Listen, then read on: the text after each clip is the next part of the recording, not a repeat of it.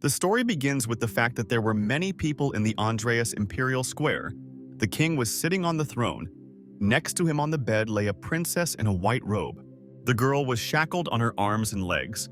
She was holding a bouquet of bright flowers. King Andreas asked Master Mason if the black dragon would fly to take the princess at the sacrifice. Mason replied to the ruler that the dragon was very stupid. He approached the gate to grab the princess. The people in the square screamed loudly and frightenedly. They saw a flying dragon. The princess was very frightened. People kept shouting that the black dragon had arrived. The monster flew up to the girl and grabbed her with its big paw. He took it with him. Mason shouted to the servants to attack the dragon as soon as possible. The warriors took out their bows and began to shoot lightning in the direction of the demonic predator. The dragon, together with the princess in his hand, flew high up very quickly. Mason remained on the ground. He looked with great excitement after the flying away predator. During the flight, the dragon was struck by pink lightning. He began to fall. The dragon managed to fly to the mountain forest. It gradually decreased. The demonic predator dropped the girl from his paw to the ground. The princess was unconscious. The dragon fell unconscious. He covered the princess with his wing. After a long pause, the monster gradually came to his senses. He opened his eyes and saw bluish lightning all around. The dragon did not understand what was happening. He decided that someone had spilled water on his electrical wiring. Durakosha sat down and looked around in front of him in great surprise. The princess was still lying next to him. The monster was very surprised. He didn't understand what kind of sound he had just made. The dragon looked at his paw. He didn't understand whose claws he was seeing in front of him now. The dragon felt a great surge of strength within himself. He jumped up sharply from the ground. The monster fell sharply after the jump. He felt that he was in great pain. The dragon opened his eyes wide. He saw something very surprising for himself. The monster looked into the pond in the cave. He studied his reflection in the water with great interest. The monster was amazed. He examined his body and couldn't believe that he had been reborn into a dragon. Durakosha was unpleasantly surprised. He did not understand how he could become like this. Suddenly, the monster heard some sounds from the side. He looked very closely. Durakosha noticed how the princess came to her senses. Her legs were shackled. The princess lay still unconscious. The monster looked at her with amazement and excitement. The monster noticed that the girl was not very wounded. He decided to use Dragon's Breath against her. Durakosha saw a window with a message. He gained access to several systems and the atrocity system. The monster was surprised. He didn't understand why he had just seen so many systems. Durakosha jumped to his feet. He decided that he had just been gifted by heaven. Integration has begun in the system. It turned into a system of evil dragons. The monster was very surprised. The system told him that he did not need to say anything out loud. He can say to himself, "The monster has a special favor towards female NPCs. This could help activate special abilities." Thanks to the system points, the dragon was able to restore its body and its individual parts. If Durakosha kills a player, he will receive 1 point. If he kills an enemy, he will receive half a system point. The monster was surprised. He asked if he really ended up in the universe of some game. The system reported that it could not answer the owner's question. The dragon was in the cave with the princess. The girl continued to lie unconscious. The monster was absorbed in reading a book. He did not pay any attention to the princess. The girl felt a strong heat in her body. She put her hand to her head. Durakosha was very absorbed in reading a book. He didn't pay attention to anything.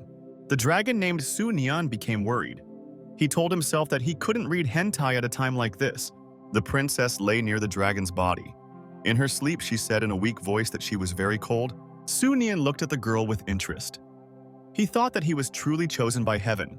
The system informed the monster that the girl's name was Anna Hathaway. Her age is 18 elven years. The princess's sympathy level was very low. Su Nian thought to himself, very unhappy that freebies don't just happen. Suddenly, Durakosha thought happily about something. He looked at Anna with interest. The princess lay and pressed herself against the dragon's body. She said in her sleep that she was cold. Su Nian thought shyly to himself that it was very shameful for him that he shouted this. The dragon found a small bear skin. He covered his guest with it so that she would not freeze. The system informed the owner that the girl's sympathy had increased by 10 points. Su Nian thought to himself that the girl's sympathy increased only because he covered her with a blanket. The owner asked the system to give him points first, and then he would increase his sympathy. The system strictly refused the nanny. The owner explained to the system that he could not do anything now. He asked for a gift for newcomers. The system gave the owner a beginner's kit. He received an emergency healing card for half an hour. Rakosha thought about it. He realized that the system was offering him the same thing if he rewarded himself with his own reward. Sunian looked at the princess. He realized that the card was his only chance. Anna's body is weakening. She cannot save herself. The owner shouted to the system that he wanted to use the emergency healing card. The system informed the dragon that the card was activated. Sunian went to a huge tree where apples grew. The dragon decided that he needed to find some meat. In half an hour, it will weaken. The dragon looked into the bushes with great interest. He noticed that there was a lot of meat lying there. At this time, some noise was heard from the side. The birds scattered in fear and disappeared into the sky. Xianyan was very frightened and tensed up. He felt some kind of danger on the side. A herd of moon wolves appeared. They ran angrily towards the dragon. Xianyan decided that the wolves were feeding in this place where he approached. The dragon looked angrily at the forest predators. He felt sick with excitement. The dragon stood in a fighting pose. At this time, one of the wolves rushed at him in a big way. Chunian looked in front of him with his magical gaze. He prepared to fight off the predators. The dragon opened its mouth and attacked the wolves with blue radiation. The wolves got scared. They noticed that the dragon immediately destroyed one of them. The dragon grabbed one of the wolves with his teeth and carried him with him. A large blue lightning shot from the dragon into the sky. He prepared to take off. Gunian flew up and rose above the mountains. He was heading towards his cave. The predator landed in his cave. The girl has already come to her senses. She looked ahead in fear. Sunian held a lot of fruits in his hands. He decided that the girl was in great pain because she did not wake up. Anna suddenly jumped to her feet. The dragon was very frightened at this. The princess, with a stick in her hand, suddenly rushed at the demonic predator. Sunian grabbed a red apple with his paw and tried to put it in Anna's mouth. The princess was very amazed. She looked at the dragon with great amazement. Having calmed down a little, the girl asked the dragon if he was going to eat her. Sunian fearfully and shyly answered his interlocutor that he did not want to eat her. The girl glanced at the dragon. He seemed to her to be a huge and dangerous predator. Sunian was scared and surprised. He did not understand why the girl fell unconscious again. The dragon was very surprised. He asked the system what happened to the girl. The system responded that Anna lost consciousness due to fear. The owner reminded the system that he killed the wolves and should get points for them. The system reported that Drakosha received 30 points. The system store became available for it. Sunian wanted to buy some medicine for himself. The system suggested buying Baikal skullcap for the dragon. Sunian remembered his grandfather's stories. The old man reported that skullcap can bring down the temperature. He thought to himself that he had not imagined that he would be able to virtually buy any earthly things. The owner demanded from the system that it give him the Baikal skullcap. Drakosha saw a glowing flower in front of him. It grew out of the earth. Sunian took the flower in his hands with great surprise. He didn't know how he could use it. Drakosha very dissatisfiedly realized that he had no other choice. The predator decided to eat the medicine. He chewed and swallowed the flower. The dragon took the princess in his hands and breathed on her to bring her to her senses. The girl did not react at all. She was still unconscious. Drakosha thought very dissatisfied to himself that the card's effect had ended. Sunian felt that it was very difficult for him. His body became very heavy. Anna walked through a very hot desert. She asked in a weak voice to be given something to drink. The princess looked up. She saw a large dragon soaring in the sky. Anna was scared. She saw the demonic predator begin to approach her. The princess was very scared at the last moment. She screamed loudly. Anna was sitting, and there was a dragon around her. He closed it and protected it from heavy rain. The princess said that she found the taste bitter and like medicine. The girl looked to the side and realized that the dragon had saved her. Her sympathy increased. Anna noticed the food in front of her. She realized that the dragon had collected these fruits especially for her. The girl thought to herself that the dragon looked very cute. Her sympathy increased even more. The princess walked up to the dragon and knocked on it. She told the predator to wake up. Anna was scared. She decided that Drakosha could have died after she was stabbed. The princess stopped the dragon. She demanded that he get up. The system reported that Anna's sympathy level had increased sharply. The owner received an initial level of abilities and absorption. The dragon woke up abruptly. He shouted very menacingly that he suddenly wanted to eat. Suyen was very angry and angry. He remembered that he had just eaten. The system told the owner that he should eat something immediately. He also developed absorption abilities. Sunan was very dissatisfied. He put his paw on his stomach. Every cell in his body wanted food. Drakosha looked at the girl with great interest. He noticed that her sympathy had increased. Because of hunger, the dragon even began to think that he could eat the princess. The dragon imagined it very realistically, as if Anna would be prepared for him like food. The dragon said to himself that he could not eat the princess. Sympathy reached 90%. Sunan was surprised. He couldn't understand why the girl's sympathy increased so quickly. At this time, the princess woke up. She ran up to the predator and said that he was a very tall dragon. Anna told the dragon with admiration that he was very big and powerful. Drakosha felt embarrassed. The princess told him that she liked him very much. Anna was lying on the ground. She felt very bad. She developed a severe cough. The system reported that the girl had 1 day to live. The dragon could not understand why Anna was so weak. The system reported that the store would be updated. The dragon realized that the girl had saved him. He didn't know what kind of illness Anna had. There were many different products in the system store. Medications were available. A princess outfit was also sold. Drakosha angrily asked the system what kind of things it was offering him in the store. Sunan looked at the girl's dress with great interest. He decided to buy it. The dragon turned around and looked carefully at the sleeping princess. The girl was unconscious. Sunan pressed a button in the system. He bought a new dress for the girl. The girl's body was transformed. She was now wearing a new dress. Drakosha thought very shyly to himself that he could not look at the princess. The owner demanded that the system show him abilities that can change the body. The system showed that the dragon could strengthen its claws and fangs. Interior modifications are also available. The owner demanded that the system show him healing modifications. He saw the possibility of modifying the eye to hang insight. The dragon happily shouted that he wanted an eye modification for the initial level of insight. The system reported that the exchange was completed. Eye modification was activated. Suddenly, the dragon's eyes glowed with a bright red light. He felt strong changes. Sunan felt that his eyes were very itchy. He rushed around. The dragon looked at the girl. The system gave him detailed information. Anna had many illnesses. Drakosha was amazed. He couldn't understand how the girl was still alive. The predator heard human voices near the entrance to the cave. The dragon hid on the roof of the cave. The Black Viper. Mercenaries came inside. The chief knight of Wales appeared. Selena stood next to him. She was a fire mage. Yunan realized that the mercenaries came with evil intentions. He demanded that the system strengthen his claws and fangs. After the help from the system, the dragon's claws began to grow sharply. The dragon's scales increased in size and became more powerful. He became stronger. Body defense has increased.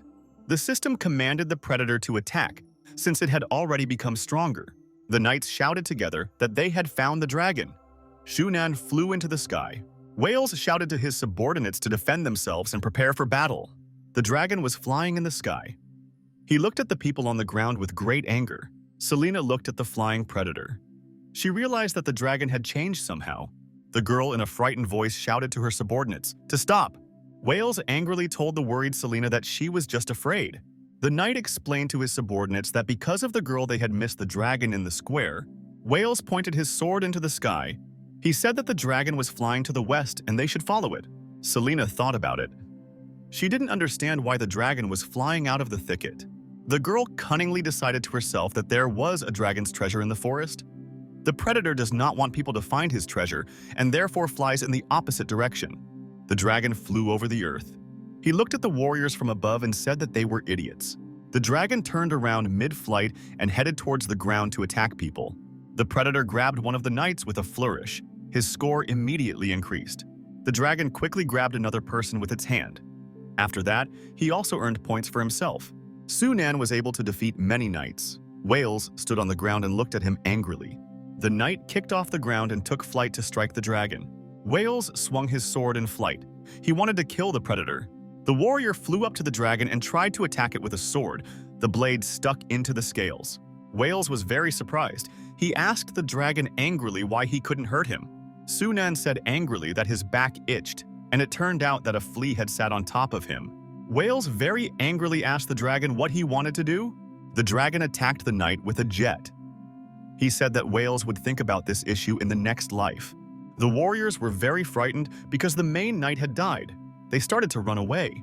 The dragon told the knights that they could not just run away, he wanted to get points for killing them.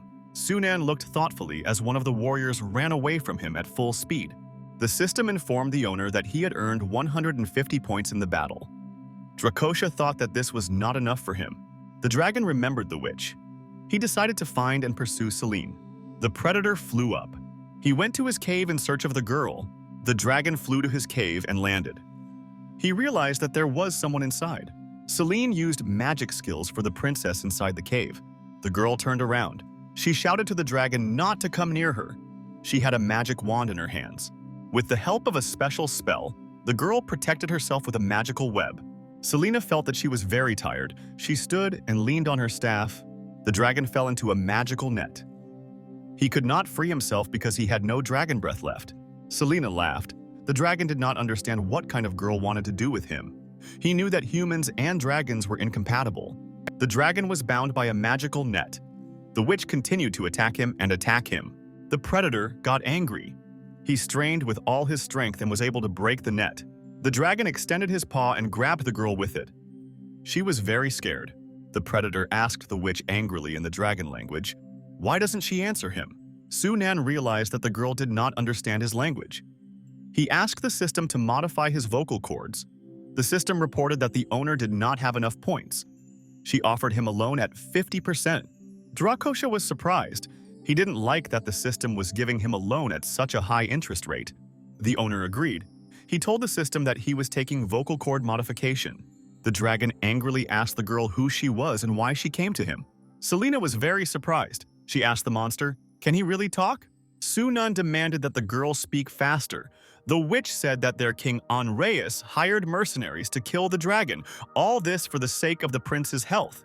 There are rumors that the prince has a problem with procreation. He needs to eat the dragon's heart and organ to heal. Sunan was very angry when he heard such words from the girl. The dragon wrapped his arms around the witch. She started screaming and tried to break free. Anreus sat on the throne and waited for news. Suddenly, he sneezed very loudly. The king angrily asked the knight why he had not found the dragon yet. Anreus asked the warrior what Master Maisont was saying. The knight replied that the dragon had already crossed the Mulligan Plain and entered the Forest of the Silver Moon. The warrior reported that using a tracking seal consumes a lot of energy and magical materials. The king asked the warrior displeasedly, "What else is needed?" The knight replied that Master Mason demanded more money. Anreus said that he does not have much gold. He had already given Maisont 3,000 gold lions. He can only give 500 more. The warrior answered the king that he would do as his highness ordered. The dragon was in the cave at that time. Selena was there next to him. Drakosha was busy with his own affairs. The witch turned and looked at him with great excitement. Sunan fingered various medicines in his hands. There was a potion of divine light and a potion of resurrection. The dragon moved close to the witch and asked if she could heal. The girl turned away and said that she would rather die than treat the dragon. The predator swung his arm to hit the girl with all his might. Selena closed her eyes in fear. She was very afraid of the dragon attack. The girl was surprised. She noticed that the predator, with all his paw power, broke the roots that bound her. Drakosha took the witch in his arms and brought her to the princess. He asked her to cure Anna. Selena asked the dragon, "Can't he see that this is not a princess in front of him?" Sunan modestly answered the witch that he knew all this. He understood that a half-elf with fox ears and a tail could not be proud of a man. The witch asked the dragon, "Why is he saving Anna?" The dragon answered her that he and the girl were best friends. Selena was very surprised. She asked the dragon, "How can he be best friends with an earthly girl?" The system provided the dragon with new information about the witch. Her name was Selena Luther. Her abilities were dark magic. Sunan read the system messages with great interest. Drakosha was surprised. He realized that in front of him was an SSS-class witch. He was glad that he didn't kill her after all. Selena asked the monster in surprise, "What kind of S-class is this?" Sunan responded by asking the girl what condition Anna was in. The witch said that the princess had very serious injuries. "One bottle of potion is not enough," the dragon asked the girl what she needed. Selena said she needed a clean environment and enough medication. She will also need a good cleric. Drakosha thought about it. He didn't know where to find a magician who would specialize well in healing. The dragon said irritably to the witch, That she should have been a cleric, Selena replied in a dissatisfied voice that not all people study healing magic. Anna came to her senses and sat down. She thanked Mr. Dragon for his help. Drakosha was very surprised. He looked at the girl with great excitement. The witch also looked at Anna joyfully. The system informed the owner that the character's emotional state was unstable. Anna had shackles on her arms and legs. Drakosha looked at the girl with an angry gaze. His eyes lit up brightly. The dragon opened its mouth and grabbed the princess with it. Selena said angrily that Anna did not allow herself to be eaten. The dragon spat the girl onto the ground. The chain remained in his mouth. Sunyan thought dissatisfied to himself that King Onrius was ready to do anything to catch him. He decided to find a new lair for himself. The girl stood scared. She was all wet because of the dragon's saliva. The dragon grabbed the two girls' clothes with its mouth. They were very scared. Selena said they needed to find a new shelter. Anna turned around and looked at the dragon. Her sympathy increased and reached 100%. The system reported that the dragon received 1,000 points. The girls felt strong feelings. Selena said she couldn't stand it. The dragon sat near the fire with joyful girls. They consumed food. The dragon listened and heard, as if someone on the street approached the cave. A huge flock of animal-like people appeared on the forest road. Their leader shouted that something was wrong here. Sunan looked at the arriving guests with great interest. He didn't understand who they were. The leader fell silent. He looked at the dragon with great interest and studied it with his eyes. The dragon extended its paw to the animal. He gently stroked the wolf with his claw. The wolf calmly looked at the big predator. The dragon continued to stroke him. Suddenly, the wolf's vision began to blur. He looked at the dragon with great interest. The wolves began to joyfully run around the monster. They could not believe that they were seeing a real dragon. The wolf said that he spoke on behalf of the Snaggletooth tribe. He promised to become one family with the dragon and promised to be his devoted servants. The system gave the owner detailed information about the dog-headed Snaggletooths. The animals at this time knelt together in front of the dragon. The girls were sitting on a large log. They ate and watched the dragon carefully. Shunan asked the Snaggletooths, what benefit would they have for him? The wolf jumped to his knees and began to promise the dragon that he would do whatever he wanted for him. Sunan thought that he was seeing stupid animals in front of him. The blood teeth were ready to give everything to the last. The dragon demanded that the animal find a spacious, dry cave for him. The wolf joyfully shouted for Zhunan to follow him. Drakosha followed his new acquaintance. The wolf led him into the forest thicket. Sunan noticed how a huge number of various delicacies lay near the wolves' houses. Snaggle-toothed wolves lived in small and cozy houses in the thicket of the forest. Drakosha noticed that the Snaggletooths had a lot of resources and food. The leader joyfully told the dragon that this place would be the beginning of his domain. The system showed the owner that Anna's level of sympathy had reached 100%. Selena's sympathy level was minus 30%. The wolf named Sunyan Waters said that from this day on he accepts allegiance to the dragon and will protect him. Drakosha asked the predator if he would now be his named brother. The wolf joyfully replied that he had been waiting for this moment all his life. Sunan thought dissatisfied to himself that he needed to carry out even more unnecessary formalities. He extended his hand towards the wolf. The dragon touched his claw to the animal's forehead to put a bloody mark. After the ritual, a very bright red mark appeared on the wolf's forehead. The dragon asked the wolf named Hippocles what to do with the rest of the predators. One of the Snaggletooths fell to his knees and told the dragon to decide their fate. The wolf said that recently their tribe was attacked by spiders. They plundered their lands and captured the cave with the mines. The predator told the dragon that he had taken the surviving Snaggletooths with him. They reached this cave and settled here. The dragon was very happy when he heard about the Ettercaps and the cave. Yunan thought joyfully to himself that if there are mines, then there will be money. As a result, you can buy a restoration potion and cure Anna. Drakosha asked the Polycleus what kind of mine they used to have and how many Ettercaps were there. The wolf said that the mine was silver. Next to it are 5 Ettercaps. The wolf said in fear that Ettercaps like to suck out brains. They also control spiders. The main character demanded from the system detailed information about Ettercaps. The system reported that the information is not yet available. She asked the owner to buy an encyclopedia. There are descriptions and weaknesses of a large number of monsters. Sunan agreed to buy the book. He spent 900 points on it. Drakosha got angry. He didn't like that he paid 900 points for some book. He wanted to return the goods, but the system did not agree. Shunan was very unpleasantly surprised. He realized that he had lost his points. The girl nervously asked the dragon what happened to him. Sunan answered her that the problem is very difficult and he cannot solve it. The dragon read the details about the Ettercap.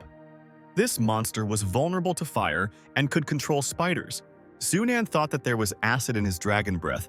Against Ettercaps, he would need fire breath. The main character realized that he would need to buy something in addition. The dragon decided to buy a first-level forge for himself.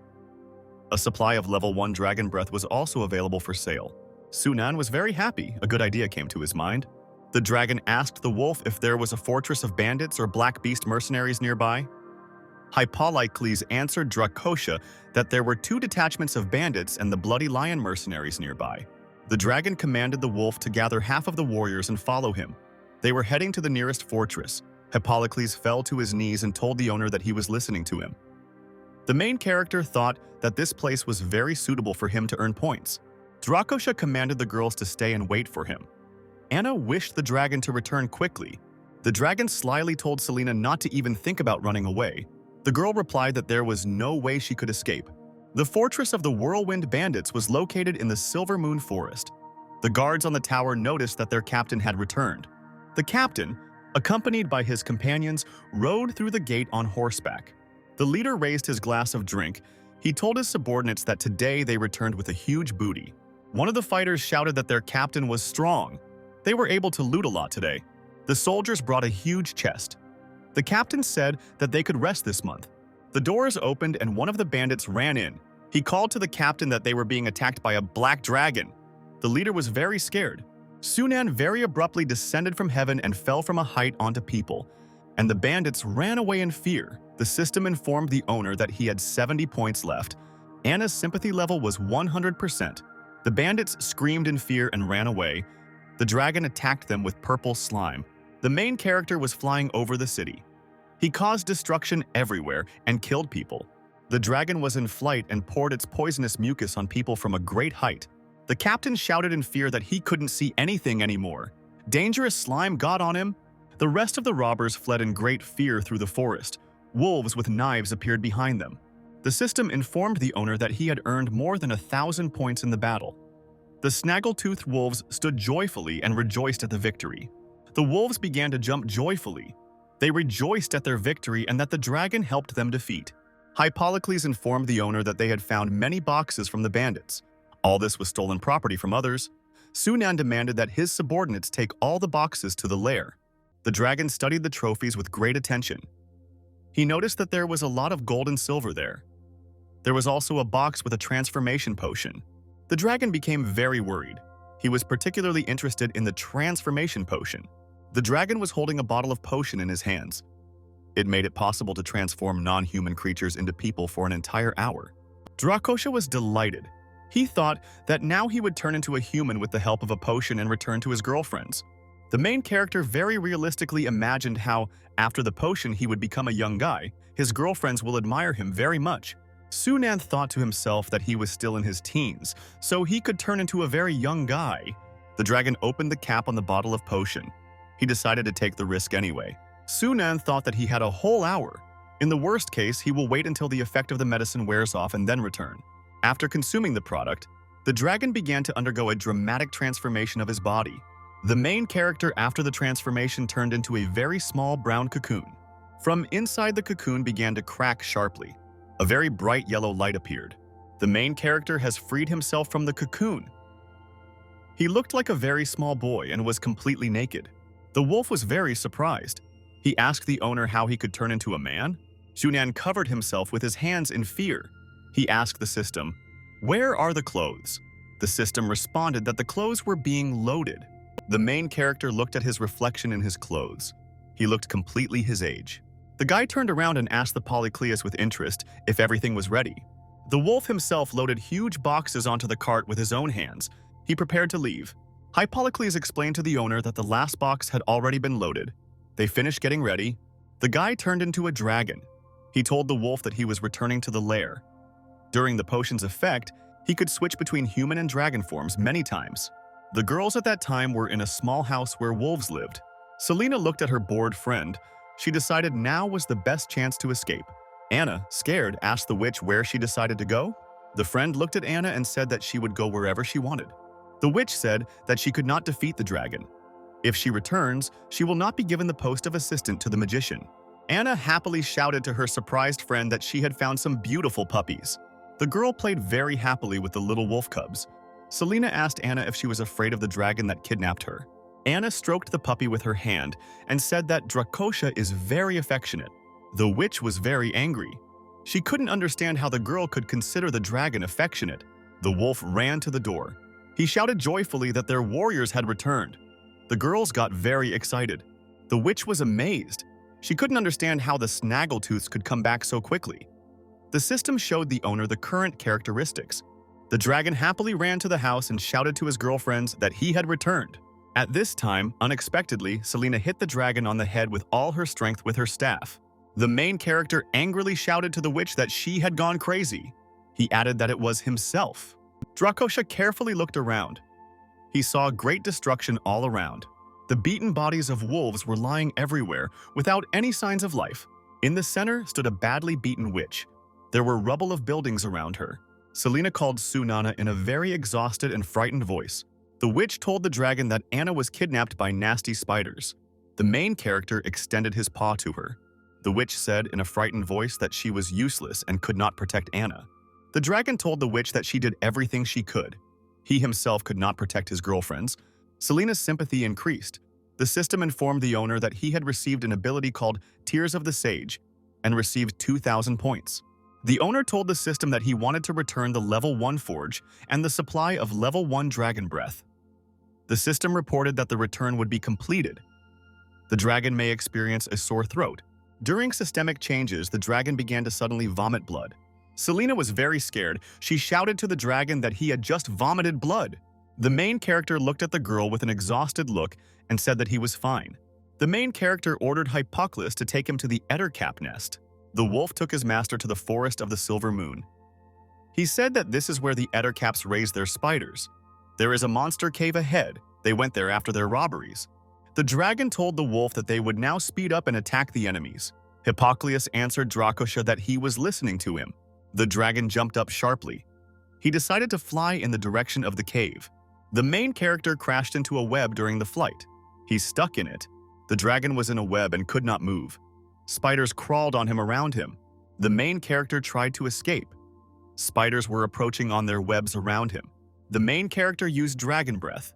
With the help of fire, he burned all the spiders. The system informed the owner that he had killed 57 huge spiders. He received 312 points for this. Shu Nan looked menacingly in front of him. The dragon headed into the cave. Inside it was a nest of Ettercaps. The dragon grabbed the Ettercap with his hands. He asked Grozno, "Where did they take the low elf?" The monster lay on the ground and could not answer anything. The dragon put his foot on top of him. The main character acquired a human form. He wanted his girlfriend to see him like this. The main character called the girl in a frightened voice. She was inside the cave. Anna was hanging on the web. She called out to the dragon in a weak voice. The system informed the owner of the current levels of sympathy for him. The girl was hanging in a cave, she said in a joyful voice, that she smelled the scent of Mr. Dragon. The main character reached out and grabbed his girlfriend with his hands to remove her from the web. The guy held the girl in his arms. She thanked him for coming to save her. Sunan told the girl that he had to save her. Anna's level of sympathy increased sharply. The system informed the owner that he had received a new ability and 3,000 points. The main character was happy. He realized that his girlfriend was at the S's level. He'll make more money with it than with killing monsters. Sunan asked his friend with great interest, how did she recognize him in human form? Anna slyly answered the main character that she always recognizes him at first sight. After returning home, the main character gave his girlfriend a special recovery potion. Her sympathy increased very quickly. Selena ran up from the side. She told the Strictly guy that the elixir should be taken with food. The main character remembered that among the trophies there should have been some fruit to sweeten the medicine. The guy approached a huge chest. He began to throw out all the contents from it. Junnan turned sharply to the side and noticed a strange box next to him. The main character stretched out his hands to the large box and decided to open it. Sunan opened the box and noticed that there was an unfamiliar girl inside. The system reported that the stranger's name is Evelyn and she is 17 years old. The hero was very surprised and amazed when he saw the stranger. Selena approached the guy and sternly asked him, "What is he doing?" The witch swung and hit the guy in the face with all her might. She called him a horny pervert. Anna ran up from the side. She asked her friends with interest, "What happened?" The witch slyly closed her friend's eyes. She told her that all this was not for her eyes. The main character told his girlfriend in a dissatisfied voice that he had done nothing. He didn't understand why she hit him. Sunan asked the surprised girls, "Where are they looking now?" The main character pointed to the tied-up stranger and told his girlfriends that they could ask her about anything. Evelyn started screaming loudly at people to let her go quickly. Selena approached the girl and prepared to cover her with a blanket. She told Evelyn not to cry. The main character was very sad. Anna came up and told him sternly that all this happened because of him. The main character asked the wolf, "How did the box with the girl get here?" Hippocles answered the owner that he himself allowed the box to be dragged onto the cart. The main character shouted in a frightened voice that he didn't even know what was inside the box. At the same time, a huge power hung over the world. The main character read the system message. The system reported that the game had started.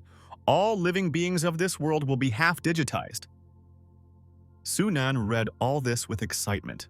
The main character looked at his girls from above. Indicators of their standard of living appeared above them. The system informed the owner of the girls' sympathy indicators. The main character excitedly asked his girlfriends if they had seen what it was. Selena angrily called her friend a vulgar, perverted dragon. The main character shouted to her that he was not like that at all. The owner asked the system in fear, "What kind of game is happening now?" The system informed the participant all the details about the game. He must eliminate the players. The main character was very surprised. He did not understand how he could eliminate the players. Sun Nan thought to himself that he had never heard of any country releasing a game so realistic that the whole world became half a game. The system reported that the players were from the Aquamarine planet. The owner said that you can't just go and destroy the players. They will still be resurrected. The system reported that each new resurrection to the player doubles his time. The main character thought. He realized that if a player returns after a year of waiting and dies, then he will then have to wait 2 years. Sunan thought that he was a dragon and had no reputation now. He asked the system, "Can an NPC be resurrected?"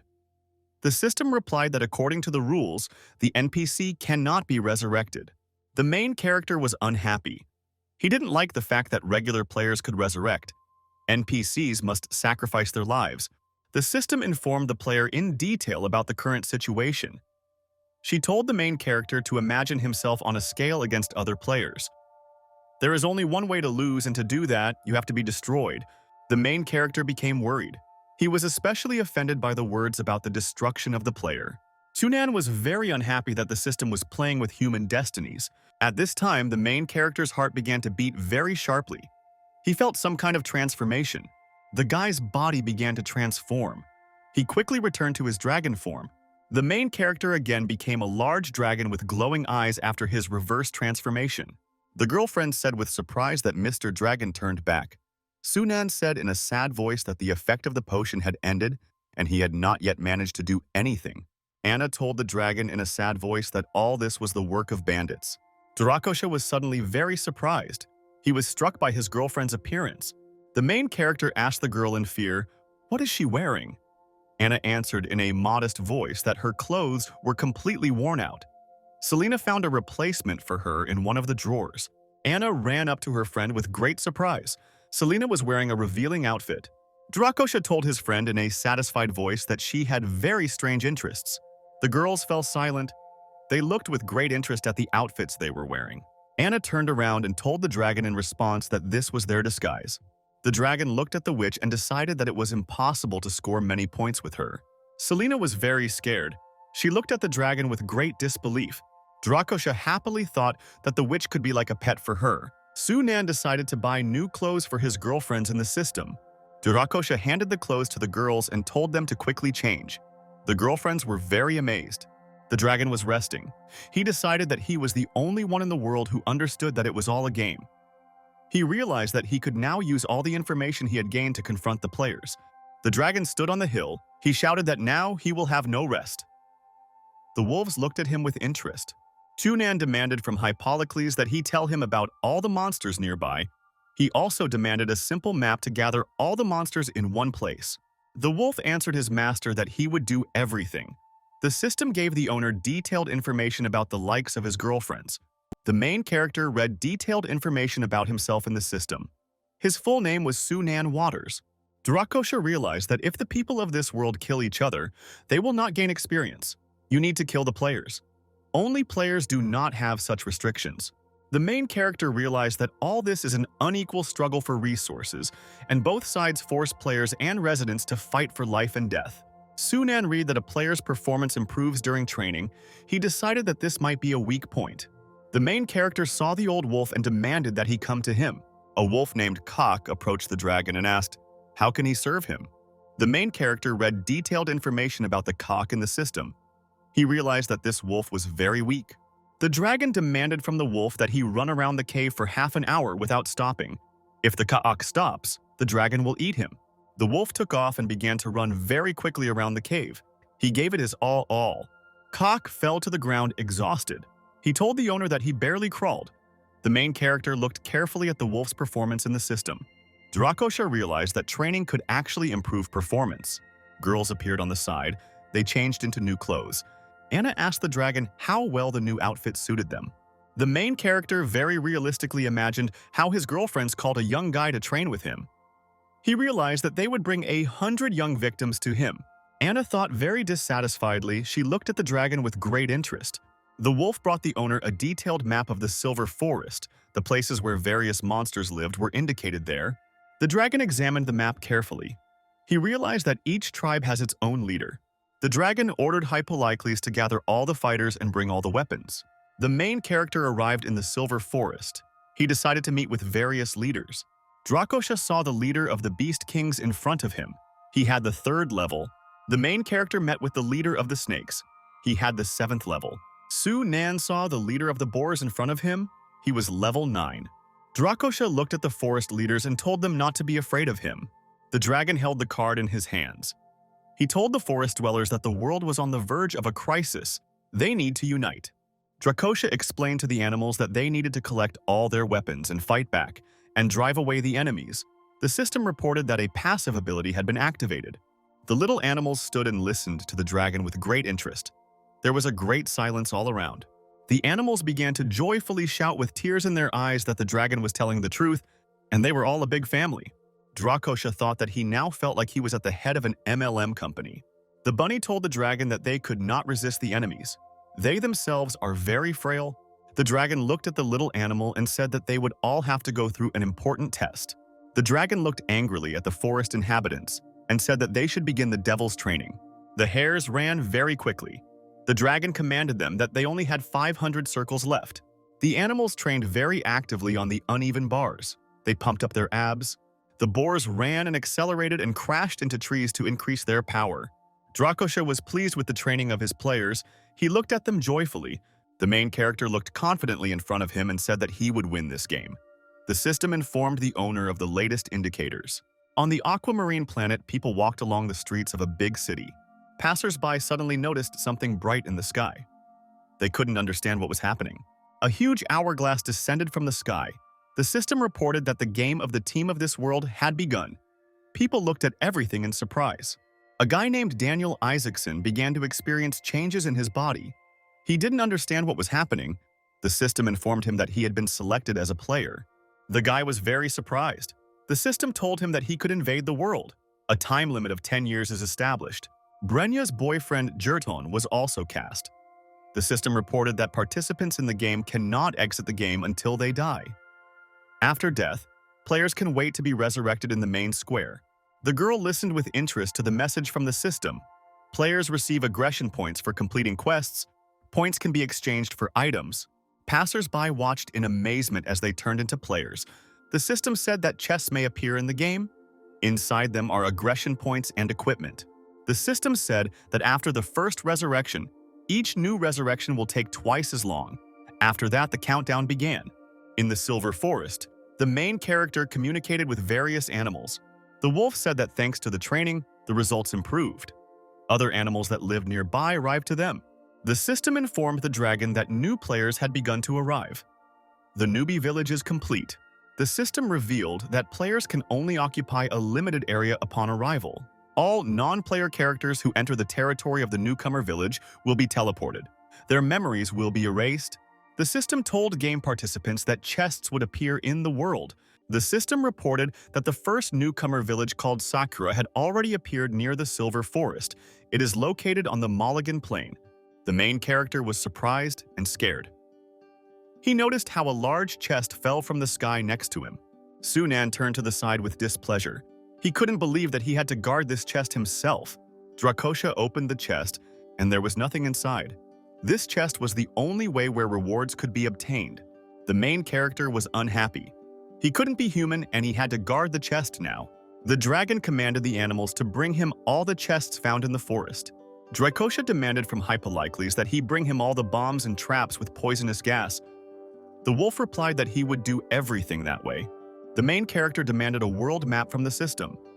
The system told him that he needed 10 points to unblock the card. The main character demanded that the system unlock his card. A message appeared that the world map was starting to unlock. The dragon saw a detailed map. A Newcomer village was designated there. The main character carefully studied the map. He realized that the players would have 7 whole days to train. The main character said that the main weak point of newcomers is curiosity. The wolf joyfully told his master that he had brought him all the chests. The dragon told the beast to open all the chests and lay out traps with poisonous gas and other poisonous things. After that, all things will need to be hidden in the bushes, the wolf asked the owner. Why do all this? The main character slyly said that he decided to make a gift for his friends. The dragon laughed evilly to himself. He didn't like being forced to guard the chests. The system gave him updated information. A large castle appeared on the Mulligan Plain. It was created by the players themselves. A player named Daniel used magic tricks to lift bricks above himself and place them on the castle wall. The guy was very happy to see that the bricks on the wall had merged with each other. Daniel received a new task to build a house. For this purpose, he was given wood and stone. The guy carefully studied the game interface. He realized that he could not log out of his profile. Daniel said with surprise that he found himself in a world that had actually been turned into a game. The girls at that time were in the dragon's lair deep in the cave. Selena was completely occupied with the process of practicing magic. Sad Evelyn was sitting next to her. Evelyn remembered to herself that she ran away from home with the blade, and the guy sold her to bandits to save himself. The girl was very angry. She thought to herself that she would kill her friend with her own hands. Drakosha looked at his girlfriend. He noticed that she had a very bestial look. The main character brought Anna some water. Inside was medicine to treat her. The girl thanked him. The wolf ran up and told the owner that the heroes had come out of their strange basket. The dragon said joyfully that any person cannot resist the temptation and explore the new world. The players left their castle. The guy said that he leveled up because he built the room. Another player said that there might be artifacts in the Silver Forest. The participant said happily that he could kill a couple of small monsters to fill his hand. The participant told his friends that it was very dangerous to leave the village. They shouldn't leave her. The player told Daniel in a dissatisfied voice that they took him with them because they treated him well. The guy said with a smile to his colleague that if they needed bait, they would use his bones. The participant looked in surprise into the forest thicket. He noticed that there was a chest there. The players were very surprised and happy. One of them shouted that there was a treasure chest next to them. Suddenly, a huge predatory cobra jumped out of the chest. She rushed at the guys. The players walked to another chest and opened it. A very strong explosion was heard from there. The guys ran away in all directions in fear. From the next chest, predatory wasps rushed at them. The players swung and hit the insects. The guy said displeasedly that there was some kind of evil spirits in the chest. The guy looked around in surprise. He could not understand where his two friends had run away to. At this time, a huge predator flew across the sky. The players were hiding in the forest. The participant was very scared. He could not understand where his friends had gone.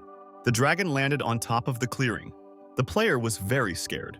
The system informed the owner that he had killed the player and earned 10 points. Drakosha was very surprised. He fearfully realized to himself that the player died of fear. The player was very scared. He noticed how the dragon now flew right towards him. A wolf ran up with a spear. He demanded the man to come out. Drakosha angrily asked the guy why he entered his territory. The participant said in fear that he and his friends were here for the first time. Drakosha threateningly and angrily told the guy that he shouldn't lie to him. The participant waved his hands and told the dragon that they were passing by and did not think of disturbing his peace. Drakosha told the player to quickly drink the potion and run away from here. The guy was happy. He decided to drink the acceleration potion and escape as quickly as possible. The wolf told his master in a frightened voice that the guy had run away from him. Drakosha told the wolf that he himself allowed the guy to escape. The main character said thoughtfully that in 7 days the players will have time to build themselves a prison. He received the latest system messages. The guy walked dissatisfied through the forest. He didn't like that the game chest was filled with garbage inside. The player stopped. He was delighted to see the silver chest in front of him. The system informed the guy that there was no key to the chest to open it. The key is worth 1,000 points. The guy decided that 1,000 points would be worth it to him. The player looked around carefully. He decided that the key might fall out when killing the monsters that guard the treasure. The guy saw the leader of the Beast Kings appear in front of him. He had the 3rd level. The player thought happily to himself that after killing the rabbit, he would receive the contents of the chest for himself. The guy happily ran up to the little rabbit with a sword. He prepared to finish him off. The animal turned sharply and looked at the man with a burning and dangerous gaze. The rabbit swung and hit the man in the face with all his might with his paw. The animal became very large and pumped up. He angrily asked the man, "Did he really decide to steal his chest?"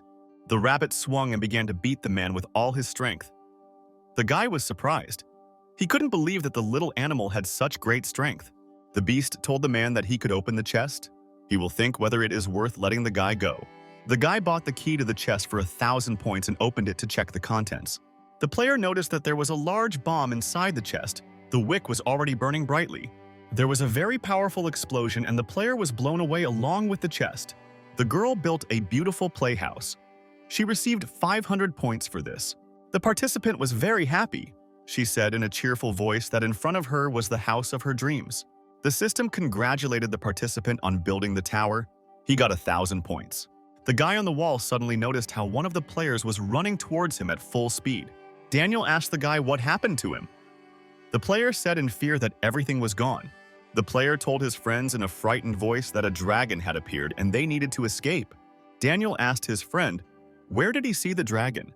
Other players said the guy was just joking. The player pointed his finger into the forest. He said there was a dragon there. The guy was able to escape thanks to an acceleration potion. Daniel said that if the dragon really existed, then they would have come to an end after the protection for beginners was lifted. He suggested building another tower and a wall for defense. Materials from the house could be used for construction. The participant was very unhappy. She didn't like that someone wanted to destroy her house. The dragon was resting in his cave. Sad girls were sitting on a stone. The main character asked Anna why girls are sad. A friend said that Evelyn wants to kill someone. Selena is upset about her failure in magic. The dragon was very surprised. He couldn't believe that one of the girls wanted to kill someone. The system informed the owner that his relative had killed the player. He gets 10 points. At this time, the wolf brought and placed a large chest in front of him. The wolf said that they had brought all the chests. There are a lot of interesting things inside them. The dragon carefully studied the contents of the chests. There was food and various things. The main character became very interested in some purple thing in the chest. Drakosha was surprised to notice that in front of him was a drawing of a flamethrower tower. The system informed the owner that he had not fulfilled enough conditions. He cannot use the blueprint, the main character thought. The witch saw a book with watermarks in front of her. She was very interested. The girl ran up to the main character and called him. She had a request for him. Selena grabbed the book in her hands and asked the guy to give it to her. The main character looked at the girl in surprise and agreed with her request. Selena turned around and walked away. She told the dragon that he was very excited. Drakosha was very surprised. He was unpleasant that the witch called him excited. The main character told himself that he needed to endure. Selena was a very rare character. The main character heard the girl address him. He was very surprised. The witch smiled at the dragon and thanked him. Her sympathy immediately increased. The dragon flew over the mountainous terrain. He studied her carefully. Chunan analyzed the only way to his dragon's lair. The system required the owner to determine the location of the tower. The main character realized that he could only use the drawing on the street. The dragon looked around very carefully. He decided to find a suitable location for the building block. The main character found a suitable place.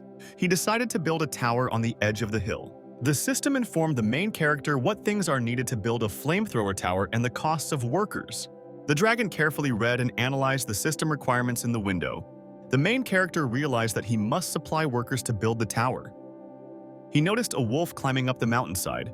Polykey recalled with excitement that he had sworn to always follow his master, and he climbed in. The dragon demanded that his subordinate bring 20 strong dog leaders to him to build a flamethrower tower. The wolf answered the owner that he would do everything. Unexpectedly, the face fell down exhausted. He could no longer stand on his feet. Drakosha looked in surprise at his exhausted subordinate. He said that he could do everything tomorrow. The main character looked carefully into the night sky. He decided that Anna should now be resting at home. 2 girls slept on Earth inside the dragon's cave. They had dreams. Selena muttered in her sleep that she was an honorary magician. Evelyn, in her sleep, threatened her friend that she would cut him to eat. The main character heard that Anna began to scream something in her sleep. He turned to her with great surprise. Anna lay there and angrily screamed words about the demon. She saw some kind of nightmare. The main character was surprised. He remembered that all demons should have been destroyed 1,500 years ago. They couldn't exist now. Anna opened her eyes. They glowed and burned with a bright demonic gaze. The city was attacked by demons. Bright fire raged everywhere. The houses were on fire. The girl looked out into the street in fear. She saw their predatory demons attacking people. Anna called out to her parents in fear. The woman covered her mouth. The mother told her daughter not to worry. She was next to her now. The sister told the frightened girl to hide and never come out. At this time, the demon came up from behind and attacked the woman. Anna was very scared. The demon laughed evilly and looked at the girl. He extended his paw towards her. Anna was very scared. She wanted to shout to the monster not to come near her. The girl felt strong. She decided to try to fight off the monster. Anna swung her hand and tried to use magic to fight off the demon. The dragon looked carefully at the sleeping girl. He realized that Anna was having a nightmare. A couple of days ago, he gave her a herbal infusion to drink. After this, the girl's life bar turned green. The system reported that the girl was seriously ill. She had 63 days to live. The main character realized that nothing was helping his girlfriend. There are no signs of recovery. Anna looked ahead of her with a very angry, burning gaze. She woke up abruptly. The demon told the girl in surprise that she had woken up. The girlfriend was already sitting at that time. The girl swung and hit the dragon with all her might. He was very scared. After a very powerful blow, the dragon flew far into the wall and hit it. Selena woke up. She heard some suspicious noise. The witch ran up and asked the dragon why he was making noise. Evelyn asked, displeasedly, what kind of sounds were they? The dragon was very scared. He told his girlfriends that Anna was missing. The dragon flew across the night sky. He looked carefully at the ground and looked for his girlfriend. 2 girlfriends were flying on the back of a dragon. One of them shouted that there was someone below on Earth. Celine took a closer look. She realized that their friend was lying on the ground below. Anna ran into the depths of the swamp. She fell onto the back of a very huge crocodile. Drakosha saw that his girlfriend had a red life bar. In the swamp, there was a crocodile stone helmet of the 15th level. Anna turned her head and looked with excitement at the dragon next to her. The dragon was very scared. He saw his girlfriend fall down. Hey, down. The crocodile opened its mouth. He prepared to swallow his victim. The main character flew up and attacked the green predator with fire. The dragon saved his girlfriend and took her to a safe place in the forest. The girlfriends examined Anna lying on the ground with great excitement. One of them said that the girl lost consciousness. Suddenly, a crocodile appeared from the side. He sank his teeth into the dragon. The green predator pulled the dragon deep into the water. It was difficult for the main character to defend himself in the depths. Junan thought dissatisfied to himself that at the depths he could not use dragon breath. The crocodile has a thick skin. The main character commanded the system that he needed to change the modification. The system said that the owner must take out a loan of 10,000 points at interest. The protagonist angrily commanded the system to activate the changes. The system warned the owner that acute pain may occur during activation of the modification. The dragon continued to plunge into the deep swamp. He felt severe pain in his body. Selena approached the swamp with great fear. She asked Sunan loudly, "Is he still alive?" The girl slyly thought to herself that she might not return the book with water spells. At that moment, a dragon jumped out of the water. He struck the crocodile with his fiery breath. The girls from the shore watched this with excitement. The dragon jumped above the ground. The crocodile flew away after his attack. The main character threw the green predator aside with a very powerful blow of his tail. The dragon ran up to the crocodile and grabbed its mouth with its paws. The dragon angrily shouted at the green predator to die. He attacked him with his fiery breaths. The main character abruptly threw aside the lifeless body of the crocodile. The witch was very happy. She said that the crocodile smelled very good. The girls were very happy. They ran up and ate the roasted predator with gusto. The girls ate their fill. They rested happily after eating. A happy Dracosha lay nearby. The system informed the owner that he had received a magic core and his health recovery rate had increased. The protagonist watched in surprise as a low-level elemental core appeared in front of him. Dracosha was very surprised. He decided that this magic core would help him bring Anna back. The main character looked at his girlfriend. She had a red life bar. The system reported that the girl was sick and had 24 hours to live. The main character asked the system what kind of disease the girl has. The system responded that it could not examine a person instead of a doctor. The main character was very upset. He realized that he would not be able to help his girlfriend very quickly. Sunan decided that he needed to find out the reason for Anna's illness and why the girl was furious. The main character came up with an idea. He realized that the cleric could help him heal the girl. The dragon asked the witch if she knew any strong clique near her. Selena replied that when she was with the mercenaries, they always bought potions. Evelyn said that a cleric she knew lived in the kingdom of Anrius, but the dragon there could be killed if he approached the city walls. There are headhunters all over the city for the main character. The dragon looked at his paws. He answered the girl that she told him the complete truth. The dragon remembered that he had 6 bottles of transformation potion left. This would have been enough for him for half a day. If he makes it in time, then there shouldn't be any problems. Evelyn is happy because the dragon was leaving. She thought to herself that all men are selfish. The girl thought to herself that a man would always leave her if problems arise. The dragon shouted to the surprised girl so that she should not stand but jump on him. Evelyn's sympathy increased. The system reported that the owner received 300 points. The dragon was flying above the ground. His girlfriends were on his back. Shunan decided that the girl's sympathy increased after she saw him brave in the midst of battle. The main character glanced at the system window. He didn't like that he only got 300 points. He reminded the system of skills. She answered him that in order to gain new skills, the sympathy of a special character must be level 2. The system informed the owner that he still had a large loan of 9,000 points hanging in front of him. Selena was very surprised by her friend's behavior. She didn't understand what happened to him. The dragon flew with the girls on its back. He calmly told them that nothing had happened to him. The main character thought very sadly to himself that he needed to repay the loan. The dragon in flight approached the city walls of Anrius. It was late at night. The dragon carried Anna in his arms. He decided to help her somehow with the help of a cleric in the city. A military parade took place in the royal city. Blade Knight rode in front. Everyone greeted him very joyfully. The knight joyfully waved his hand to people. Someone said that Blade single-handedly dealt with the Whirlwind Gang and beheaded their leader. One of the people shouted that Blade, together with the great magician Maisont, had launched a campaign against the dragon. At this time, the main character in his human form stood aside. He held the girl in his arms. 4. Sunan looked at the knight very angrily. He really wanted to break his head. Main character approached a small house. A cleric was supposed to live there. The guy remembered his girlfriend's story. Evelyn informed him that the cleric's name was Rob. His hut is located in the western part of the city. She herself did not want to go. The guest knocked on the door with all his might. He asked in a dissatisfied voice whether the cleric Rob was here. Sunan did not receive an answer from home.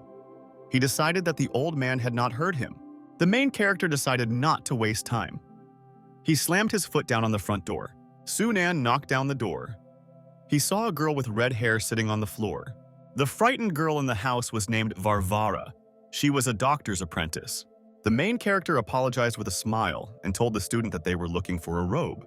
Varvara smiled at the guy and asked him to pay 50 silver for the broken door.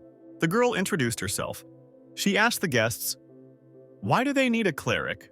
The main character answered Varvara that they needed the cleric for treatment. Varvara said that the cleric left. He was unable to cure the prince's illnesses. The main character asked, "Where did the cleric go and when will he return?" The student replied that it was not yet clear when the Rob would return. She looked at Anna carefully. Varvara was very surprised. She realized that she saw a low elf in front of her. The student happily ran around Anna. She stroked her ears and tail. Varvara looked at Anna carefully. She said that the patient was sick and would die soon. The main character asked the girl with excitement if she was a cleric. Varvara replied that she was just learning, but she could also examine the patient. The guy asked the student if she could identify the disease. Varvara told the main character to put the girl on the table. The student approached the patient and began to carefully sniff her from all sides. Varvara paused to talk to the patient. She approached it and tried to lick it a little with her tongue. The student put her ear to her chest and listened carefully to Anna's heart. The main character watched the student's actions with great interest. Varvara shouted in an excited voice that she had found the cause of the girl's illness. Varvara said that a curse was placed on Anna. The seat is in the heart. Varvara said that the curse is very powerful. It takes away all a person's strength and drives people crazy. The main character said that if the girl weakens, she will go crazy. And if she goes crazy, she will lose her health. The guy asked the student if she could cure the girl. Varvara answered the main character that she could not cure. The girl explained that she could only stabilize the patient for a while.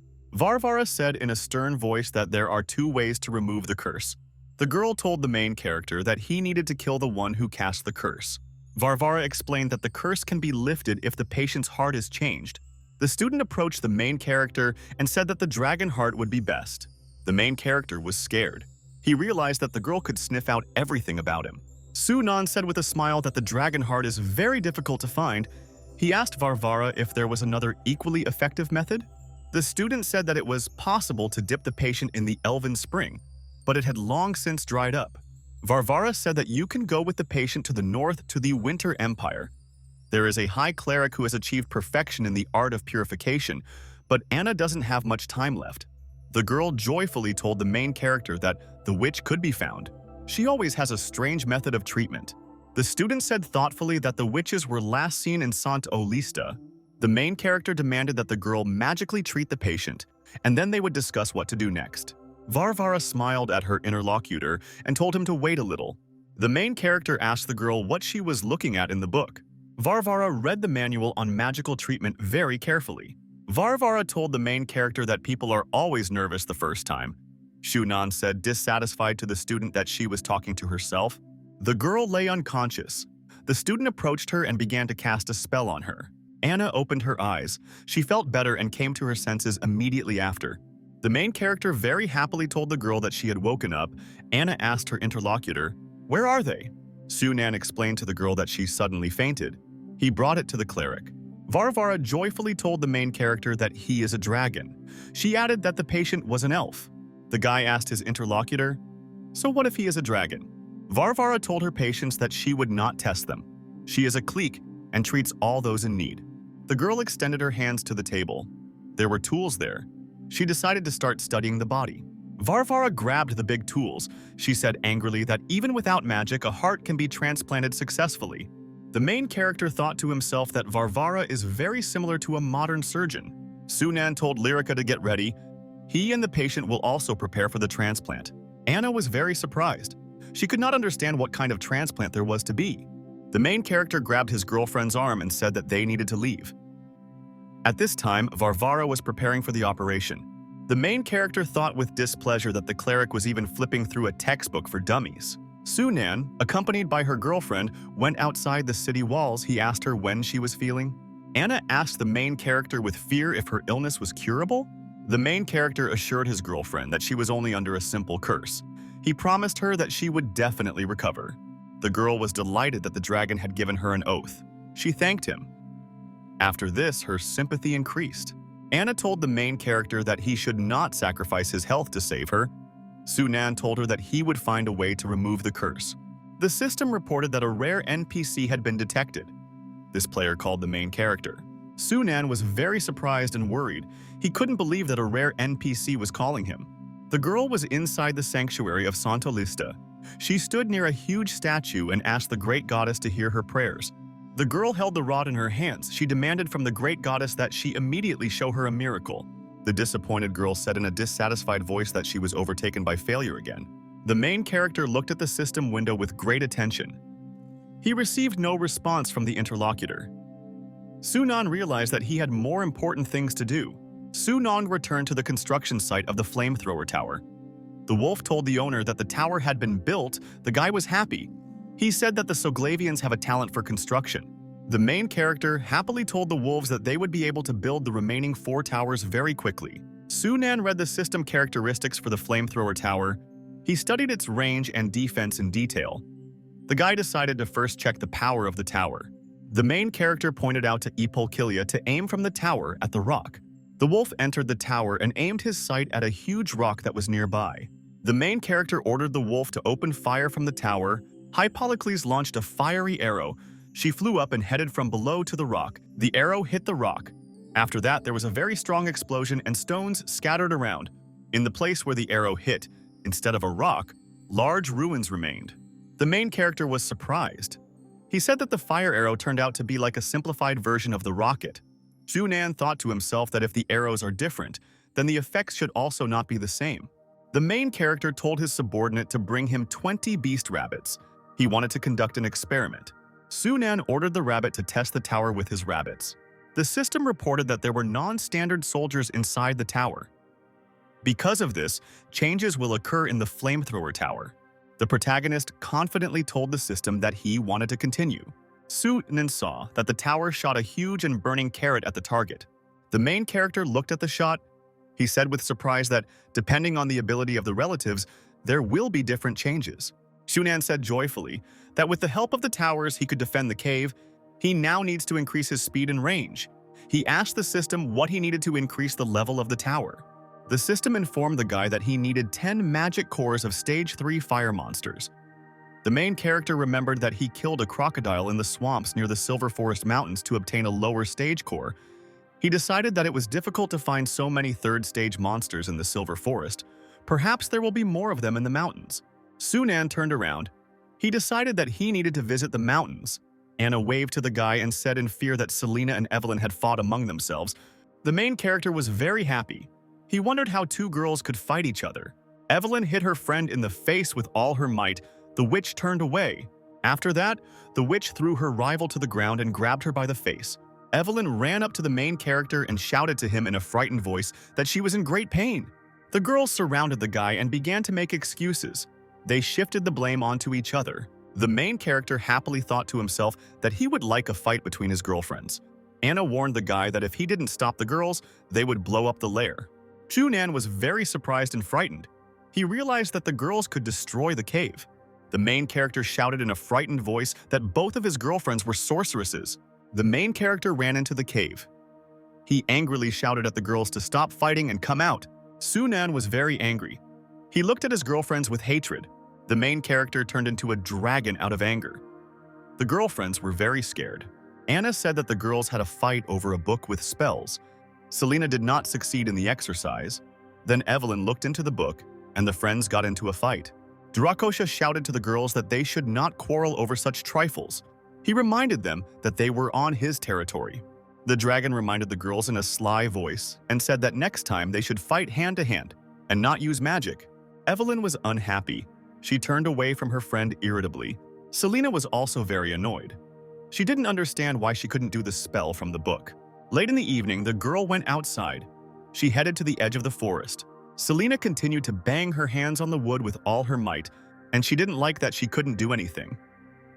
Due to strong impacts on the surface, debris from the cave ceiling fell onto the dragon's head. The dragon shouted to the girl to stop. Selena reminded Drakosha that he himself told them that they could fight in the street. The main character told the girl in an exhausted voice that there was no need to swear and pound trees at night. He wanted to sleep. The witch turned aside and said in a thoughtful voice that she felt insignificant. The dragon told the girl that if she could not follow the prepared path, then she must find her own. Drakosha told his interlocutor that she could try herself in black magic. Selena replied that black magic is not for ordinary people, it won't suit her. Junan answered the interlocutor that she was not like other people. Selena thanked the dragon for keeping her company. After this, her sympathy increased sharply. Somewhere in the Silver Forest, a group of girls with wings were hunting rabbits.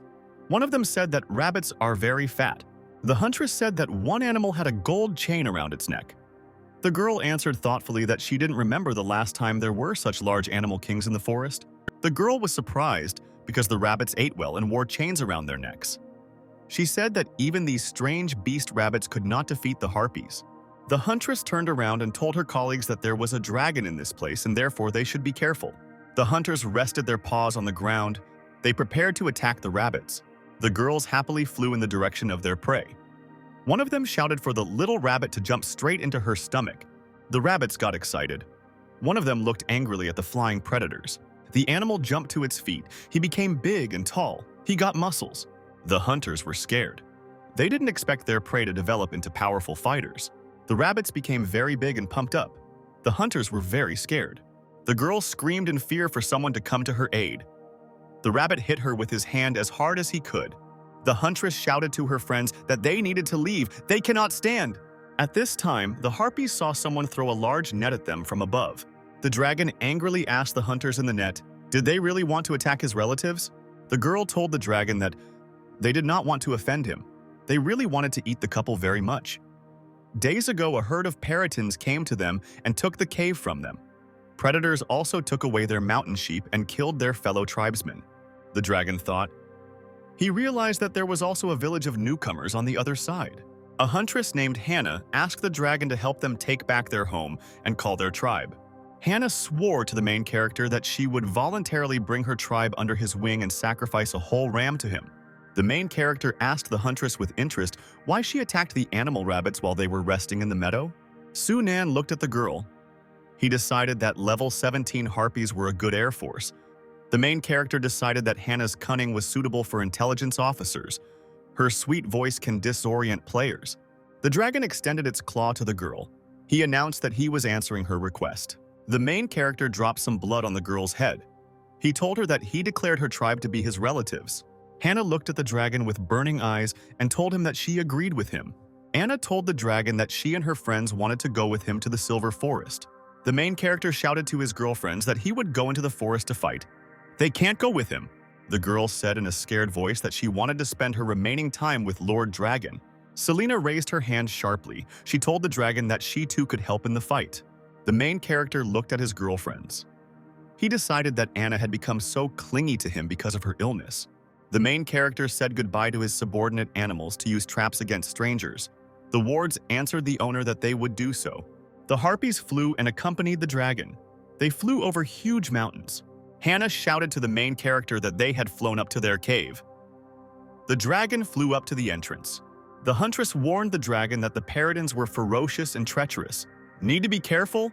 The main character thought that he had brought Anna with him in vain. He felt that the cave smelled of blood. Gunan turned around and told the girl to stay put. Going further would be dangerous for her. The dragon commanded the harpies to stay close and protect Anna. The main character slowly moved through the cave. He listened very carefully. Sunan noticed how Peritons were hanging on the walls of the cave. They were all at the third stage of development. Durakosha thought to himself that he might not be able to withstand so many dangerous opponents. Durakosha very quickly headed towards the exit. He decided that next time he would bring more people with him. The main character looked up in front of him. He noticed the burning eyes of the predators. Dangerous Peritons began to hover around the dragon. They all prepared to attack him. The dragon thought to himself that if he could not escape, then he should start a fight. Durakosha began to attack his opponents with fire from his mouth. The main character swung his clawed paw to attack the Peritons. The dragon began to continue to burn the flying predators with its fire. With a well-aimed blow from his tail, the main character hit one of the Peritons behind him. The system reported that the owner received 23 fire cores and also 345 system points. Sunan thought to himself that the monsters inside had accumulated cores. The dragon thought to himself that he had what he needed. At the last moment, the main character noticed another dangerous predator flying towards him. Sunan noticed with fear how a huge predator with burning eyes approached him. The main character thought that he saw a flying and mutated Periton in front of him. The dragon took off very sharply and jumped high into the air. The predator looked at him angrily. The main character launched a stream of bright flame in the direction of the Periton. The feathered predator turned around and flew towards the dragon to attack. The Periton managed to injure the dragon's body with its claws at high speed. The main character fearfully realized to himself that his opponent was very fast. The Periton turned around and flew to attack the dragon from the other side. Anna, very frightened, shouted to the dragon to be careful. The Periton flew up to the main character and grabbed his wing with its teeth.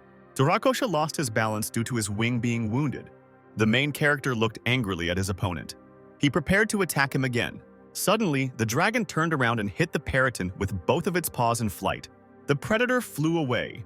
He was unable to withstand the protagonist's attack. The dragon attacked the python with a huge pillar of fire from its mouth. There was a very strong explosion.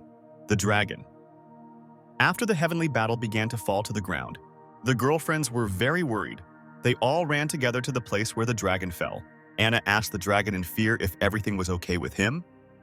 Sunan lay beaten on the ground. The dragon began to come to his senses. He opened his eyes and looked at the girl. The girlfriend in a crying voice asked the dragon not to die. Durakosha jumped to his feet. He told the crying girl that he would be fine. Anna said that Sunan has blood on her body. The main character reassured his girlfriend. He told her that he was a little hungry. He'll eat and he'll be fine. The system informed the owner that he had won the battle. As a reward, he received 500 points and a black core. Yunnan happily thought that thanks to absorption, he speeds up recovery and increases strength with growth. Durakosha approached the body of the defeated Periton. He prepared to devour him. The bodies of beaten predators were strewn throughout the cave. They showed no signs of life. One of the predators raised his head. He was able to survive and prepared to attack people. The Periton accelerated in flight and rushed to attack the girl. The predator grabbed the girl with its claws and pulled her along. Anna screamed in fear. The dragon attacked the flying Periton with a huge jet of flame. The amazed predator let go of its prey. The girl began to fall from a height. Anna was flying down from a great height. She called out to the dragon in fear. Anna fell from heaven to earth. She flew headfirst straight into the swamp. After the girl fell, there was a very loud splash. The water in the swamp jumped up. The girl floated to the surface. She told herself in a calm voice that she had survived. Anna said that the water is very pleasant. She would like Mr. Dragon to be nearby. The girl saw something glow at the bottom of the swamp. She realized that there was someone there.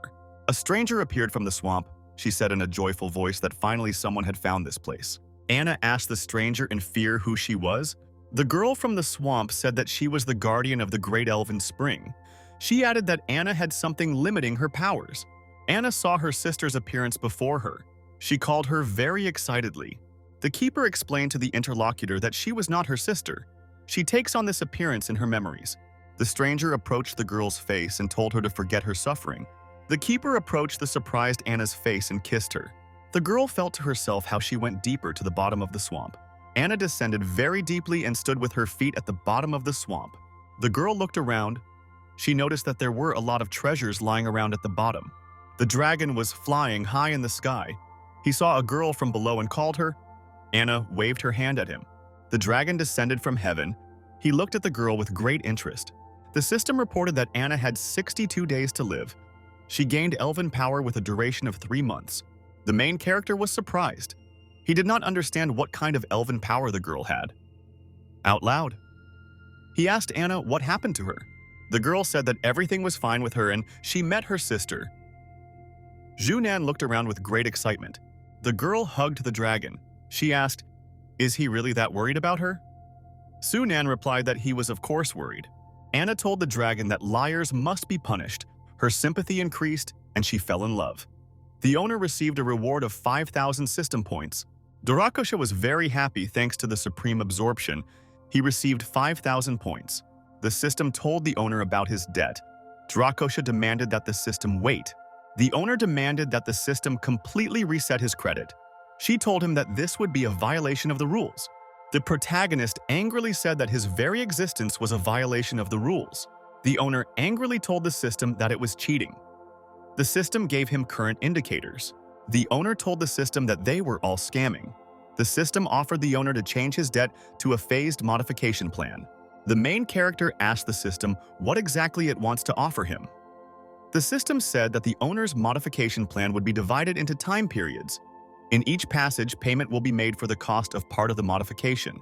The main character was happy. He realized that he would have the option of paying in installments. Sunan asked the system if there is interest payment mode. Did the system explain? That there is no interest, the owner will use the plan since he has already paid part of the debt. The main character was very happy. At this time, his girlfriend opened the chest and said that there was treasure inside. Sunan pulled his hand and opened the chest. He wondered what was inside. The main character was very unpleasantly surprised. He noticed that there were human remains inside the chest. Sunan shouted with excitement for the girl not to open the chests. Anna opened the chests and found purple books of water magic spells there. The girl turned around and asked the dragon, "What did he just tell her?" Sunan told her to continue. Sunan thought that the girl had the luck of the protagonist. He asked the system if Anna was the main character. The system responded to the owner to keep him calm. The girl called the dragon to her. She found something interesting. The chest contained a third-level fire core. The dragon thought displeasedly that the girl had just found the core in the chest. The system told the owner that he must follow the rules, and he will definitely become a great hero. The main character thought, he imagined that he could have been in an internet cafe at the beginning of the story. The water would have gotten on the wiring of the girl next to him and she would have died.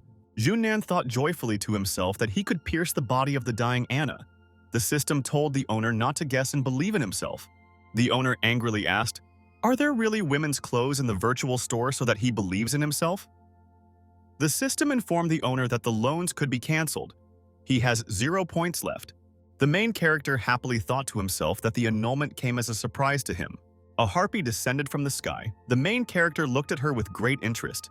Hannah told the dragon that thanks to his efforts, all her fellow tribesmen were saved. She brought him a ram to his den. The dragon told the huntress to go ahead. He and Anna will leave soon. In the village of Newcomers, a guy returned from the forest and was telling the details to his friends. The player, in a frightened voice, told his colleagues that a real dragon lived in the Silver Forest. The other players laughed. Someone said that their friend was afraid of the trees in the forest. The guy explained that his friends Gary and Chelsea had not returned from their walk. The player explained that 2 guys saw the treasure and did not return. Daniel said in a serious voice that a search needs to be done. 1,000 people will go into the forest with him. The guy was angry. He decided that if his friends laugh at him and don't believe him, then they should all die. The main character read system messages. He learned that the game he consumed could increase his height, but did not increase his age. Drakosha realized that if he absorbed materials, he would be able to upgrade. Sunan reached out and broke off a piece from the wall of the cave. He decided that the stone would also be useful for him. The dragon tried to eat the stone, he chewed it and swallowed it. The stone for the dragon seemed tasteless and insipid. The system reported that the owner would have very minor changes in his body. The main character thought and realized that he should not eat anything. The dragon looked slyly to the side. He decided to evaluate how consuming other substances would affect his body. The dragon grabbed the gold coins with his hand and swallowed them. The changes in the body were minor. After that, Drakosha ate the silver cup. The system reported that he had no major changes. The main character ate a mountain wolf. As a result, his hunger time increased slightly. The dragon accidentally bit his tongue. As a result, his dragon genes belonging to the root increased in purity. The main character thought that he didn't know exactly who the corn was. He decided that this was the head of the dragons. The main character carried out the first stage of experiments. He figured out how different metals affected his body. Next to his lair, there were mines, which were developed by the dogheads. Sunan thought to himself that he would take a walk in the kingdom of people. He will enter their treasury. The girl joyfully shouted to the dragon to look at her findings. Anna took out various books from the chests. She was very happy. Drakosha was very surprised and amazed. He realized that his girlfriend was very lucky. The main character was in his dragon's lair at night. A wolf came to him with a report. The wolf told the dragon that they had been quietly watching in the forest for a couple of days to see where the heroes were moving. They opened chests and filled them, then they hid them again in the forest. The main character praised his subordinate with a smile. He asked Hippocles if they had put expensive things in the chest. The wolf said that he only left fried entrails with stuffing in the chests. Drakosha thought to himself that his subordinate turned out to be such a pervert. A harpy flew in from above. She told the owner that movements were noticeable near the border of the Silver Forest. The main character said that the players couldn't sit still and were ready to take the bait. The dragon commanded the Polycleas and the Beast Kings to send all the fighters to the Flamethrower Tower. The main character ordered the others to prepare traps and make preparations for the attack. The wolf and the rabbit answered the owner that they would do anything for him. The cobra and the bird of prey obediently answered their owner that they would do everything. The wild boar and the wolf answered for the main character that they would do everything. The dragon looked angrily in front of him and said that the game was beginning. The system gave him the latest data. There was a group of young players walking in the Silver Forest. One of them said that there were no monsters or even pheasants here. Daniel turned around and told his friend that there was something unnatural going on in this place and there might be traps. The interlocutor joyfully said that there are no intelligent monsters here, so there is no one to set traps. Several predatory snakes suddenly appeared from the side. They rushed at the young people. The snake suddenly grabbed the frightened girls and pulled them into the thicket. Daniel turned around in fear. He said that he heard some strange sounds. The friend could not understand what sounds the player had just heard. The player told his friend that he could get out of here. The head of a predator appeared in the forest. A predatory wolf ran up and quickly grabbed the player's head with its mouth. The wolves rushed from the side with all their might and headed to attack the people. The players screamed in fear. They tried to escape from the clutches of predators. Daniel was very surprised. He couldn't understand why he couldn't just defeat the gnolls. He killed the monster and received 500 aggression points. The players began to run away en masse. Daniel shouted to his friends not to run away and fight with weapons in their hands. The guy was very unhappy. He decided that all his friends were idiots. The players walked along the ravine outside the dragon's lair. Daniel told his friends that they were not caught up. The guy thought that there might be even more terrible monsters ahead of them on the way. One of the players noticed a bright tower on the rock. He pointed her out to his friends. One of the girls used the recognition spell to find out what was on the hill. The participants saw that there was ordinary foliage on top of the hill. Daniel was unhappy. He advised the girl to try again. The girl once again directed a magic spell at the tower on the hill. The players were very surprised. They realized that there must be a feudal lord nearby if there was a tower. One of the players told his friends that they had nothing to fear, since there were clerics and magicians among them. At that time, something flew past the guy. He barely managed to dodge. The players were surprised to notice how a small rocket flew past them and crashed into a tree. The guy calmly told his friends that they had just been attacked by a very small missile. The rocket stuck out in the tree after its arrival. It was running out of fuse and was about to explode. The ammunition exploded and clouds of very green and dangerous smoke came out of it. The guy shouted to his friends that they were being attacked with poisonous gas. Players must cover their nose and mouth. At this time, various dangerous projectiles flew at people from all sides. The players began to run away in all directions.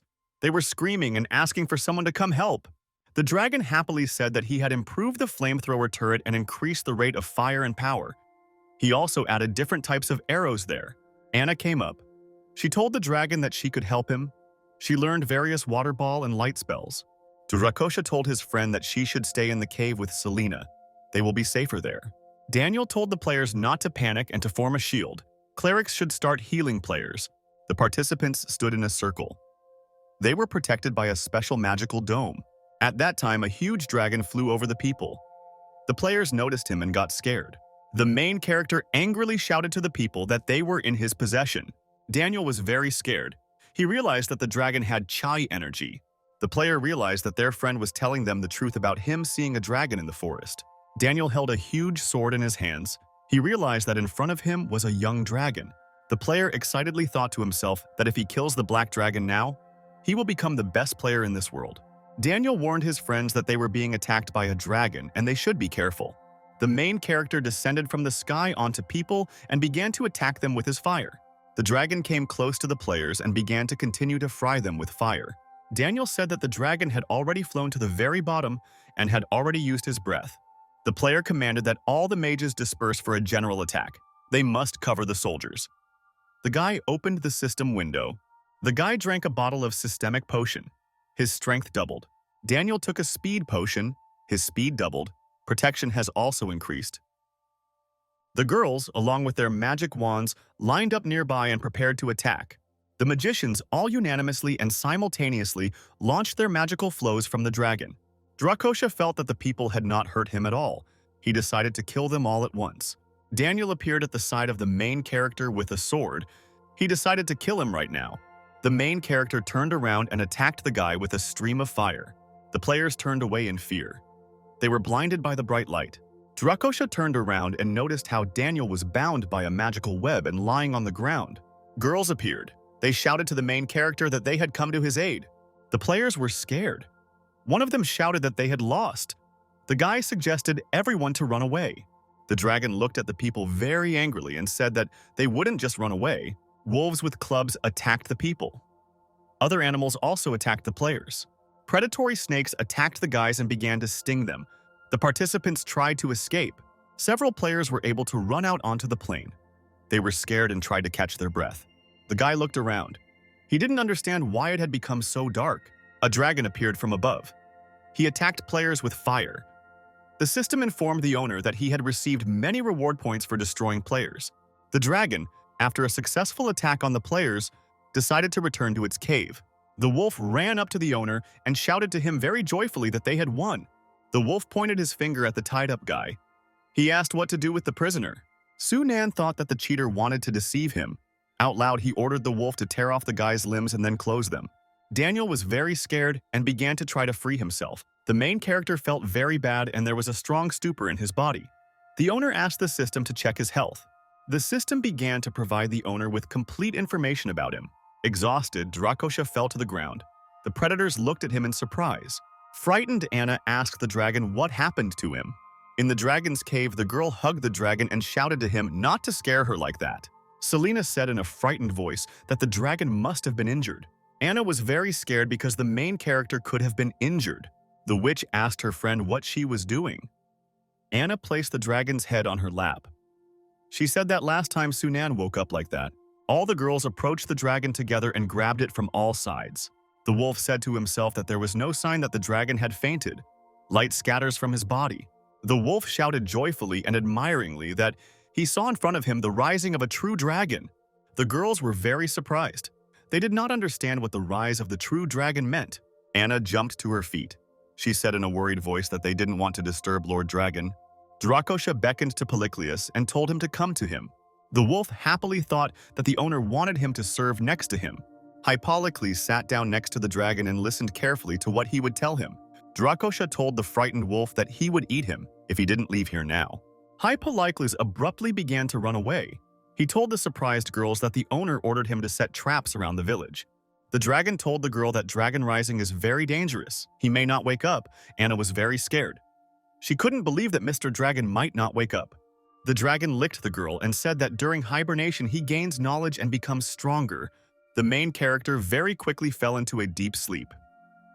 Finally, he told the girls to wait for him.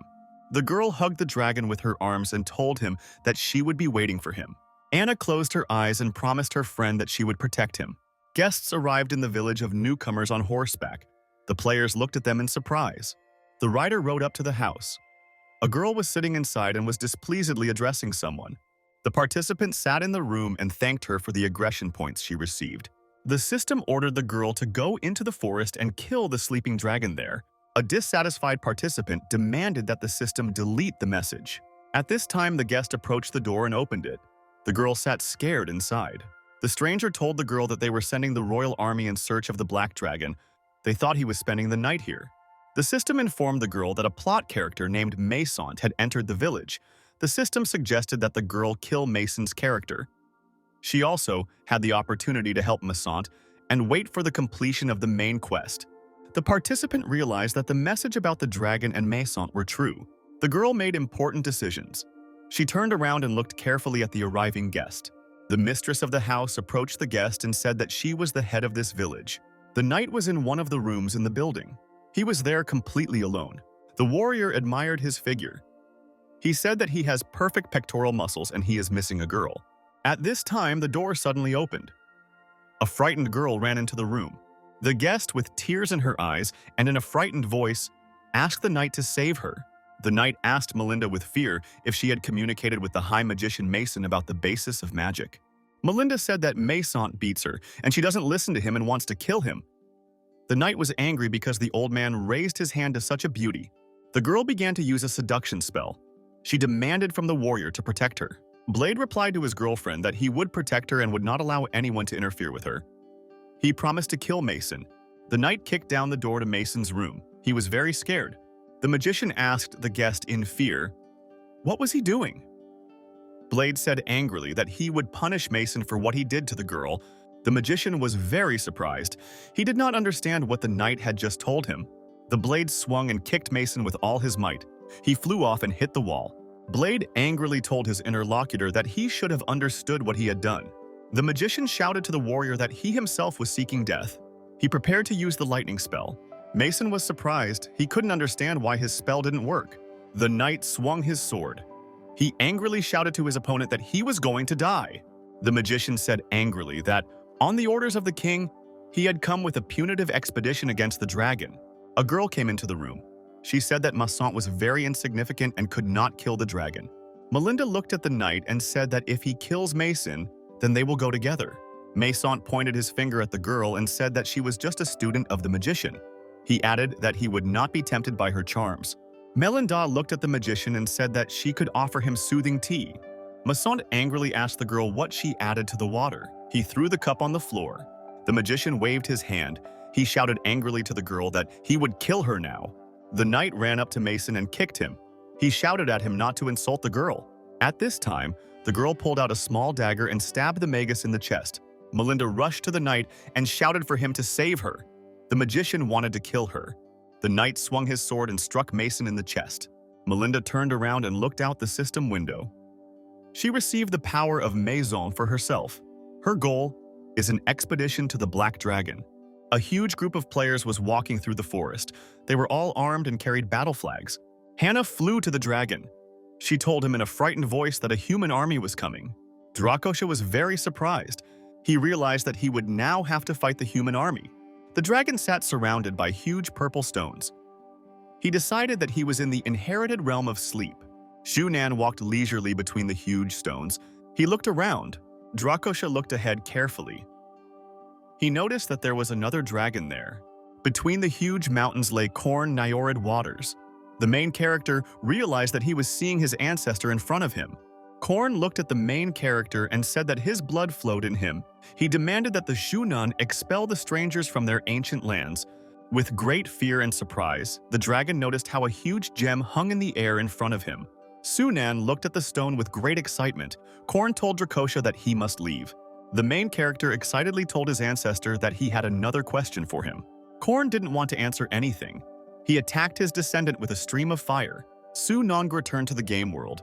He still felt a burning sensation in his backside. The main character realized that a large dragon had arrived to deal with the players in the forest. The main character carefully looked around. He didn't see his girlfriends. Sunan looked at the glowing stone with great interest.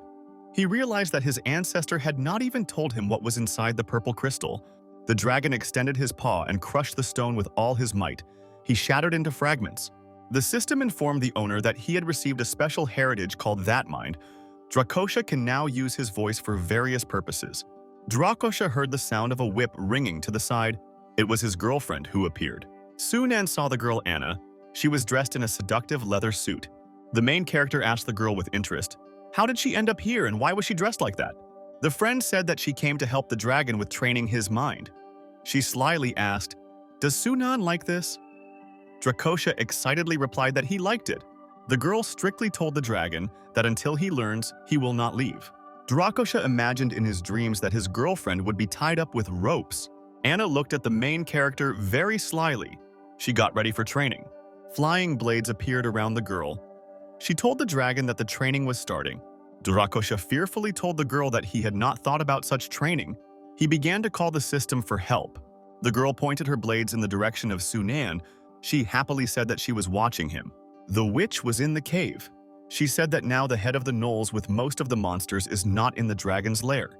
Selena looked around excitedly. She said in a frightened voice that the beast rabbits had all left and she didn't know what to do.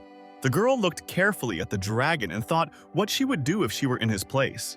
At this time, the spirit of the dragon began to move inside the girl to speak through her. Anna's eyes lit up. She looked very angrily at her friends.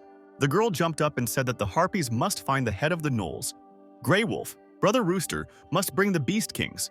You need to prepare for defense in the flamethrower tower. The girls were very amazed. They looked at their friend in surprise. Anna shouted very angrily to the girls that their time had come to protect Mr. Dragon. Melinda walked through the forest. She was holding her magical battle rod in her hands. Suddenly, the girl heard some suspicious noise from the side. She turned around. Someone hit one of the players in the face with all their might. Melinda managed to bend over. The warriors looked at the tree and noticed a snake there. One of them shouted in fear that the enemies were lying in the trees. Blade shouted to his warriors that the monsters were attacking the head. All players must protect their head. The girl thought that after she received the power of the Supreme Mage, her speed and agility would increase. Melinda happily thought to herself that she would finish off the dragon and all the power would belong to her. The girl activated her magic. She launched a column of fire against the forest animals.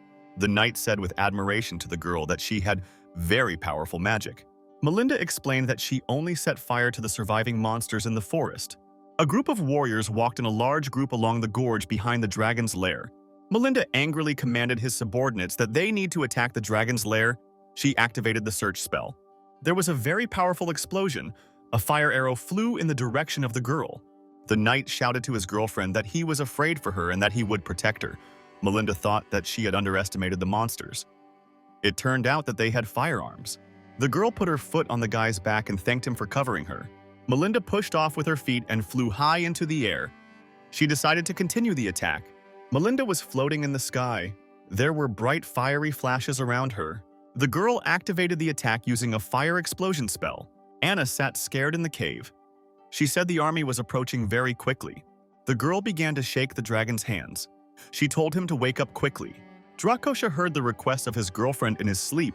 He saw flying blades in front of him. Junnan fearfully realized to himself that his girlfriends could be in danger. The dragon flew up. He saw swords flying at him and activated the armor removal skill. The blades fell in a heap to the ground. They were never able to slay the dragon. The girl shouted joyfully that the dragon quickly learned the skill of removing armor. The dragon told the warrior to get out of here as quickly as possible.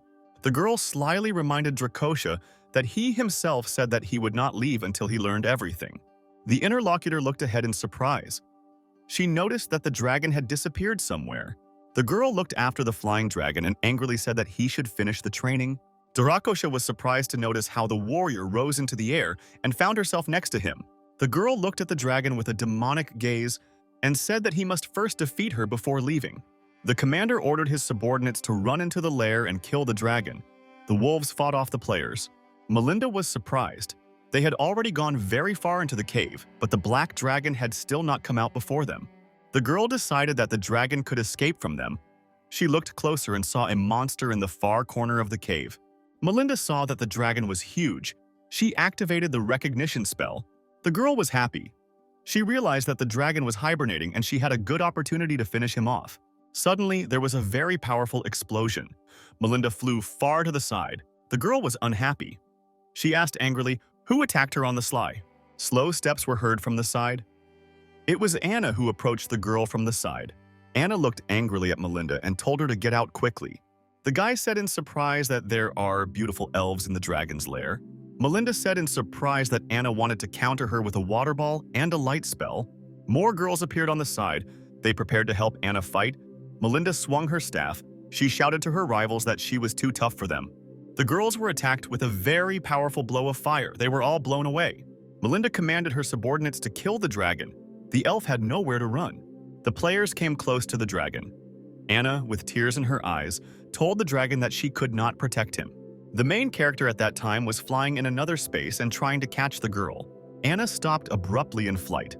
She looked in front of her in surprise and realized that the dragon had grabbed her with its paw. The dragon hit the girl from behind. He demanded that she tell him how to get out of here. Anna prayed and told the dragon not to beat her anymore. She was in a lot of pain from behind. The girl said that if the dragon left now, dire consequences could occur. Sunan angrily demanded that she finish. The girl beckoned the dragon towards her with her hand and told him to come closer and find out how he could get out. The dragon approached the girl. He decided that she would kiss him just like in fairy tales. The warrior swung her whole arm and hit the dragon with all her might. The dragon looked at the girl angrily. He began to gradually return to the gaming world. Melinda heard a suspicious sound from the cave. She turned around nervously. Drakosha waved his hands away from the girl. He said that she physically inspires him a lot. The main character looked around in surprise and noticed that the soldiers were already in the cave. The main character repelled the attack of uninvited warriors with a very powerful blow. He threw them out of the cave. Anna looked at the cave in surprise. She said that Mr. Dragon woke up the girl and asked her friend for forgiveness for not protecting his cave. Drakosha licked the surprised girl and said that she did a good job. Selena and Evelyn ran up to the main character. They shouted to him joyfully that he had finally woken up. Sunan irritably shouted to his girlfriends that he would definitely take revenge for them. The girls were very happy. They looked at the dragon with pleasure and their sympathy increased. Selena pointed her finger at Melinda and said that she shocked them and burned all their clothes. The dragon looked angrily at the frightened girl. The system reported that in front of him was an advanced magician of the 3rd stage. Melinda asked the dragon with fear, why did he wake up? He must have been hibernating. The girl knew that Dracosia, according to the system message, must be in hibernation for at least a week. The main character was surprised. He didn't understand how the girl could know that he was in hibernation. The warriors looked at each other in fear. The knight blamed his friend for losing his sword. Dracosia angrily accused the people because they dared to invade his territory. The dragon swung its paw and flew above the ground.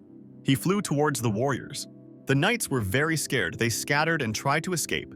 The dragon extended his huge paw and grabbed one of the warriors with it. Blade told the girl that they needed to run. They cannot fight against an awakened dragon.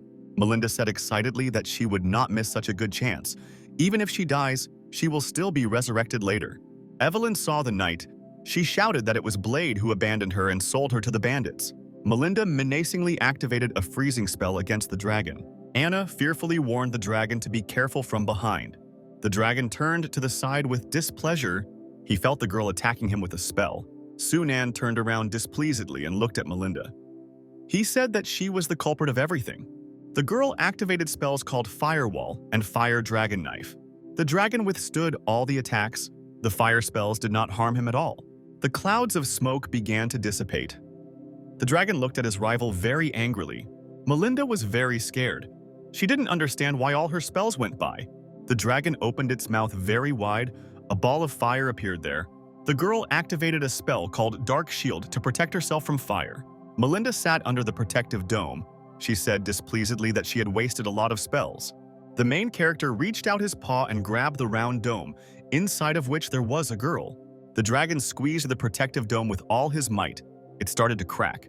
The main character said angrily that his wrath would be worse than death. The players touched his sore spot. Melinda remembered to herself that she herself could retreat by being reborn. The main character activated the mind spell to remove the armor. He prepared to finish off the girl. Melinda dropped the blade to the ground. The main character prepared to finish her off. The girl asked the dragon why he was doing this. The main character answered her that she would not die just like that. The dragon opened his mouth wide and attacked his rival. She fell to the ground. A frightened Anna ran up from the side. She told the dragon that Evelyn was missing. The main character answered the girl that the soldiers would not be able to cope with Evelyn, since she has powerful magic. The knight ran very quickly through the forest. He was trying to escape persecution. Crystal flew up to the warrior from behind. He hit him at full speed. The girl shouted angrily that she saw in front of her the garbage, who was running like a rat. Evelyn came close to the lying knight. He had a crystal sticking out from behind him. Blade looked at the girl with interest and asked if they knew each other. Evelyn was very angry. She didn't like that the knight even forgot about her. Blade happily told his girlfriend that she had been captured by a black dragon. He already thought that the bandits had finished her off. The knight told the girl that if she had not followed him, he would definitely not have left her. The girl waved to the knight with a smile and asked him to come closer to her. Blade decided that the girl wanted to kiss him and moved closer to her. The angry girl swung her hand and hit the knight in the face with all her might. Blade was very unhappy that the girl hit him. He took out a vial of purple liquid. The knight poured the liquid into his hand and then sprinkled it on top of the girl. Evelyn said with great excitement that her magic was suppressed. She asked the knight, what did he use against her? Blade angrily told the girl that the things stolen from Masson turned out to be very useful for him. Evelyn said with excitement that her sister is a teacher at St. Roland Magic Academy. She promised the knight that the entire academy would avenge her. The knight angrily told the girl that he would tell her sister that the dragon had played enough and devoured her. The blade cut off the girl's head. Before her death, she shouted something to him. The dragon flew out of his cave. He noticed many people running across the ground. The dragon angrily shouted to the warriors that they wanted to try to escape from him. The dragon in flight activated the power of inspiration and removal of armor. The soldiers were afraid. They could not understand why their clothes and weapons fell from them. Anna joyfully told the dragon that Hippocles had returned along with the other wolves. The main character ordered the girl to fly with her friend back to the cave. As long as he is here, everything will be fine. The wolves bowed to the dragon and said that they were too late and deserved to die. Shunan replied to the warriors that it was not their fault. The wolf showed the captive knight. He said that on the way back they found this man with Evelyn's corpse. The dragon angrily asked the knight, "Was it really he who killed the girl?" Blade decided to justify himself and said that Evelyn herself fell on his sword. Blade asked the dragon to let him go. He said that he had an interesting secret to tell. The dragon extended its paw to grab the man. The knight said that he came to kill the dragon because he seduced Melinda. He also added that Melinda killed the mage mason, and she is the head of the Newcomer village. The knight looked at the main character and said that there are 5,000 people in the village who want to kill the dragon. Drakosha said that he needed to fear the people from the village more than the boss of this village. Blade asked the dragon if such a secret would suit him. The main character thoughtfully answered the knight that this would do for him. The knight was delighted. He asked if he could leave. Drakosha answered him that he could leave. The blade began to run away at full speed. The wolf asked the owner, "Did he really let the man go?" The dragon opened its mouth and burned the fleeing knight with very powerful fire. Shunan said judiciously that he did not say that he would let the person go. The wolves told each other that they had a very worthy owner. The main character saw the ghost of Evelyn in front of him. He told the girl that he had taken revenge for her. Evelyn hugged the dragon and thanked him. The system reported that the owner received a teleportation field. He earned 6,000 points for the battle. The main character demanded from the system that it move him to the village of Newcomers. The system reported that the teleportation field could only teleport to places where the dragon had previously been. Drakosha thought about it. Suddenly an idea came to his mind. Sunan remembered the dead animals. He realized that his biggest misfortune was the hereditary entry when he was in hibernation. If he had woken up, there would not have been so many victims. The owner asked the system, "How can the ascension be shortened or even removed?" The system told him in detail how many points it would cost to reduce the time spent in hibernation. The main character said that it doesn't matter to him how he sleeps, otherwise he will not receive the inheritance. Drakosha remembered how the girl whipped him and said that he must accept the legacy, otherwise he is finished. Drakosha thought about it. He didn't understand why he remembered the girl. The owner asked the system, "Why do other people appear in the inherited kingdom of sleep?" The system said that accompanying spirits can appear in the realm of sleep. The main character was amazed. He did not know what kind of accompanying spirits they were. System said that accompanying spirits appear according to the wishes of the Lord of the Kingdom of Dreams. Drakosha happily thought about something. The wolf asked the owner what happened to him. The main character thought. He calmed down and didn't know what to tell his subordinate about what happened. Hippocles informed the owner that a group of people had surrendered. He asked, should they be killed? Drakosha was surprised. He looked angrily at the wolf and asked, has anyone really surrendered? The main character instructed his subordinates to kill people if they did not surrender. He added that subordinates should keep an eye on the girl. Melinda must live until he returns. The wolf answered the owner that he would do everything. He asked the dragon if he would return to his lair. Drakosha angrily replied that he would not return for now. He added that a week had passed, and today he would be crematorium. The main character thought to himself that he knows how to be grateful. He doesn't have to wait overnight. The dragon was sitting near his cave. His girlfriends came up to him from behind and called him. The dragon turned around and asked Anna in fear, why did she go out with Selena? The witch burst into tears. She asked the dragon if Evelyn would never come back. Drakosha was surprised to realize that the girls knew about the death of their friend. Anna asked the dragon in a sad voice, will he mourn her after her death? Drakosha was very surprised. He was very interested in such a question from his girlfriend. The girl said judiciously that life has more meaning if there is someone who grieves for the person. The dragon told the surprised girl that death has no meaning. Drakosha told his girlfriends that death cannot be avoided. He will be so strong that he will become the head of the food chain. He doesn't want to die because of his weakness. Selena looked at the dragon in surprise. She realized that he would become even stronger. Her sympathy increased. The players sat at night in their newbie village. A huge dragon flew towards them. The system informed the guard that a strong creature was approaching and the monster was attacking the city. The system reported that the monster had entered the village. All characteristics reduced by half. The guard shouted to the players that full combat readiness was declared. The system informed the main character that there was activated protection in the Newcomer village. The owner asked, does the defense mechanism have a specific range? The system said that the range of the defense mechanism was a circle with a radius of 500 meters. The center is in the center of the village. The dragon bent down and flew to attack the people in the village.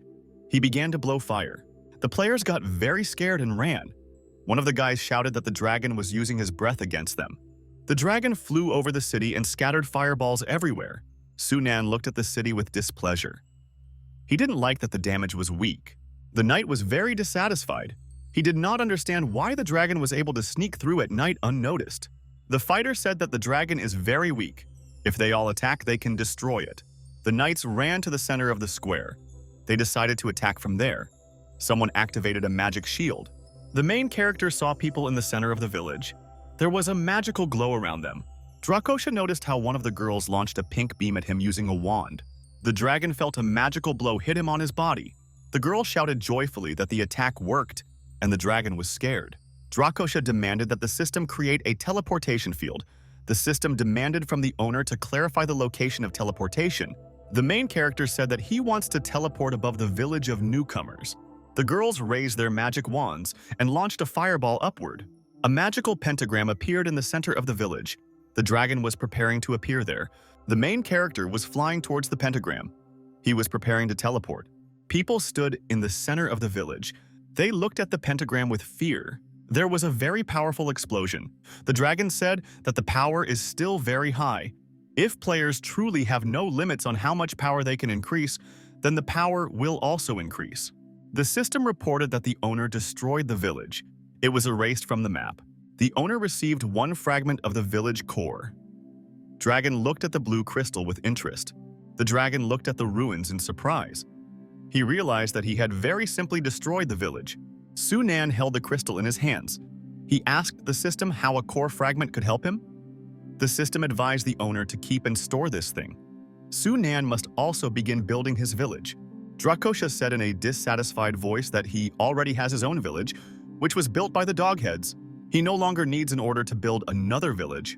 The system advised the owner not to neglect the order to build the village. Drakosha thought that some kind of bug had appeared in the system. He remembered that before the order, there was the word clean. This means that the power has been taken away from the players.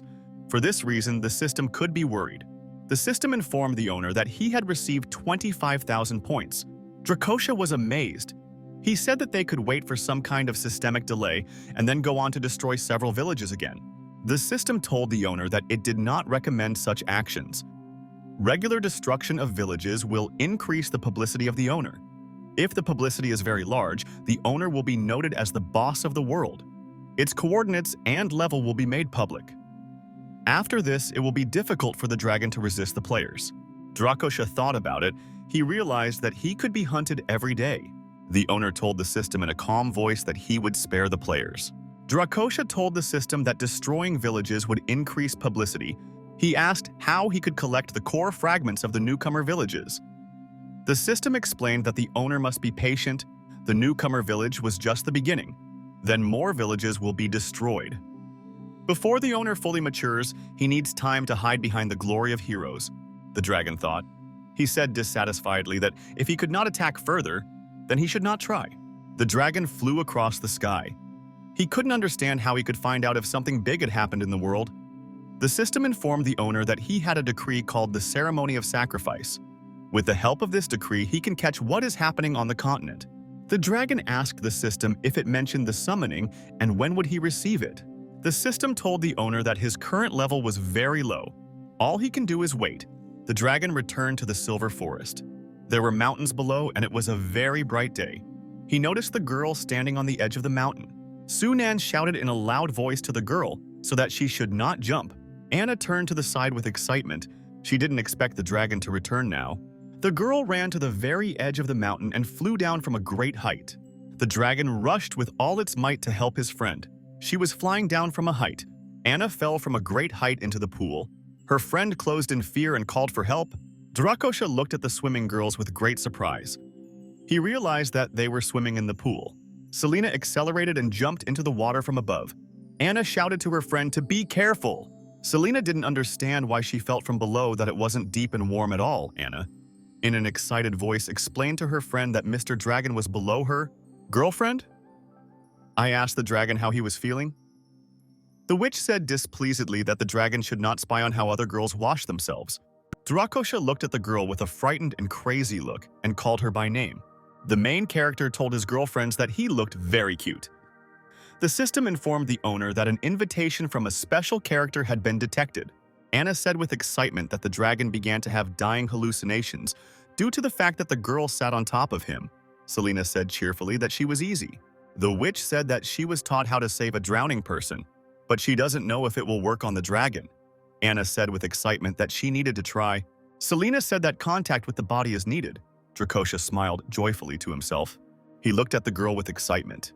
He decided that she would give him artificial respiration. The witch struck the dragon's body with all her might, using fiery lightning. He shouted in a very frightened voice to the girl that he was okay. The owner asked the system, "What did he miss?" The system informed the main character that he missed the call while he was unconscious. Drakosha told the system that it could not wake him or automatically accept the call. Sunan was surprised when the girl told him about the shared bathroom. Selena said with a smile that all the cities in the kingdom have hot springs. Tug-of-war competitions are also sometimes held there. He began to daydream. He imagined it was as if he were in the spring with two girls. He joyfully shouted that today they would have a tug-of-war competition. Selena asked the dragon, "Where will he find the source?" The owner demanded a heater from the system. The system replied to Drakosha that it mainly provided him with modifications in clothing. The owner, in a dissatisfied voice, demanded a complaint book from the system. He asked the system with interest, how many points did he need to increase the modification level of the explosive dragon? The system responded that the modification cost 9,000 points. The system warned the dragon that to successfully activate the modification, changes in the body were needed, which could lead to severe pain. Drakosha felt very strong pain. He tossed about on the earth from side to side. The girls could not understand what was happening to him. The dragon's body began to become more powerful. It was renewed and strengthened. The dragon became very large and powerful. Thanks to the modification, its characteristics have improved. The girlfriends felt very intense heat from the dragon. They stood next to him. The owner asked the system what was happening. The system reported that the temperature in the dragon's heart could reach 800 degrees. People near him could get burned. She suggested that the owner add modifications to the 9 Islands' spiritual core. It acts as a cooling radiator and costs 10,000 points. Sunan was very dissatisfied. He shouted that he was a dragon and not a system unit. The system told the owner that after installing the radiator, the core temperature would drop to 38 degrees. He watched as his girlfriends suffered from his heat. He still decided to buy a radiator. The dragon examined his body. It became much more powerful and he got very hot. He told himself that he no longer had the burning sensation. The system told the owner that his modification was complete. The power of the eruption increased by 50%, and it became more formidable. Drakosha asked the system, "What kind of force is this combined explosion?" The system suggested that the owner try to exhale himself. The main character breathed fire out of himself with all his might. The flame was very bright. Girlfriends suffered from fire. Selena said that because of the dragon, all the clothes were ruined. The girl looked to the side with excitement. She felt her hat fly off. The witch shouted that she was very hot. Anna flew to the side and fell to the ground. Drakosha was very surprised. The system informed the owner that he had a cooling radiator. His body can automatically regulate the temperature of the eruption. He asked his girlfriends why they were in the water. Selena reminded the dragon that he ruined all their clothes. Drakosha looked carefully at the system store. He said that he had never seen Anna in a swimsuit. He bought 3 swimsuits for 1,000 points. The dragon was resting and relaxing in the water. Anna was very happy. She sat in a swimsuit in the water and said that she was very comfortable. The girl dived into the water. She said that she was very comfortable in this swimsuit. Drakosha told the girls in a joyful voice that they could arrange a tug-of-war competition. In the city of Sant Olista, there was a ruler in the temple near the statue. The woman asked her subordinate if they still had the strength to resist. The subordinate informed the ruler that they were getting help along with the knight Alicia Alocutors. They will arrive in 3 days. The warrior invited the woman to run away. The woman asked with fear, "How many people can they take with them?" The subordinate reported that they could not take a single person. The ruler fell to her knees in front of the statue. She said that she would pray that the gods would protect the city and her people. The warrior looked sternly at the woman and said that the gods had abandoned them. The woman frightenedly shouted to the girl to stop. The warrior said that she must protect the woman. The girl grabbed the frightened ruler and carried her in her arms. Suddenly, a pentagram glowed brightly on the floor of the church. The teleportation process began. The woman was surprised. She said with admiration that she saw a divine miracle in front of her. The girl was very surprised. She realized that someone would now appear in front of them. The dragon appeared right in the center of the temple near the statue. He was very surprised. The dragon was inside the temple. He could not understand how he could have ended up there. The owner turned to the system and demanded that it explain everything to him. The girl was very scared. She screamed that she saw a dragon in front of her. The warrior could no longer hold the woman. She let go of her mistress to the ground. The ruler fell to the ground and shouted that she was in great pain. The maid ran up to the mistress and asked in fear if she was all right. The woman was very surprised. She couldn't believe that the black dragon could be a messenger of the gods. The dragon sat and looked out the system window with great interest, told him that she automatically accepted the call from him. He was very happy. He thanked the system for the praise. Durakosha said that he had just passed an important stage. The lady said in a quiet voice that the gods had heard her prayers. The woman asked the dragon in surprise, was he really sent to save Saint Olist? Sunan looked at his paws with great interest. He felt that he had a lot of power. The dragon swung and with his tail and a powerful blow demolished the statue. The dragon looked slyly to the side. He noticed that he had broken a large sculpture. The lady was frightened because the statue was broken. The woman and the girl were very amazed. They were afraid because the statue fell. Sunan calmly told people that he himself was God and he did not like the statue. Durakosha looked with interest at his interlocutors and asked why they called him. The woman said that she was the Holy Virgin of Santo Lista. In this place on the southern continent there used to be a peaceful state. Sant Olist was invaded by dark beast mercenaries. They killed many civilians. The mercenaries destroyed civilians and robbed them. They also founded a country of service. The lady and the girl fell to their knees in front of the dragon and asked to save their people. They swore allegiance in return. He told the woman to swear fidelity, then he will destroy all his enemies. The woman named Celestine took out a dagger. She told the dragon that she would give him her loyalty and soul. The system informed the owner that Celestine's sympathy level had reached 300 points. The dragon swung his tail and knocked the dagger out of the woman's hands. The woman was very surprised. She could not understand why the dragon knocked the weapon out of her hands. Celestine glanced to the side with a sad look. She did not have time to use the weapon. Durakosha explained to the woman that he needed her loyalty while she was still alive. He promised his interlocutors that he would ensure their safety and demanded that they obey his orders and not betray him. Durakosha looked at the woman with displeasure. He could not understand where she got the knife from. Celestine looked at the divine dragon with admiration. Her sympathy increased. The system congratulated the owner because Celestine's sympathy reached 300 points. He received 3,000 points. He happily thought to himself that he was able to greatly increase women's sympathy. The owner asked the system about its abilities. The system replied that when the dragon fulfills the woman's wish, he will receive special abilities. The owner realized that the system, in a very cunning way, wanted to persuade him to commit murder. He said, dissatisfied to the system, that it had not told him about this before. The girl asked the dragon with great interest, "Did she really say something wrong?" Durakosha headed towards the exit. He decided that he would quickly destroy the mercenaries. He dreamed that he could play tug-of-war with Anna. Durakosha came out of the gate and caught it with his body. He prepared to fight. Celestine warned the dragon that the mercenaries were led by a 4th-rank soldier named Guts Jet. He has more than 3,000 men under his command. Durakosha turned around and looked at the woman. He wanted to know something from her. He asked Celestine, "How far are the mercenaries from her royal capital, and how many soldiers does she have?" The woman said with excitement that there were more than 3,000 people under the command of Gus. Celestine said that goblins and ogres of various levels serve in the enemy army. The woman reported that the enemies had already reached the sacred fortress of Felra. It is located a day's journey from the capital. Celestine decided to tell the dragon how many soldiers were under her command. The woman said in a frightened voice that she no longer had an army to use. Durakosha was very surprised. He understood why Celestine prayed to the gods in such a situation. She could only ask the gods for protection. Durakosha said he didn't have time to worry. He added that their opponents are not like new players. They are much stronger than ordinary soldiers. He added that the enemy army had 4 stages of fierce soldiers. Sunan said in a thoughtful voice that a good plan needs to be developed. The sacred fortress of Felra was completely surrounded by enemies. There was destruction all around. One of the monsters inside the fortress came up and knocked down the doors with a powerful kick. The goblin said that Sant-Olist women are very important, since this is a coastal country. The monster turned around and headed towards the exit. A crippled girl was left lying on the floor of the house. The knight ran very quickly inside the house in time to help the girl. The guy stood near the girl's body in the house.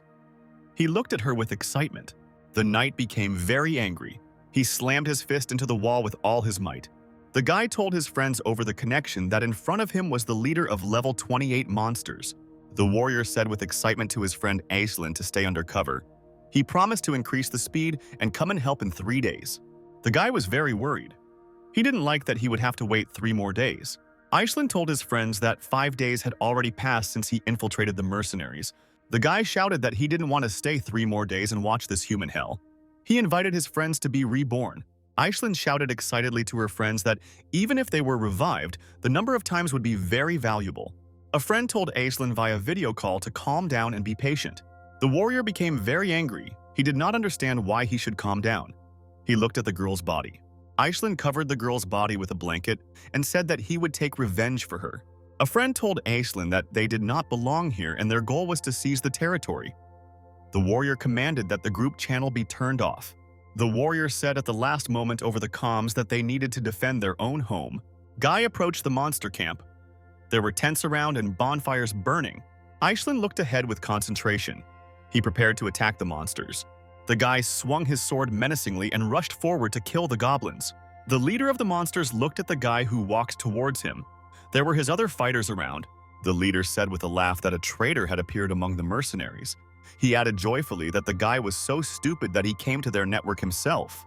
Aislinn looked angrily at the goblin and said menacingly that he was about to die. Suddenly, a very loud sound was heard from afar. It echoed through the military camp.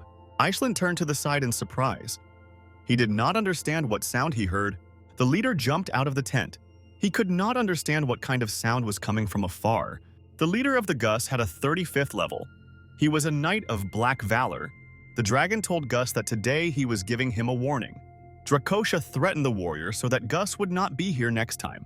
Sunan very angrily threatened the warrior that next time he would turn him into ashes. Gus smiled slyly at the dragon and said that there was a slight misunderstanding between them. He explained that he and his soldiers attacked the fortress of Santa Lista. The warrior was holding a bag of treasures in his hands. He said with a smile that he liked making friends with strong beings. He invited the dragon to conclude an alliance. Gus told the dragon that after capturing the city, he would share the wealth and women with him. He will receive 9 shares, and the invaders will receive 1 share. The dragon angrily said that he owned all 20 shares. He demanded that all the women and treasures remain in the kingdom. The dragon very angrily threatened the warrior that he would burn him to ashes. He opened his mouth and released a stream of fire. The soldier stood on the wall of the sacred fortress of Felra. He noticed with fear how something was flying towards him in the sky. The dragon flew and looked predatorily in front of him. He was heading towards the fortress. The warrior shouted in a frightened voice that he saw a dragon in front of him. The soldier shouted to his friends that they were being attacked by enemies and needed to run away. One of the warriors said that you need to look for cover against the fiery breath. He looked carefully at the people on the fortress. He cheerfully called them system points. Sunan noted to himself that the quality of the soldiers was very good. The dragon said that the captain of the Black Beast mercenaries is smart. He centered his camp correctly. The dragon in flight began to attack people from below with fire. He burned soldiers and goblins. The ignited wars fled from the fortress. The dragon continued to attack. Gus fearfully asked the dragon why he attacked his mercenaries. Junan turned around angrily and looked at the leader. He decided to continue the attack. The man got angry. He could not understand why the dragon was burning the fortress. The soldier ran up and asked the captain, "What should we do?" Gus thought. He didn't know exactly what he should do now. The captain looked ahead with displeasure. He did not understand how a dragon could appear here. The commander ordered his subordinates that all elite fighters must prepare for the attack. Several criminals will remain in the village. Now we need to prevent the appearance of reinforcements. The soldier bowed to the captain and said that he would do everything. The man got angry. He said that the dragon would die if he returned. The dragon sneezed loudly. He decided that now someone was remembering him. Celestine asked the divine dragon in surprise, Is it possible to do this?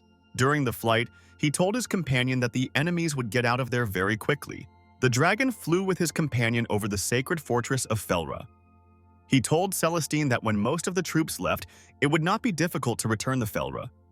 They will protect the fortress and cut off the escape routes. Celestine happily told the dragon that she hadn't even thought about it and called him very strong. Drakosha asked the woman if her princess knight would come. He added that he even wanted to transfer the defense of Felra to the girl. Celestine asked the dragon if he meant the girl Alicia. The ruler said that Alicia is an extraordinary knight. He told his companion that her turn would soon come too. Celestine was surprised. She did not understand what kind of turn might come for her. The dragon turned around and slyly told the woman that she would need to seduce the enemy soldiers. The woman was very scared. She did not know how she would have to seduce her enemies. Celestine stood in the middle of the Felra fortress. She called vile and insignificant people. The girl stood at the top of the fortress. The monsters looked at her with great interest. Celestine stood at the top with a large and magical staff in her hand. The goblins were very surprised. One of them said that the woman was very cool. Another ogre said that the stranger came to them herself. Celestine angrily threatened the monsters so that they would not approach her. The goblins looked at the woman angrily. They asked, "Does she really want to kill them?" Celestine asked the monsters with fear. How did they know what she would tell them? The monster extended his hand to the woman. He said that she has very fair skin. Celestine begged. She called the divine dragon for help. There was a very strong explosion in the sky. The goblin was very scared and looked up. He appeared from above and told the monsters that he was in the mood to kill them. The goblins shouted that the black dragon had returned. The dragon attacked the goblins on Earth with a powerful blow of hot fire from its mouth. Celestine sat aside. She said scared that she was very hot. The guy fell from the Felra fortress to the ground. He ended up on top of a huge jug. Iceland was sitting near the wall. He could not understand where the black dragon came from. The guy was called over the phone by his friends. They asked in fear, what was going on with him? Iceland looked to the side and noticed the body of a burnt goblin. After that, he felt sick. The guy told his friends via communication that the mercenaries had already left for the royal capital of St. Olist. He no longer needs to be undercover. The warrior asked his friend, has he really given himself away? Iceland told his interlocutors that the Black Beast mercenaries were attacked by a dragon. He added that the dragon would return. Iceland told his interlocutors that the gas would no longer be delayed. He will directly attack the royal capital. A meeting of the Heavenly Dynasty was taking place in the village of Newcomers. The man was surprised when he heard from the dragon's subordinates. The ruler asked his interlocutors if they had a chance to pacify the dragon. Iceland told his friends with excitement that he had sent them the video and they could watch it. The guy thought to himself that the dragon was already level 32 in stage 4. The guy at the meeting told the teacher that Iceland had sent them a video with a dragon. The meeting participants looked at the huge black dragon with great interest. The guys were very amazed. One of them said that the dragon has an amazing body. The teacher said thoughtfully that the newcomers' village was destroyed by a dragon. He added that they underestimated the strength of the natives of this world, and especially the legendary beast. The warrior said that the dragon only defeated the Felra. The defenders of the fortress were simply cannon fodder. The teacher said that there is no need to be afraid of the ferocious monster. You need to be afraid of the dragon mind. The old man said that the dragon flew away and returned. He understood what a false attack was. The old man said angrily that in this world they will subjugate not only people but also monsters. The meeting participants saw a message that a new world boss had appeared. The ruler told the dragon that it was half a day's journey from the fortress to the royal capital. She asked, what should they do? Drakosha answered Celestine that the villagers should take refuge at home. They will be able to avoid unnecessary deaths. The owner heard a message from the system that a new world boss had appeared. He opened the news with interest. He saw a system message. There was a picture of a large dragon there. Shunan said that the new world boss is very disgusting. Sunan looked at the portrait of the world boss with interest. He said he looked familiar to him. The system informed the owner that his relatives had destroyed the village of newcomers. The reward is now in the process of being delivered. Drakosha was very surprised. He realized that his photograph was displayed in the system. Sunan became very angry. He realized in fright that he didn't even know what his relatives had done in 2 days. The ruler approached and asked the dragon with excitement if everything was okay with him. Sunan sadly said that he would not survive. He thought that in the evening he would return home for a while. Everyone should know that he is the boss of this world. A pentagram glowed on the floor. A bright glow and fiery flame also appeared. Drakosha looked at Celestine and said that he would be gone for a while and would return soon. The dragon began to teleport. He appeared in his cave at home. He called his ward by the name of Hippocles. No one said anything to him in response. He went to the wall and noticed how the old wolf was sleeping there with a spear in his hands. Junan angrily shouted at his subordinate to wake up. The wolf asked in fear, "Who dared to come in?" The doghead looked at the dragon in surprise. He didn't know that the owner would appear at such a moment. The wolf fell to his knees and joyfully greeted his owner. Sunan asked his subordinate what happened in his absence. The dog leader said that Anna and the leader headed east to look for traces of the dragon. He realized that the girls should now be the #1 rookie village. Anna walked around in surprise and looked around. She asked the Polycleus if Mr. Dragon was visible. The wolf replied that no one was visible yet. The girl remembered the interrogation of one warrior. He shouted to them that they had not seen any black dragon. Anna realized that there really was no dragon here. Selena pointed to her companions and said that they need to go forward. The girl heard someone's voice. She realized that Mr. Dragon had called her. Drakosha flew at high altitude. He looked down at his friends. Shunan thought to himself that Anna has great talent in military affairs. Selena pointed her finger at the dragon and asked where he suddenly disappeared when they were bathing in the spring. Sunan answered his girlfriend in a guilty voice that he did not want to. Anna said excitedly that if everything is okay with the dragon, then everything is fine. The dragon walked further through the cave. Suddenly, something very much blinded his eyes. He couldn't understand what had just blinded him. Everything around was shining brightly. There was a lot of gold in the cave. The wolf told the owner that they had taken all this from the villagers. He began to massively absorb gold into himself. His body parameters have improved. He also earned 20,000 system points. The system told the owner that he should buy a system bag, otherwise he may lose everything. In the city of Sant Olista, in the temple, Alicia came to her mistress with a report. Alicia fearfully informed the ruler that the mercenaries were approaching the capital. She asked where the dragon flew off to.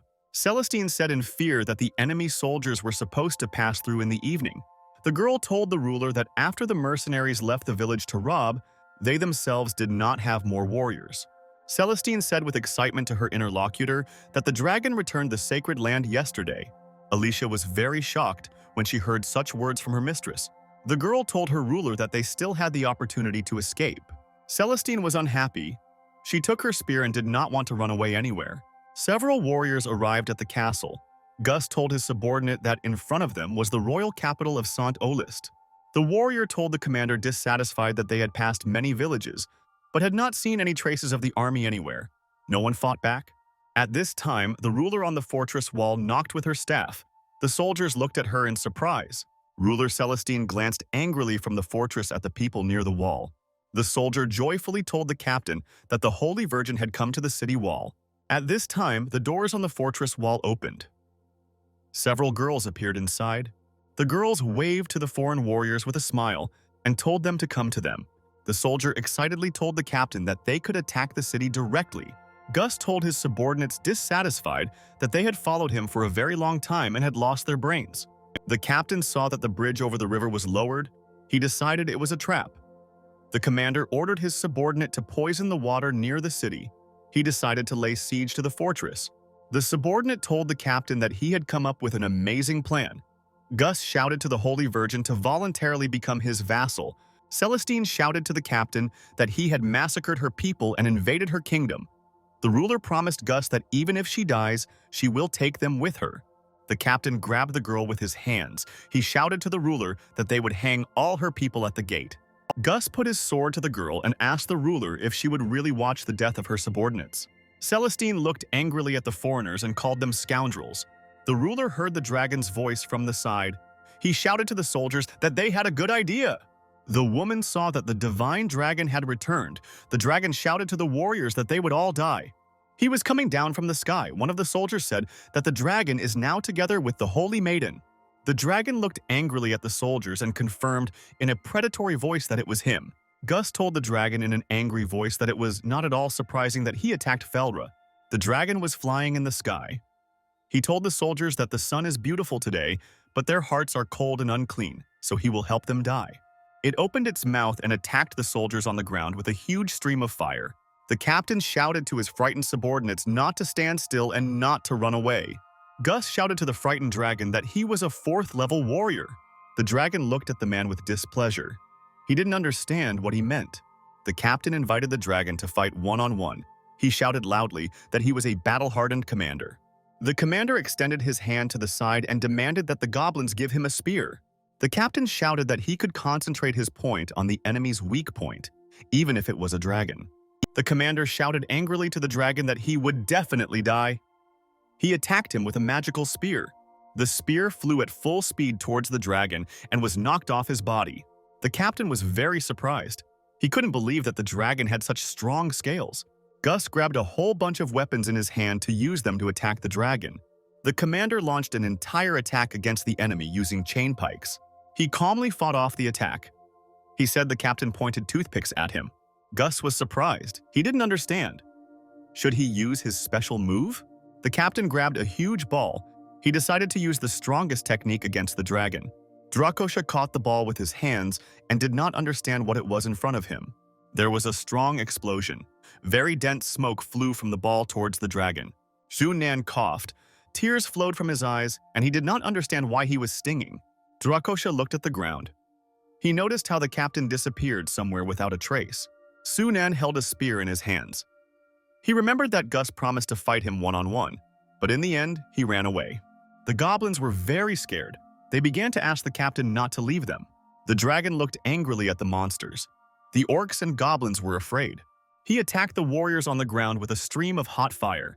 The goblin ran away in fear. They tried to escape the fire. Celestine asked the dragon if they needed to catch up with the escaping gas and the mercenaries. The dragon slyly turned around and told the woman that their enemies would not escape. The captain ran along the wall of the Felra fortress. He shouted to himself that he would take revenge on the dragon and the Duchy of Saint Olist. Gus shouted as he walked that he would climb the eastern mountain and then he could do something else. Alicia asked the captain angrily from the wall, "What will he do next?" The girl stood on top of the wall. The captain fearfully asked Alicia why she was not in the border fortress. Gus angrily asked the girl how she ended up in the Fuyur. The captain angrily told Alicia that this was all his territory. The dragon flew up from above and told the captain that he had captured the Felra. The dragon opened its mouth and prepared to attack the captain with fire. He called him a pathetic worm. The man was very scared. He didn't understand how everything could happen like that. The dragon attacked the captain with fire. The system informed the owner that for destroying a detachment of mercenaries, he receives 6,000 points. After the end of the battle, the dragon arrived in the capital of Saint Olist. The girls bowed together to the dragon and thanked him for his help. The dragon told the woman that he had saved her kingdom from disaster. She must become his vassal and swear allegiance to him. Celestine told the dragon in a joyful voice that she would be his vassal and was ready to serve. The system informed the owner that he had fulfilled the request of a special character of Celestine's level. He received 3,000 points. Sunan asked the system what special ability he received this time. The system informed the main character that he had received the hot power of the dragon. This ability will increase damage when attacking. He said to download the ability now. He decided to test the strength of the dragon's power. Dorakosha turned sharply on the spot. A shockwave appeared around him.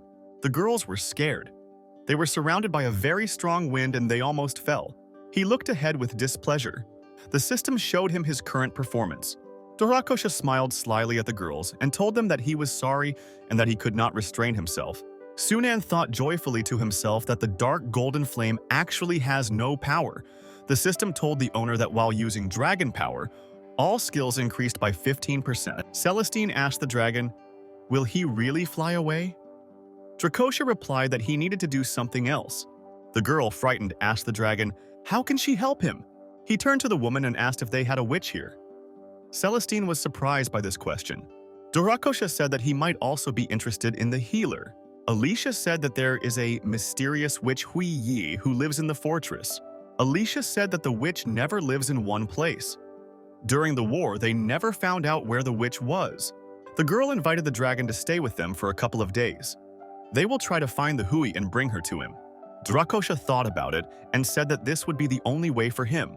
Celestine smiled and said that peace would be prepared for the dragon. The woman was lying in her bedroom. She was resting on a huge bed. The woman happily remembered to herself that the divine dragon was very brave. At this time, there was a knock on the door. The woman jumped up and asked in fear, "Who came?" Alicia stood outside the doors. She said that she came to the ruler. The girl asked the woman, "How can she sleep at such a time?" Celestine asked Alicia with excitement what happened and were the mercenaries really attacking? Celestine sat down on the bed in fear. The girl explained to her that that was not what she said.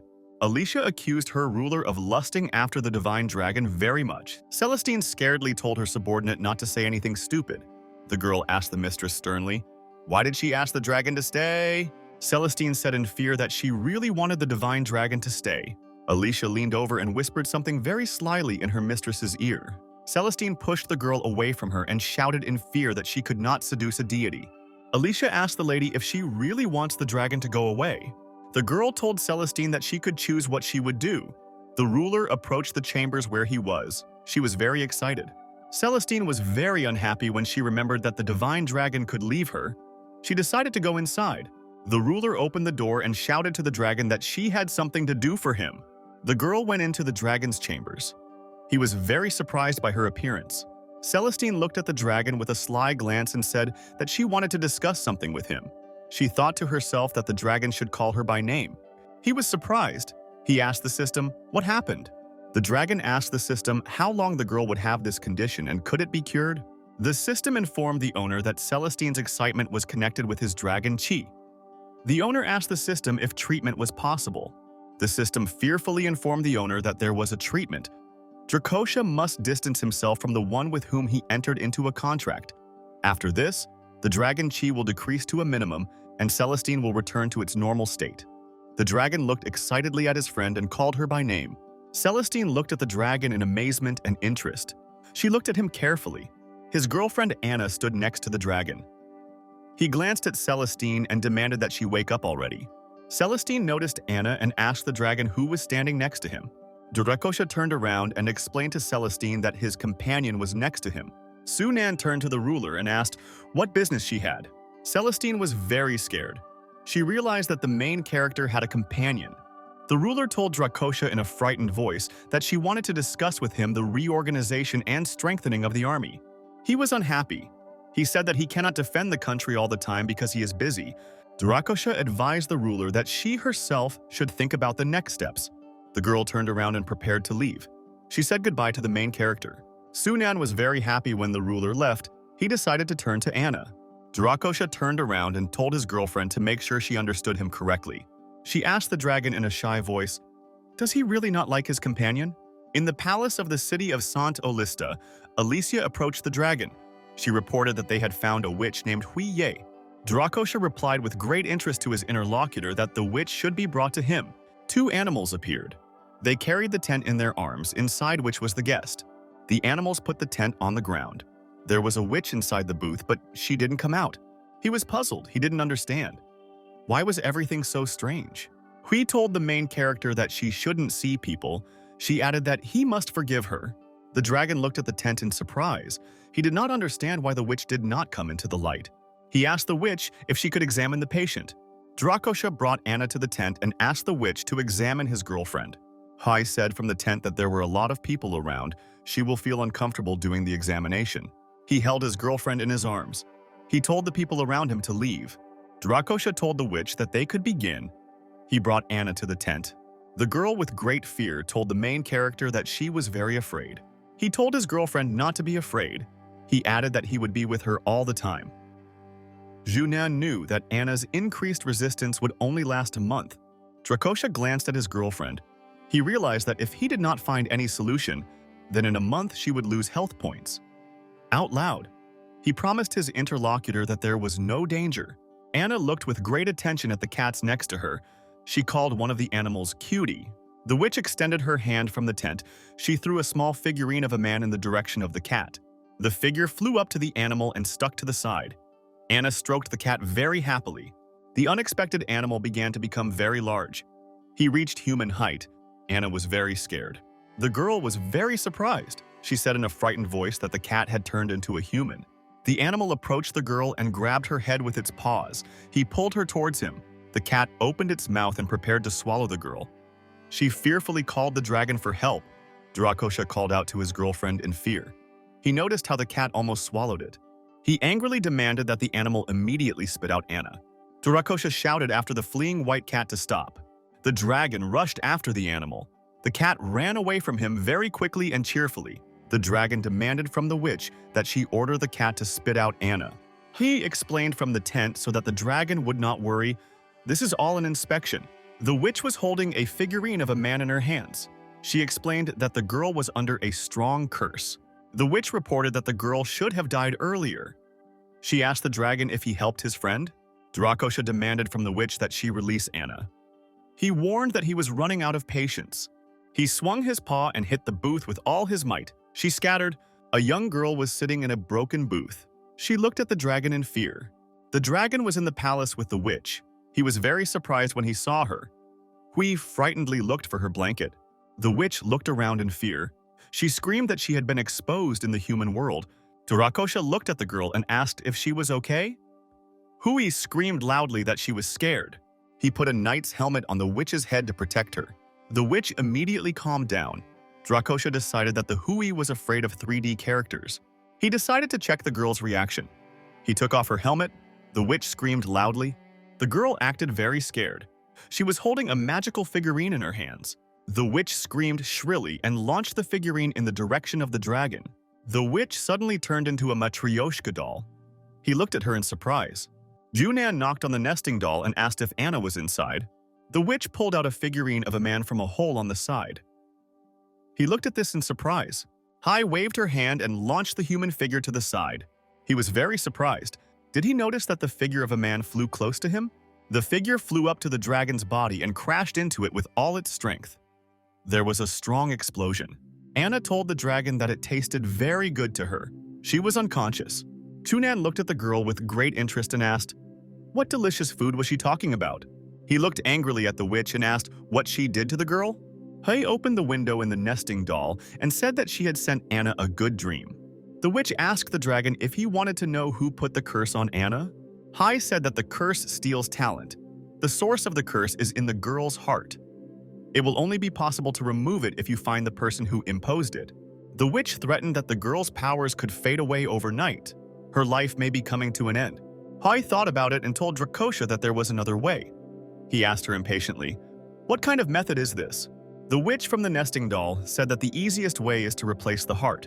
He thought about it and realized that he just needed to replace the heart. Drakosha shouted that he couldn't just find a new heart or buy it on the market. The witch told the main character that the girlfriend was infected with dragon ki. Therefore, it would be best to find a dragon heart. He was frightened and amazed. He didn't know where to find a heart for his girlfriend. Junan shouted that in the entire area he was the only dragon. He cannot give his heart. The witch looked sternly at the dragon and said that he must find the person who put the curse on his wife. Drakosha said that he could not find the person who put the curse on Anna. He asked the witch to help him with his search. Hui said that she could not guarantee that she would find the right person.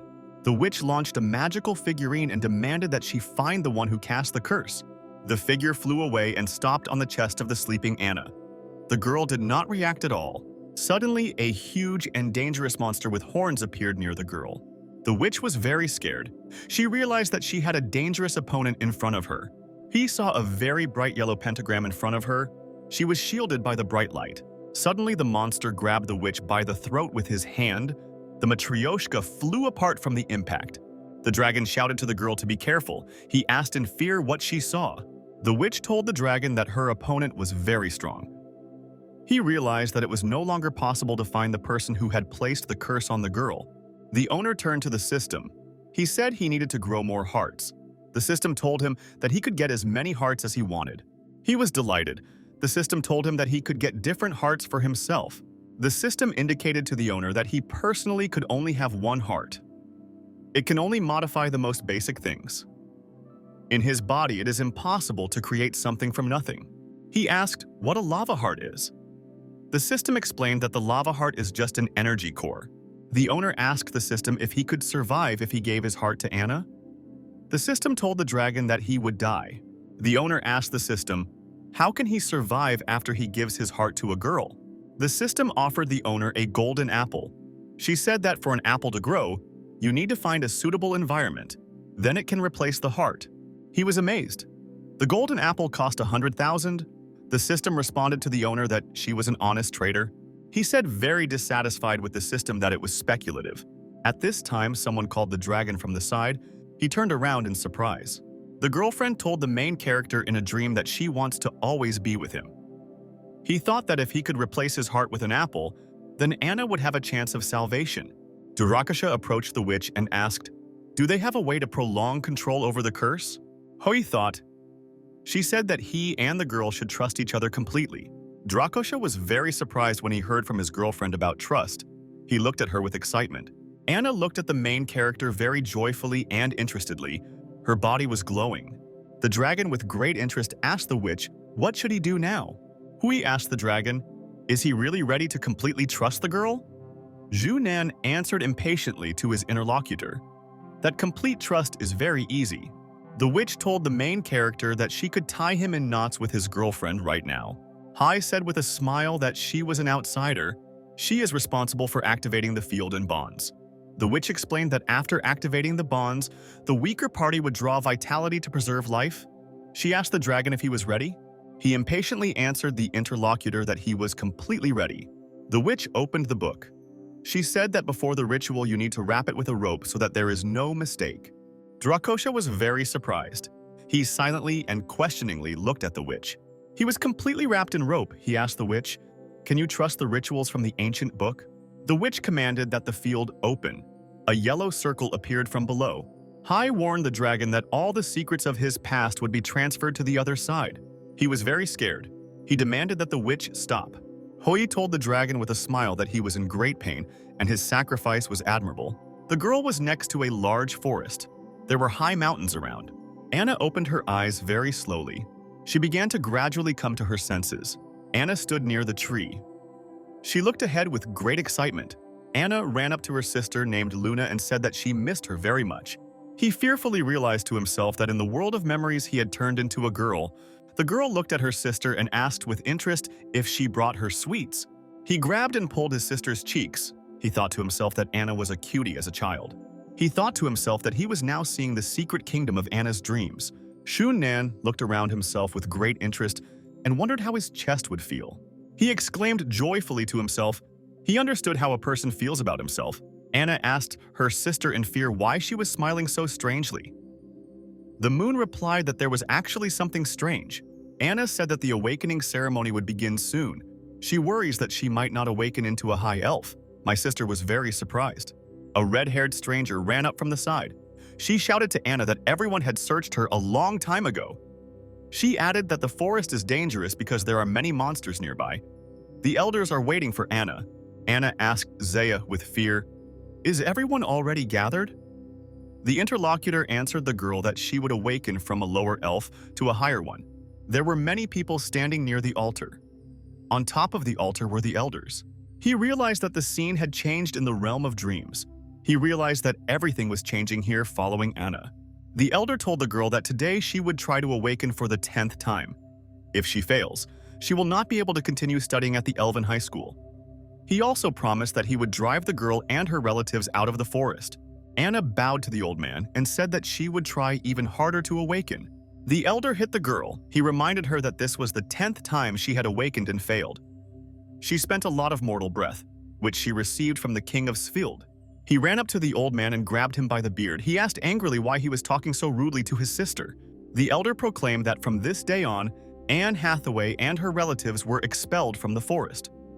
Luna walked and held her sister's hand. The moon promised the girl that together they could drive this bunch of old idiots away. Anna was collecting a bunch of fruit. She ran joyfully and carried them for her little sister. The girl saw many goblins inside the forest more often. They were unhappy because she collected their resources. The goblins asked for the elf and prepared to beat her. One guy shouted that Anna stole their resources.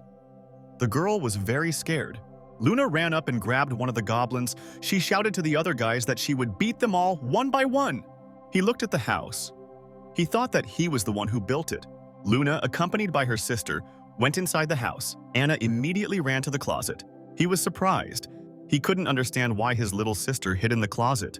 The moon told her sister in an angry voice that the assholes needed a spanking again. At this time, one of the goblins ran up from behind and pierced the moon right through with his hand. The dragon lay in a semi-uncreated state. He realized that the witch Hui Ye was to blame for everything. The girl ran up to the dragon and began to ask him to wake up and not die. The witch told the frightened girl that the divine dragon would not wake up. Hai explained to the girl that the divine dragon saved her and went into hibernation. Anna hugged the main character. She told him that he should not have saved her at the cost of his life. Shunan happily thought to himself that it is very good to pretend to be asleep. The girl asked the witch, "Is it possible to somehow wake up the dragon?" Hui explained to her interlocutor that she could try to talk with the divine dragon. Anna said that she saw a glowing iron plate in a dream. It showed girls in swimsuits. In a dream, some person told her about a 32-gigabyte archive and that he liked the history of the browser. He suddenly came to his senses and jumped up. He demanded that Anna not say anything more. The girls were surprised that Drakosha came to his senses. He saw a huge number of girls in swimsuits. They invited him to have fun. The dragon became very interested. He walked as if frozen towards the girls. Suddenly, someone called to the dragon from the side. He immediately came out of his stupor. Anna asked the dragon, "What did he just say?" Sunan answered the girl that he was remembering his dead youth. There was a huge statue inside the temple at Saint Olist. Celestine told the dragon that they had erected a monument to him. The woman explained to the dragon that she looks at his figure every day and seeks blessings. He looked at the sculpture with displeasure. He didn't like the pose in which he was depicted. The woman looked at the dragon and asked him to stay here longer. Anna jumped on the dragon's head. He waved to the woman and said they would be back. Celestine looked at the dragon with tears in her eyes and said that she would miss him. He returned to his lair. He would be very happy and greet his subordinates. One of the wolves dropped his spears when he saw that his master had returned. The wolf greeted the owner very joyfully. He was glad that Drakosha was back. He told his subordinate that there were conversations. He added that he was tired for today. The friend, frightened, asked the dragon what happened to him. Anna, scared and excited, asked the dragon, "What hurts him?" Shunan told his girlfriend in a tired voice that he was fine. He's just tired. He explained to the girl that he had a fever and was dizzy. The system informed the main character that his condition had changed. Sunan read that he developed heart failure, weakness, and other health problems. Sunan was very scared and worried that he had such a deterioration. The girl looked at the dragon with great excitement. He asked what she was doing. Anna nervously asked her friend not to move. She wanted to take the temperature. The girl told the dragon that he was burning. Shunan explained to his interlocutor that people and dragons have different temperatures. The girl told the dragon in an excited voice that she would make him a decoction. The witch handed over medicines for the girl. They were supposed to help the dragon if he felt unwell. Anna took out a small brown envelope. She handed it to Celestine. Celestine asked Anna with interest and fear, "Why does she need all these beetles?" The girl was lighting the cauldron at that time. Anna explained that all the bugs would go into the broth she was making for the dragon. She stirred the liquid in the cauldron. In Newcomer Village number 2 in one of the houses, a warrior was inspecting trophies. The warrior held the head of a wolf in front of him. He didn't know where to put it. A soldier ran in. He shouted to the lord that the gambler George had come to see him. The man replied to the guest that he was enjoying art and could not hold any meetings. The soldier told the man that George claimed that he knew where the dragon was. The man turned around with interest. He shouted to the guy to call George here. The dragon was in his cave. His friend Anna continued to treat him. Anna came over with a large bowl and told the dragon that he should take his medicine. He said in a satisfied voice that now he has people who take care of him. He called his girlfriend kind. Anna slyly told the main character that he could pretend to be dead. In her vat, there was medicine in which insects were crawling. The girl smiled and told the dragon that she had been brewing the medicine for a very long time. Selena sternly told the dragon not to refuse the decoction. Anna cooked it all night. He sniffed the medicine in the bowl. He thought to himself that it was a little burnt. Drakosha poured the broth into himself from a bowl. He decided that if he was going to die, he should die. He tasted the broth, which seemed to him the taste of death. He decided that Anna gave him the medicine to take revenge. The girl told the main character not to rush. She prepared a whole cauldron of broth for him. He was very unpleasantly surprised. He realized that he would need to consume a lot of the unpleasant potion. In the village of Newcomers, a guy went into the warrior's house to tell him important information. George bowed to the warrior and said in a humble voice that he was very brave. The senior threw a cup from the table at the guy and hit him in the leg. George was very unhappy. He didn't like that the warrior threw dishes at him. Senior said in a dissatisfied voice that what he most dislikes is looking at the faces of weaklings. The man asked the guy if the lower monsters in the #1 Cherry Village beat him. George said in fear that it was all wrong. The guy said that the monster was influenced by the Black Dragon. They became 10 times cooler and turned into demons. George explained to the Lord that he wanted to join him. He promised to lead the warriors to the dragon's lair. The warrior asked the guy, what was the point of him joining them? He recalled that the dragon was declared the main boss. George said excitedly that the dragon had a low elf. She has a beautiful face and body. The Lord must like the girl's head. The guy showed the man a photo of the elf. The senior examined Anna carefully. The man said with admiration that the girl had white hair and fluffy ears. He called it a work of art. The man thought dreamily that he would put the girl on his right hand and the dragon's head on his left. The Lord imagined himself very realistically about how he would hold the heads of his victims. George looked at the Lord happily. He thought to himself that he would definitely benefit. Anna lay and had some unpleasant dream. She was tormented by nightmares. The girl touched her chest. She continued to shout something through her drowsiness. Anna told her to go to sleep so they would let her go. At this time, Lena pulled herself towards her from the side. The witch said in her sleep in a sly voice that her friend's breasts were large. He realized that Selena was having some kind of dream. Drakosha remembered that Anna had been cooking medicine all evening. I need to let her get some sleep. He picked Selena up and carried her to the side. He put the girl in another place and thought that it was better for her to sleep. The dragon thought happily to himself that he felt better after yesterday's decoction. A wolf ran into the cave. He asked the owner if he wanted to punish the prisoners behind the mountain. Drakosha asked the priest how many prisoners were there. The wolf answered him that there were only 213 prisoners. He asked the wolf if the prisoners were fed these days while he was away. Hippocles replied that they themselves had little food. Therefore, the slaves chewed flowers and leaves from the trees. He asked the wolf to take him to look at the captives. The Soglovets told the main character about the prison. He said they built it themselves. Wolves take turns on duty. All the naughty ones are locked in a black room. He happily said that everything was done well. He thought to himself that the Polyclean had already previously had plans about the prison. He looked at the ground outside the cave. He told his subordinate in surprise that they were hungry. Not a blade of grass is visible on the ground. Drakosha said that prisoners could be forced to sow. He added that in this way the standard of living of monsters could be increased. The prisoners will have no thoughts of mutiny. The wolf was delighted at his master's offer. He asked the dragon what should they sow. Drakosha opened the system window. He chose for his subordinate what to sow. Sunan pointed his finger at the potatoes. He explained that this product has good survival and yield. A huge warrior sat near the fire and consumed food immensely and greedily. 2 soldiers brought a large ram to Captain Roshan. They said that they had eaten all their food for a month. The guy said displeasedly that they had gone after the coolest member of the squad from the village of Newcomers. In the end, it turned out that in a month, Jushan eats a week's worth. The warrior invited his friend to escape. He said that Captain soon could eat them himself. Rushan went up to the guys and asked sternly, "What are they talking about?" The interlocutor told the man in a frightened voice that they wanted to go with him to the second village of Newcomers.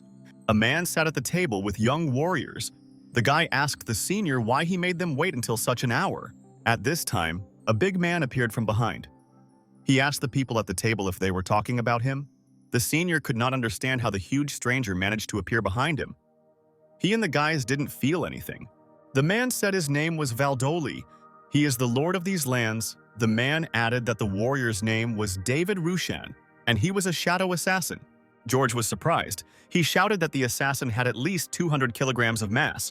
Valdoli kicked the guy and told the assassin that it was all his watchdog's fault. George was sitting on the ground. He looked at Rushan very scared. The assassin grabbed the guy and said with an evil smile that the watchdog is very special. Jushan answered the big man that he could give him the guy. At this time, a young guy entered the hall. He walked towards the warriors in the center of the room. The guest said he called the warriors old friends and said that they had not seen each other for a long time. Valdoli informed the fighters that he had invited him in order to kill the Black Dragon boss. People were very amazed. They realized that the Lord was talking about killing the boss of the world. George glared at the players around him. He didn't want them to blame him. The guy looked at the Lord and said that he knew a way to effectively and safely capture the Black Dragon. George said that we need to kidnap the Dragon Elf. Then Drakosha will surrender to them without any resistance. The guy thought to himself that when the players grabbed the girl, the dragon would only get angry. The girl sneezed. He asked her with excitement how she was feeling. Drakosha told the girl with excitement that she might no longer prepare the medicine. Anna told her friend that she was fine. She senses cold malice. Drakosha thought to himself that he did not feel any malicious intent against the girl. He decided that he should hug Anna. The girl told the dragon that there was one thing that she forgot to give him. The girl looked slyly at the main character and said that he really wanted this thing. The girlfriend took out and showed the dragon a large key. He was very surprised. He asked the girl if she had given him the key to the chest.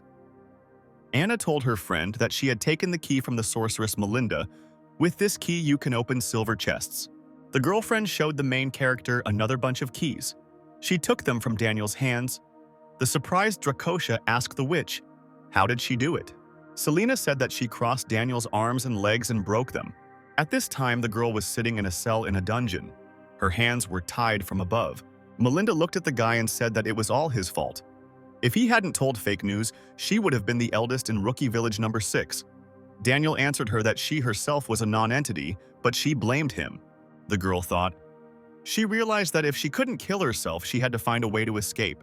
Melinda asked Daniel how many aggression points he has. The guy told her that he had 500 points left.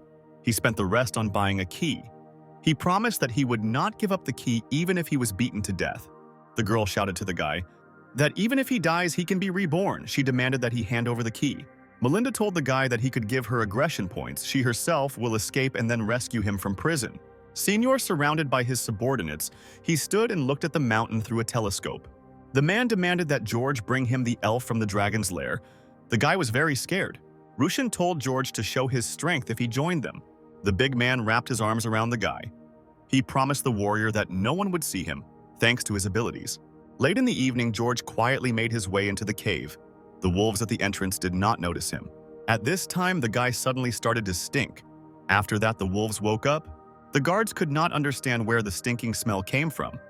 They blamed each other. Daniel turned to the side in surprise. He noticed that a girl was sitting there.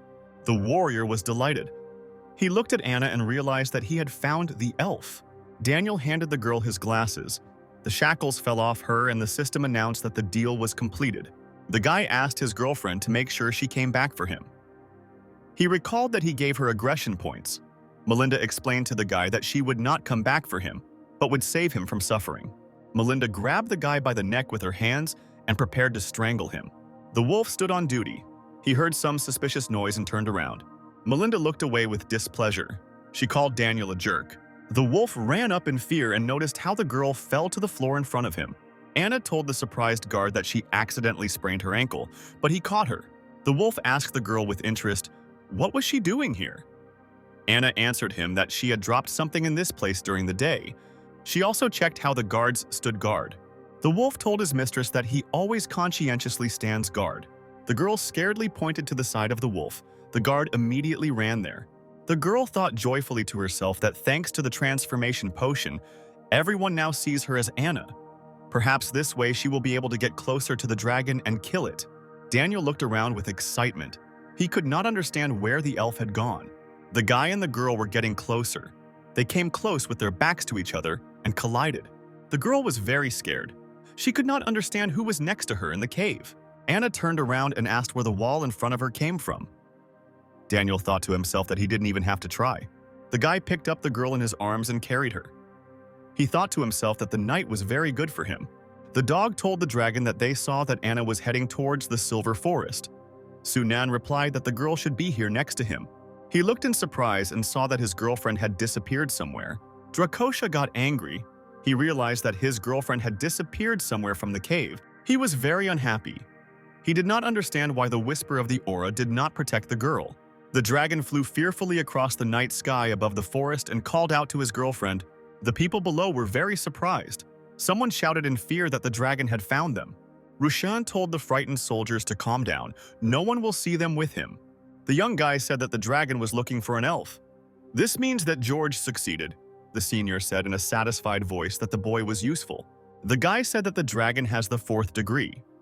The flying monster does not look like the image from the system. The Lord took out his sword. He shouted that all other enemies were dying from his bloodsucker blade. He added that the dragon should be brought alone to the center of the seal. The man said in a very sly voice that he had a secret weapon. The dragon continued to fly across the sky. He examined the surroundings with attention. He looked around the night forest. He kept calling his girlfriend's name. The dragon turned to the side. He noticed someone approaching him. Sunan noticed with fear how a knight with invisible armor was running towards him at full speed. The Lord swung his sword and prepared to strike the dragon. The warrior with his blade hit the dragon with all his might. He didn't have time to defend himself. After a very strong blow from the sword, the dragon was sharply carried to the side. There was a very strong explosion. A fiery glow appeared near the main character. The Signor shouted joyfully that he was able to hit with one blow, and he succeeded. Drakosha jumped up sharply and asked the surprised warrior what happened. The Lord was surprised that the dragon did not fall. He attacked him with the bloodsucker sword. He said that the warrior attacked him with a broken knife. He explained to the Lord that they had encountered him through negligence. The senior was surprised. The warrior activated his lightning throw ability. Shunan shouted angrily at his opponent to prepare to die. At this time, a bullet flew towards the main character from the side. He turned around in surprise. The bullet hit the main character's body and flew off to the side. She didn't hurt him. Sunan looked at the fallen bullet with great surprise. He could not understand who shot him. One of the warriors sat and examined the main character through an optical sight. The guy was holding a rifle in his hands. He said that the dragon has thick skin and the bullet only scratches it. The warrior looked into the scope and noticed with surprise that Drakosha had disappeared somewhere. He appeared behind the guy and asked slyly who he was looking for. The warrior was very scared. He quickly jumped to the side to hide from the dragon. The guy grabbed the rifle and sharply turned it around. He started shooting at the dragon. He loudly shouted a special spell to remove the weapon. The guy was surprised. He noticed that the rifle had flown to the side and was no longer in command of him. The dragon flew up. He decided to quickly finish off the unfamiliar guy. He grabbed the warrior with his teeth. At this time, someone shouted to him from the side to stop. The senior angrily asked the dragon, "Does he really want to kill the girl?" The Lord held Anna in his arms. He pointed a large blade at her. The dragon spat the warrior out of his mouth. He decided to go save the girl. He angrily shouted to the Lord to let the girl go. He threatened a terrible death. The senior pushed Anna away from him. He told the main character that he could save Anna if he was brave enough. The girl screamed in fright. She was very afraid of heights. He rushed to her aid. The dragon extended his paw and grabbed the girl with it to save her. Sunan held his girlfriend in his arms. He managed to catch her in time. A pentagram appeared around the dragon. He couldn't understand what was happening. A bright magical seal glowed around Drakosha. She should have shackled him. Sunan angrily shouted to his rivals that they could not stop him with a simple seal. The assassin jumped up with the blade and shouted to the dragon to prepare his head. The guy looked into the system. He told the frightened soldiers that they could have been deceived. The dragon is much more powerful than the 4th stage. Drakosha's tail was able to break the magic seal. The guy said angrily that dragon scales are very thick. The seal will not be able to hold him for long. The Lord told his subordinates to all run to the attack. The girls began to use various spells to hit the monster. He realized that he couldn't use dragon breath right now. The girl looked around with excitement. She decided to run away. Anna knew that the seal would not withstand the players for long. Anna began to slowly crawl along the dragon's wing to hide unnoticed. Suddenly, the girl was struck through and through by lightning. She didn't understand how this was possible. The dragon was scared. He saw that his girlfriend was injured and called her name. Wounded Anna fell down. Her body was pierced by a large blue crystal. The senior was very surprised. He realized that the girl was dead. They needed her alive. The assassin was also scared. He realized that now the dragon could get very angry. The guy was very scared and unhappy. He pressed his hand over the wound on his body. The Lord very angrily shouted to his subordinates that they were idiots. The witches fearfully told the man that they attacked with full force on his instructions. The Lord angrily shouted to the girls that they should have attacked the dragon. He angrily shouted to the people that he would tear them all to pieces. The guy told his companions that they needed to run away. The dragon is already angry. The dragon flew at full speed to attack people. He decided to finish them off as quickly as possible. He used fire breath. He burned all the girls. The assassin used the instant sphere and his kill seals to attack. Shushan moved very quickly around the dragon and tried to hit it. The assassin said that with the help of this ability, he was able to escape, but he was able to delay the dragon for a while. Shushan disappeared very quickly. The owner demanded that the system release the lava heart. A very strong explosion was heard above the silver forest. The system informed the owner that he had destroyed all the invading players in a minute. For the task, he receives 15,000 points. He was flying and heading late at night to his cave in the mountain. The wolf told the owner that Anna had returned home. Shunan explained to his interlocutor in a sad voice that he knew this. Shunan asked the wolf, "Has Anna's spirit returned to the forest?" The dog leader told the owner that he was saying some kind of catchphrase. Anna came out and held a barrel of honey in her hands. She said it tasted very good to her. The girl joyfully shouted to the dragon that she had found swamp honey. Now all her medicines will not be bitter. He turned around. He thought he was hallucinating. Sunan touched the girl with his hand. He said that the hallucination felt good. The wolf said with fear to the owner that 2 captive players were missing. The dog leader showed Drakosha that a bottle of potion had appeared in their cave. Sunan was still hugging the girl at this time. He hit the wall angrily. He realized that the captive had turned into Anna. The dragon told the girl in a frightened voice that she was not dead. Anna said that she went out for a while and the dragon told everyone that she died. He waved his hands in fear and asked the girl to listen to him. In the royal palace in the capital, Anrios, a subordinate came to the ruler. The king threw the cup on the floor and broke it. He was in a bad mood. The knight informed the ruler that a message from the kingdom of Aeron had arrived to return Master Masant. The king hit the chair with all his might. He said, Masant turned out to be a non-entity. The magician spent a lot of people and resources, but achieved nothing. The king ordered the knight to tell the envoy from Aeron that Masant was buried in the dragon's mouth. The warrior answered the ruler that he would do so. The queen looked at the rulers and told him to wait. The ruler was very surprised when he saw that the queen of Anrius appeared in front of him. The man asked the woman very displeasedly, "Why did she come back?" The queen said that a big incident had happened in Anrius, so she ended her visit and headed back. The woman asked the king if he sent people to Aeron to kill the dragon in order to cure the prince. The ruler was afraid. He began to ask his interlocutor to listen to him. The queen hit the man in the face with all her might. She shouted that people were dying in their domains, and he was doing everything to start a war between the kingdoms. The ruler said in an offended voice that he just wanted to cure the prince as quickly as possible. The queen told the knight to invite the ambassador. The warrior answered her that he would do so. The knight ran towards the exit at full speed. The woman looked after him. The ambassador approached and bowed to the king and queen. He greeted them. The guy said with a smile that the queen was very beautiful. He thought to himself that King Anrius was an absolute non-entity. The woman responded with a smile and thanked the ambassador for his praise. The guy said that the king's army lost to the dragon and no one survived. He asked, "Will the ruler give up people or pay compensation?" The king did not know what to answer. The woman answered the ambassador that the army had indeed lost, but Master Masant had not died. The woman reported that the soldiers in the Silver Forest did not see Mason. The guy nervously asked the woman, "Could Mason really desert?" The woman took the fan in her hands and told the ambassador that from the very beginning they wanted to resolve everything peacefully. The woman said they sent people to investigate. The ambassador may stay for several days. If Master Masant died in battle, then they can agree on compensation. The guy turned around and told the woman to hurry up. He cannot stay in this place for long. The dragon was sitting in a cave. He thought sadly to himself that Anna had not been paying attention to him for 2 days. The owner asked the system, "Are there any beginner villages nearby?" He decided to destroy them all so that they would not disturb him and disturb the peace. The system advised the dragon not to attack the player's village, otherwise his status as the boss of the world will become eternal. He was surprised. He could not understand how the status of the boss of the world could be eternal. The system reported that if the owner is an eternal boss, then there will be teleporters next to him. Players will be able to teleport through them to the Silver Forest. He was surprised. He said that he destroyed the newcomers' villages so that it would not become even more dangerous. The owner asked the system, how can he earn points without attacking newcomer villages?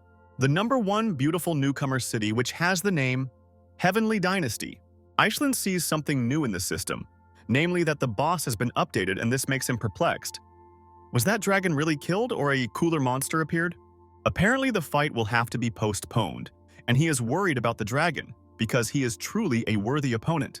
In the dragon's cave, an update came to the system, and it concerned a decrease in the level of publicity, although the reasons for this were unknown. The dragon is desperate and is trying to somehow find out information from the system because perhaps it is hiding something. Having not received a clear answer, the dragon was very upset because he could no longer tolerate it all. The system tried to calm him down and informed him of the level of its capabilities, so it is not possible for it to find out the specific reasons that are happening in that world. Having calmed down a little and realizing that the dragon could not change anything, he decided to move on to other matters. His main goal was to earn money, and since the level of publicity has decreased, he can freely fly around the villages of the newcomers. Turning to Hippocles, he ordered him to gather soldiers and prepare for a new campaign. He obediently agreed to carry out the order, but he had a question. Where would they go?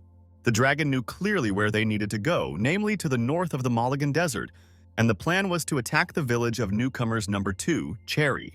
Returning again with the help of the system, the dragon asked if there was something that would give him and his subordinates qualitative changes. But it is important that at the moment of evolution and modification of the dragon itself, they also change at the same time. And the system provided an answer that there is a modification in accordance with these requirements and indicated clear pages for its location. More specifically, this article is the will of the swarm, and the main goal is to provide development to weaker organisms after modifying the host. Here, the dragon wondered whether this option was suitable for the body of such a large organism as him, and he didn't like the extra charges of the system lately. In response to this, she simply shrugged her shoulders and emphasized that she was not lying to anyone. Then everything happened in the luxurious and elegant palace of Queen Anrius. The queen was just sitting in a beautiful, elegant outfit, and her assistants were working on her impeccable hairstyle. At that moment, Shalista came and greeted the queen. Her royal majesty was glad to see the girl and smiled back at her. Having driven away the maids, the queen ordered them not to come without her instructions, to which they obediently bowed, but the young girl came for a reason. In her hands was the bracelet of her missing sister, and she asked the queen to help find that same sister. She kindly agreed, but demanded a certain reward for this. Shalista agrees to give up 10 years of her youth, but the most important thing is to find her sister Selena. The queen was satisfied with this answer, so she immediately took the bracelet and proceeded to the promised help. Taking the bracelet in her hand, she put it through her mirror, thanks to which she could find out where the missing girl was. Shalista was puzzled by this because it was now that she would find out the truth. But then it became clear that Selena was in the cave next to a large and powerful dragon. So Sunian and his team of subordinates reached the Mulligan Plain. Suddenly they stopped, because the dragon was all wet and terribly tired. Hippocles suggested taking a break because his owner looked exhausted, to which he reported that he was feeling normal. But admitting to himself, he admitted that he felt like a big stove and all hot. At that moment, the dragon remembered that there were girls on his back, split from the temperature.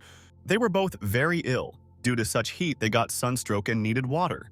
The beast decided to help, so having found the riverbank, he took water into his mouth and poured it all on the victims. They felt much better, even pleasant, so the dragon completed the task. True, Anna was completely wet and tried to shake off all the excess water from herself. It was quite difficult for her, given the sudden changes in her physical condition. Forgetting about the trip, the lover Sue Neon wanted to help the girl. Suddenly, the screams of a woman began to be heard, near whom 2 Indian players stood angrily, mocking her. The dragon was very surprised by what he saw, because the map did not show the presence of people in this village. So was it really a system error? Here, the system immediately answered that this was not a failure. All players have different abilities. Namely, Indian players can hide the location of their new village.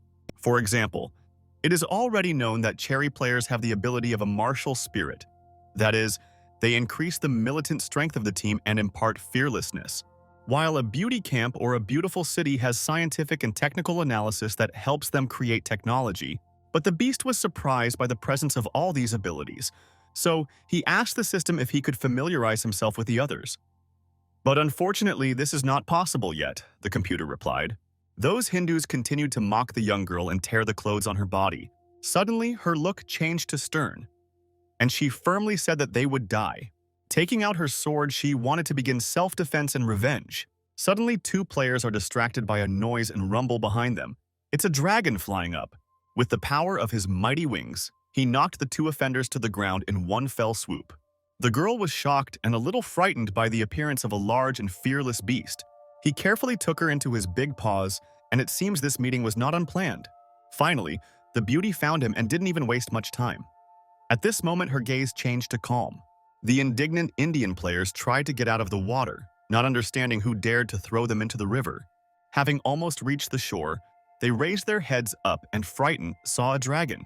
Without thinking for a long time, he again took water into his jaw and with a strong stream knocked down 2 robbers in the river. The girl began to come up with a cunning plan and remembered that all dragons are frivolous. The main thing is to get close to him. After that, she thanked him and tried to seduce him with gentle words. But she didn't forget to introduce herself and say that her name is Aya. He began to get nervous that smoke was coming out of his nose, but he didn't fall for it. The young seductress thought that the beast was almost in her hands and everything happened so easily. Confident in her beauty and actions, she thought that he was ready to submit to her. But something didn't go according to plan. He turned around and flew into the sky, not paying attention to her lewd words. "I am Su Nian," he said, and emphasized that he would not leave his business card. And if she wanted to know his full name, then she should just call Lei Feng. Aya was very angry that her plan failed, but it didn't matter, because she was still sure that she would kill him with her own hands. Here again, he returned to the Mulligan Desert, where the devoted Hippolyclius was waiting for him. Standing confidently on 2 paws, he warned his owner that there was only desert ahead. He also asked to be careful, because there were ferocious monsters there. The owner did not like this, and he reminded that the motto of their army was that if they explode among their enemies, they would die there. Hippolytus thought about these words and obediently agreed with the commander. It seems they suddenly came to the big lair of the brass dragon. Su Nian was shocked and nervous. He needed to give a new order to the army. Everyone stopped and began to listen to further instructions regarding this trip. The entire army must urgently stay for rest. Then it may be necessary to use a lot of strength.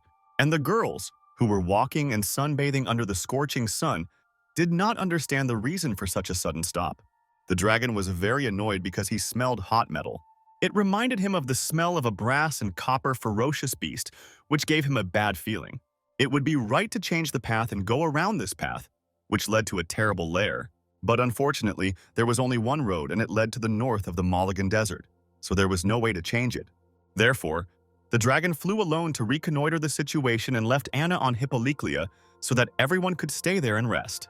With every second the smell became stronger, it seemed to be getting very close. And here is the lair of an angry brass beast, protecting its territory. Su Nian was right. Everything was as he felt. Therefore, upon landing, he needed time to think and develop a plan of action. He, like no one else, knew that dragons are very territorial creatures, and they won't just let you pass. And Selena crawled out from behind him and asked if they had arrived at the place. This was not expected for both, so the girl said that she simply fell asleep. Suddenly, the brass monster began to merge and scratch the ground with strong claws. He stood majestically on the top of the mountain, spreading his wings and waiting for the moment to attack. Selena didn't know what kind of second dragon this was, so she thought maybe it was some kind of relative of Su Nian. "We are the rulers of the Mulligan Desert," said the brass beast. "Rolls-Royce Augustus Tourmaline." He introduced himself and asked why the unknown dragon invaded his domain. Therefore, I had to tell about my plan to pass through this place and in the form of an apology offer a few gold pieces for disturbing the peace.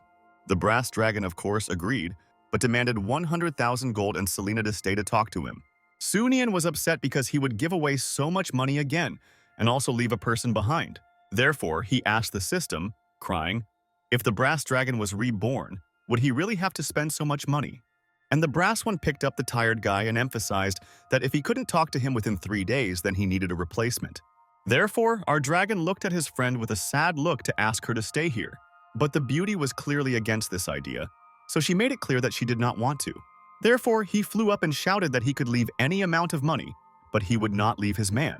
Pressing on pity, he asked, for the sake of the honor of all the dragons, to let his command pass and move on. The brass beast was terribly angry. He did not like the equation of an ordinary dragon with the mighty metal ones. His eyes were red and his jaw was ready to bite off his head because his honor was humiliated. Su Nian listened to this nervously, but having his own plan of action, he began to implement it.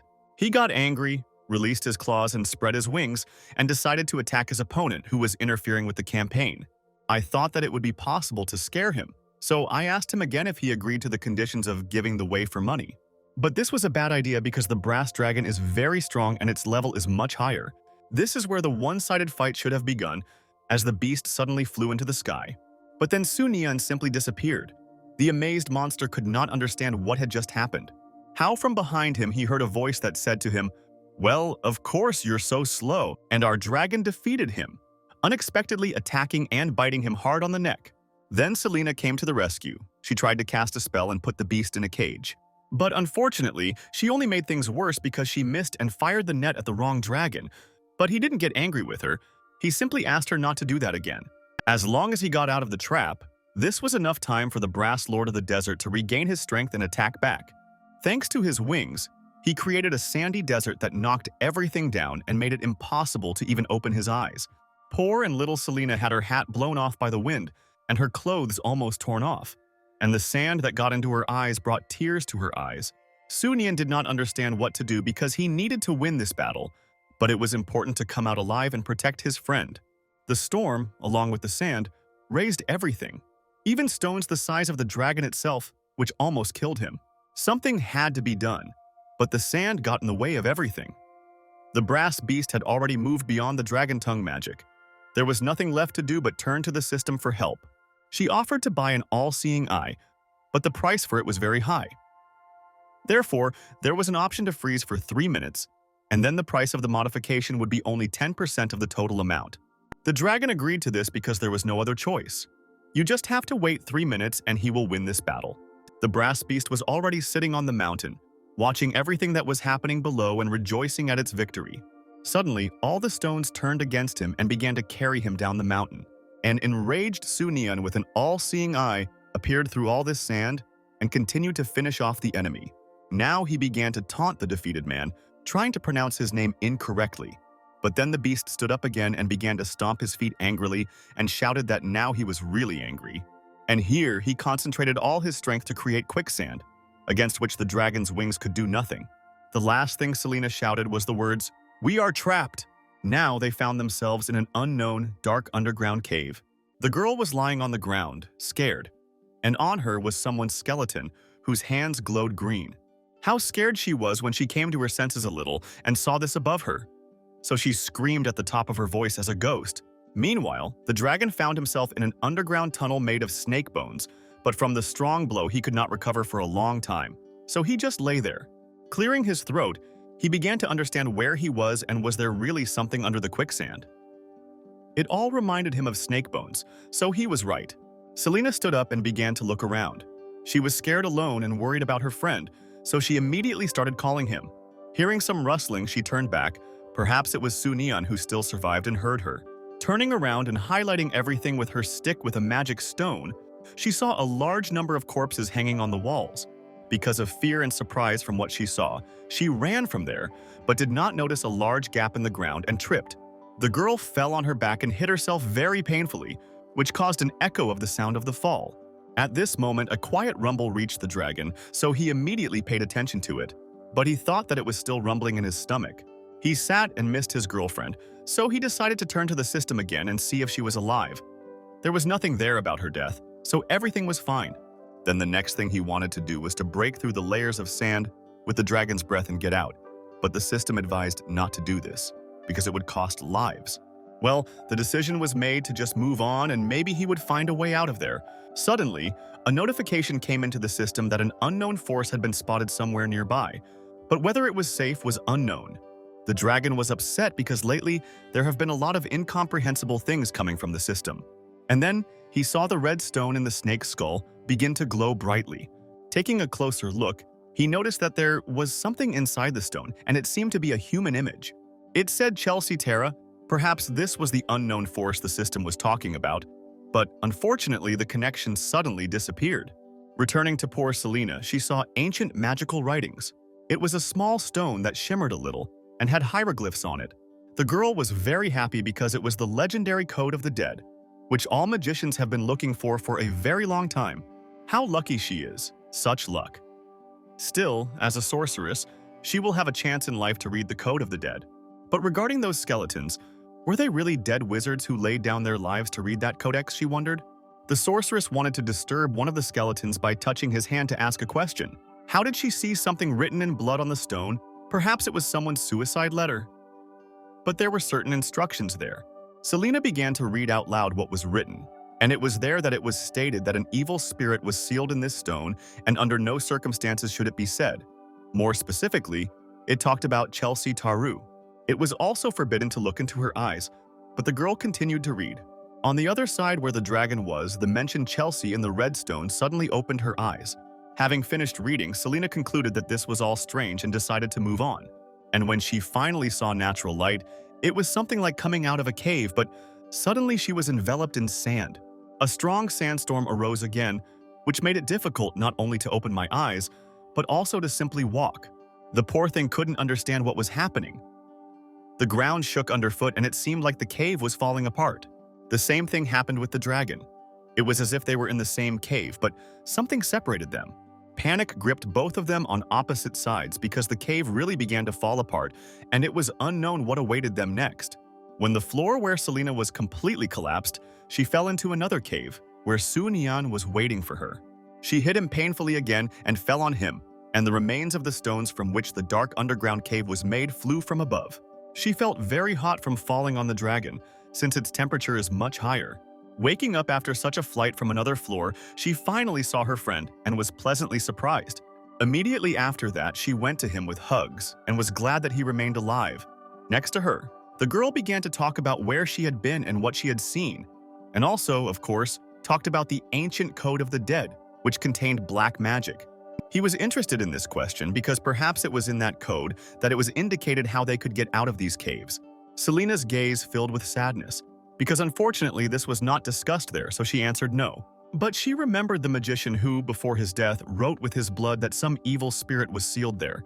The dragon asked about the evil spirit and pointed his finger at the bright red stone in which Chelsea Taru was located. Perhaps this was what was meant about her. After this, he concluded that it was not surprising that it was sealed in a durable crystal. Selena came closer and examined the woman. Probably all those corpses of the magicians who tried to overcome her evil spirit died because of this, she thought. Then she walked away and easily exhaled that everything was fine. The main rules were not to read her name out loud, not to touch, not to look into her eyes. Then everything would be absolutely fine, she said. Already here, the dragon became embarrassed and scratched the back of his head. The problem was that he had already done all this, but the girl did not know about it, so she asked again whether he had definitely not touched the crystal. Then they heard a sound like glass breaking. They turned and saw that the crystal had cracks. The friends were very frightened because they did not know what to expect from an evil spirit, especially since so many magicians had laid down their lives to imprison it in a crystal. In a second, the crystal completely split into thousands of small and sharp pieces that scattered in all directions. This was incredible power. Even the strong dragon scales were damaged, so he tried to protect the fragile Selena with his wings. Chelsea continued to emerge from her long-term imprisonment and release her power from the outside. Finally, after so many years, she felt freedom. Her eyes glowed with energy. "Who is here?" she immediately exclaimed. And a notification came to the Su Nian system that a special female character had been found and she needed to choose a strategy for her. He was confused and did not know how to act in such a situation. So he asked the system for help, but it only gave words of support without providing an answer. Tara jumped up to them and tried to attack. Her look was simply wild. The dragon took his girlfriend and they ran as fast as possible wherever their eyes could see, because the power level of this character could be very high. The brass dragon sat in his lair and talked with his ward monster, who spoke incomprehensibly.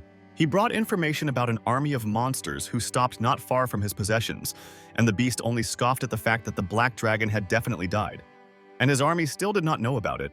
Suddenly, the stones in his lair began to fall, and he thought about a possible earthquake, but where would it come from? A terrible monster came out of nowhere. It was unknown who it was, but it consisted only of bones. And in the desert, Anna told the whole army where the dragon flew and for what purpose. She was very worried about him. At least nothing happened to him, and he arrived alive, she thought. Su Nian lay exhausted and slightly wounded in the desert on the sand. Next to his head, he saw Tara, and all the information about her. Age and possible abilities were unknown. The only thing that became known was her class and exhausted state. This seemed strange because at the first meeting, she got out of captivity with great strength. She turned to the dragon with a dissatisfied face and asked why he ran away from her, because she didn't want to do anything bad. Hearing the strength in her voice, he got scared because now she is weak. What would happen if she had maximum strength? Chelsea looked quite energetic, and while petting the beast, she complimented him on his beautiful scales. He was so ticklish from this, but he didn't show it, covering his face with his paw. He did not allow himself to submit to such cheap manipulations. She began to blame the sorcerers who tried to kill her snake, which she really did not like. Therefore, she invited the dragon to become her new favorite, after which she asked how he liked this idea. Then it dawned on him that that same snake skeleton in the cave was her favorite, until he was killed. He began to imagine how she would put him on a stick, put on a collar, and he would be her subject animal, which he clearly did not like. Therefore, having no desire to be a prisoner, he threw her off his back and noted that he was a dragon, and not some kind of pet. Chelsea was also angry about this behavior towards herself, so her sympathy level immediately decreased by -10. The beast was surprised by this because he did not know that the level of sympathy could decrease. But as it turned out, this goal of conquest is very unstable until the level of sympathy reaches the first. Suddenly, a strong sound wave and strong fire came towards him. It was quite dangerous. The brass dragon's lair exploded and was blown to pieces, and a large cloud of dust stood above its mountain. The beast was covered in bruises and scratches, seeing that the black dragon was still alive and even found help to destroy the lair he had built. Su Nian pretended as if he didn't understand what was going on and no one was helping him. He then took the role of Chelsea's subordinate, Tara, and called her his captain, but noted that no one could defeat her. He continued to misbehave, and the angry brass dragon was increasingly on the verge of a breakdown. Therefore, at one moment he could not stand it and, with a fierce look, decided to show why he was called the Lord of Dragons. But this was a big mistake, because he did not know what powerful force he could face right now. The Black Beast warned him because he saw with his own eyes what she was capable of, and how much energy she had in herself. Tara turned to the angry beast with a provocative question whether he wanted to become her favorite. Instead of answering, he began to breathe fire and try to take revenge on her for such a humiliating offer for his honor.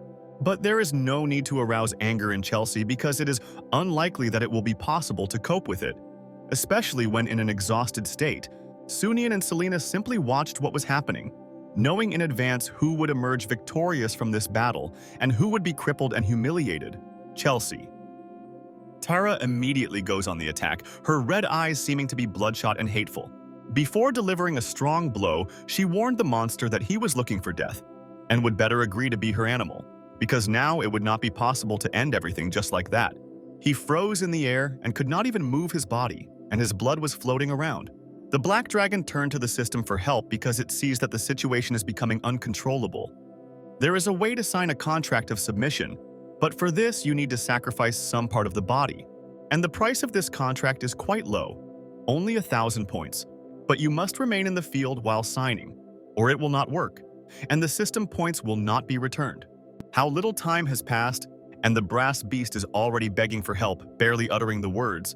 Selena came up with the idea to escape with her comrade while there is a moment and everyone is busy fighting. But she didn't hear anything in response. Even when she turned back, she didn't see a dragon nearby. She was angry because he just suddenly disappeared and didn't even warn where. The fight temporarily stopped because everyone turned their attention to a burning cloud of fire that appeared in the sky. It was a black beast. Its temperature burned the clothes on Tara and almost burned her. Covering her body with her hands, she thought that he had simply run away and abandoned everyone. He answered her that even in his dictionary, he did not have the word run away, much less the thought of it. Selena is still waiting for her friend to disappear from here together, but he is busy with something else right now.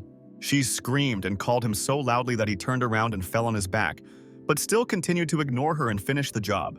In a stern voice, he ordered the evil spirit to release the monster, because if not, then he released her, and he will defeat her. On the contrary, Tara found it interesting, because this behavior is truly worthy of her pet.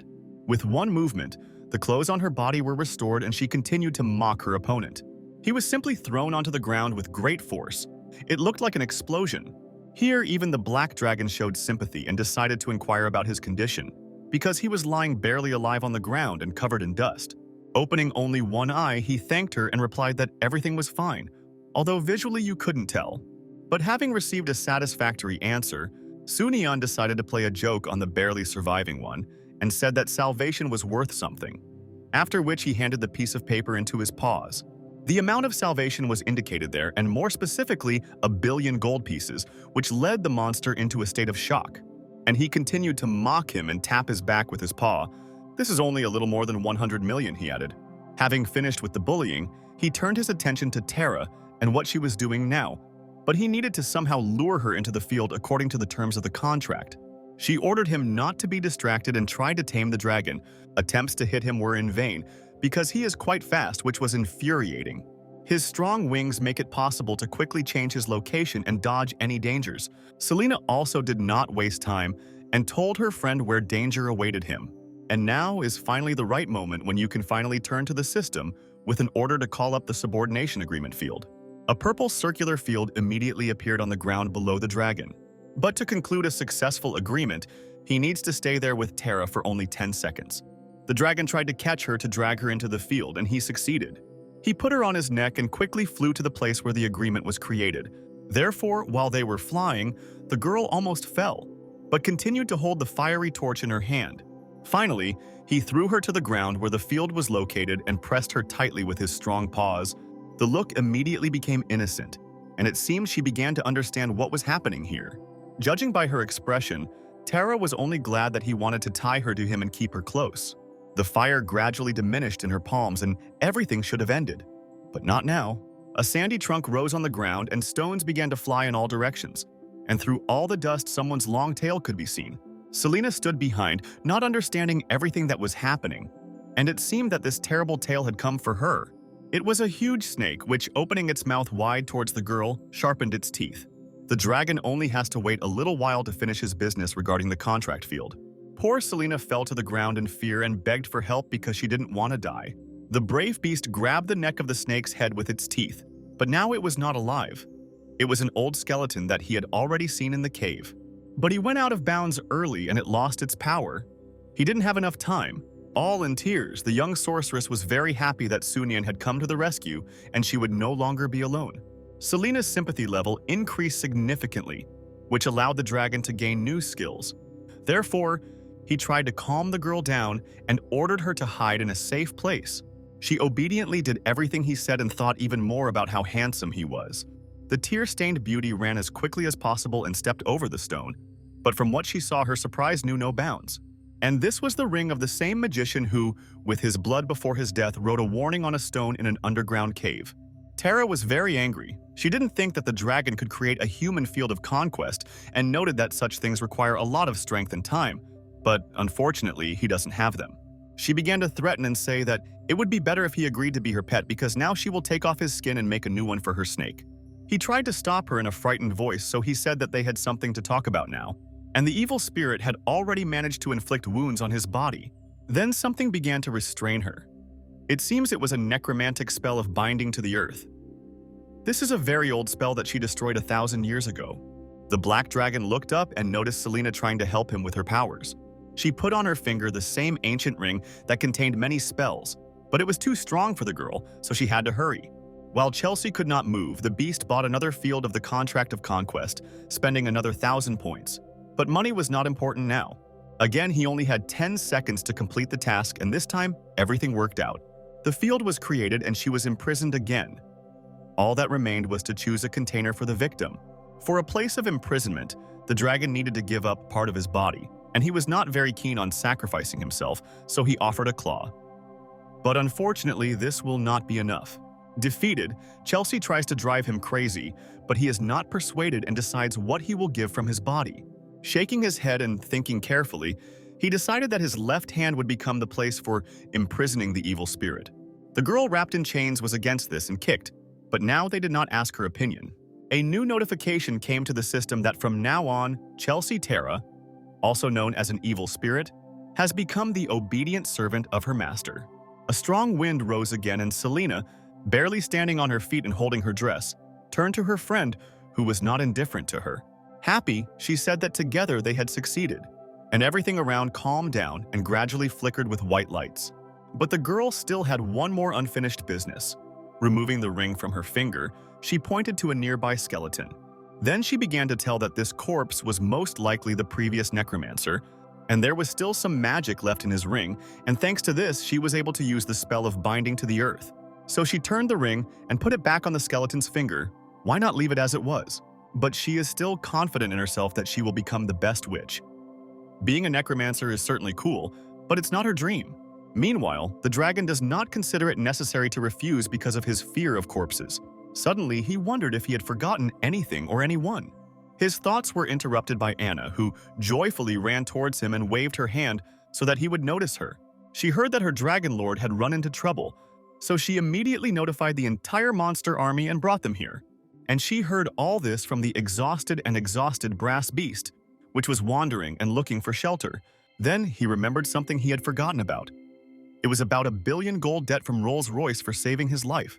He was immediately indignant, but the black dragon put him in his place through threats and manipulation. The crippled monster screamed and said that he occupied a high position, namely a member of the Dragon Protection Union.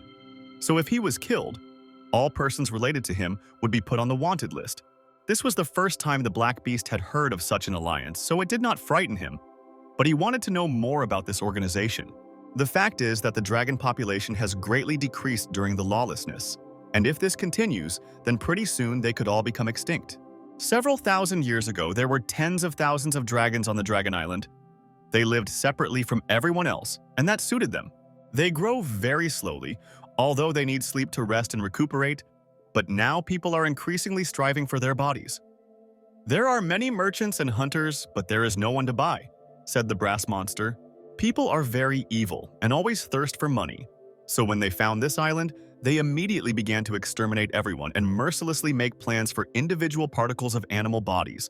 They killed everyone they saw, cut off heads and cruelly tore out hearts. The more dragon slayers appeared, the fewer places there were where the animals could hide and survive. The Iron Dragon said that he had not lived there since childhood, because his parents were killed, and he had to flee to Anrius. But the killers followed them and followed on their heels, continuing to exterminate his relatives until he was saved by an alliance for the protection of dragons, which was founded by adult animals. Now the colored dragons have stopped joining the alliance, but sooner or later they will be destroyed by the dragon slayers, because all they know is to fight for power among themselves without stopping. Therefore, he warned the black dragon that if he killed him, an arrest order would be issued against him, and as a result he would be imprisoned in a prison with poor nutrition. But the beast will not listen to such threats in its direction for long.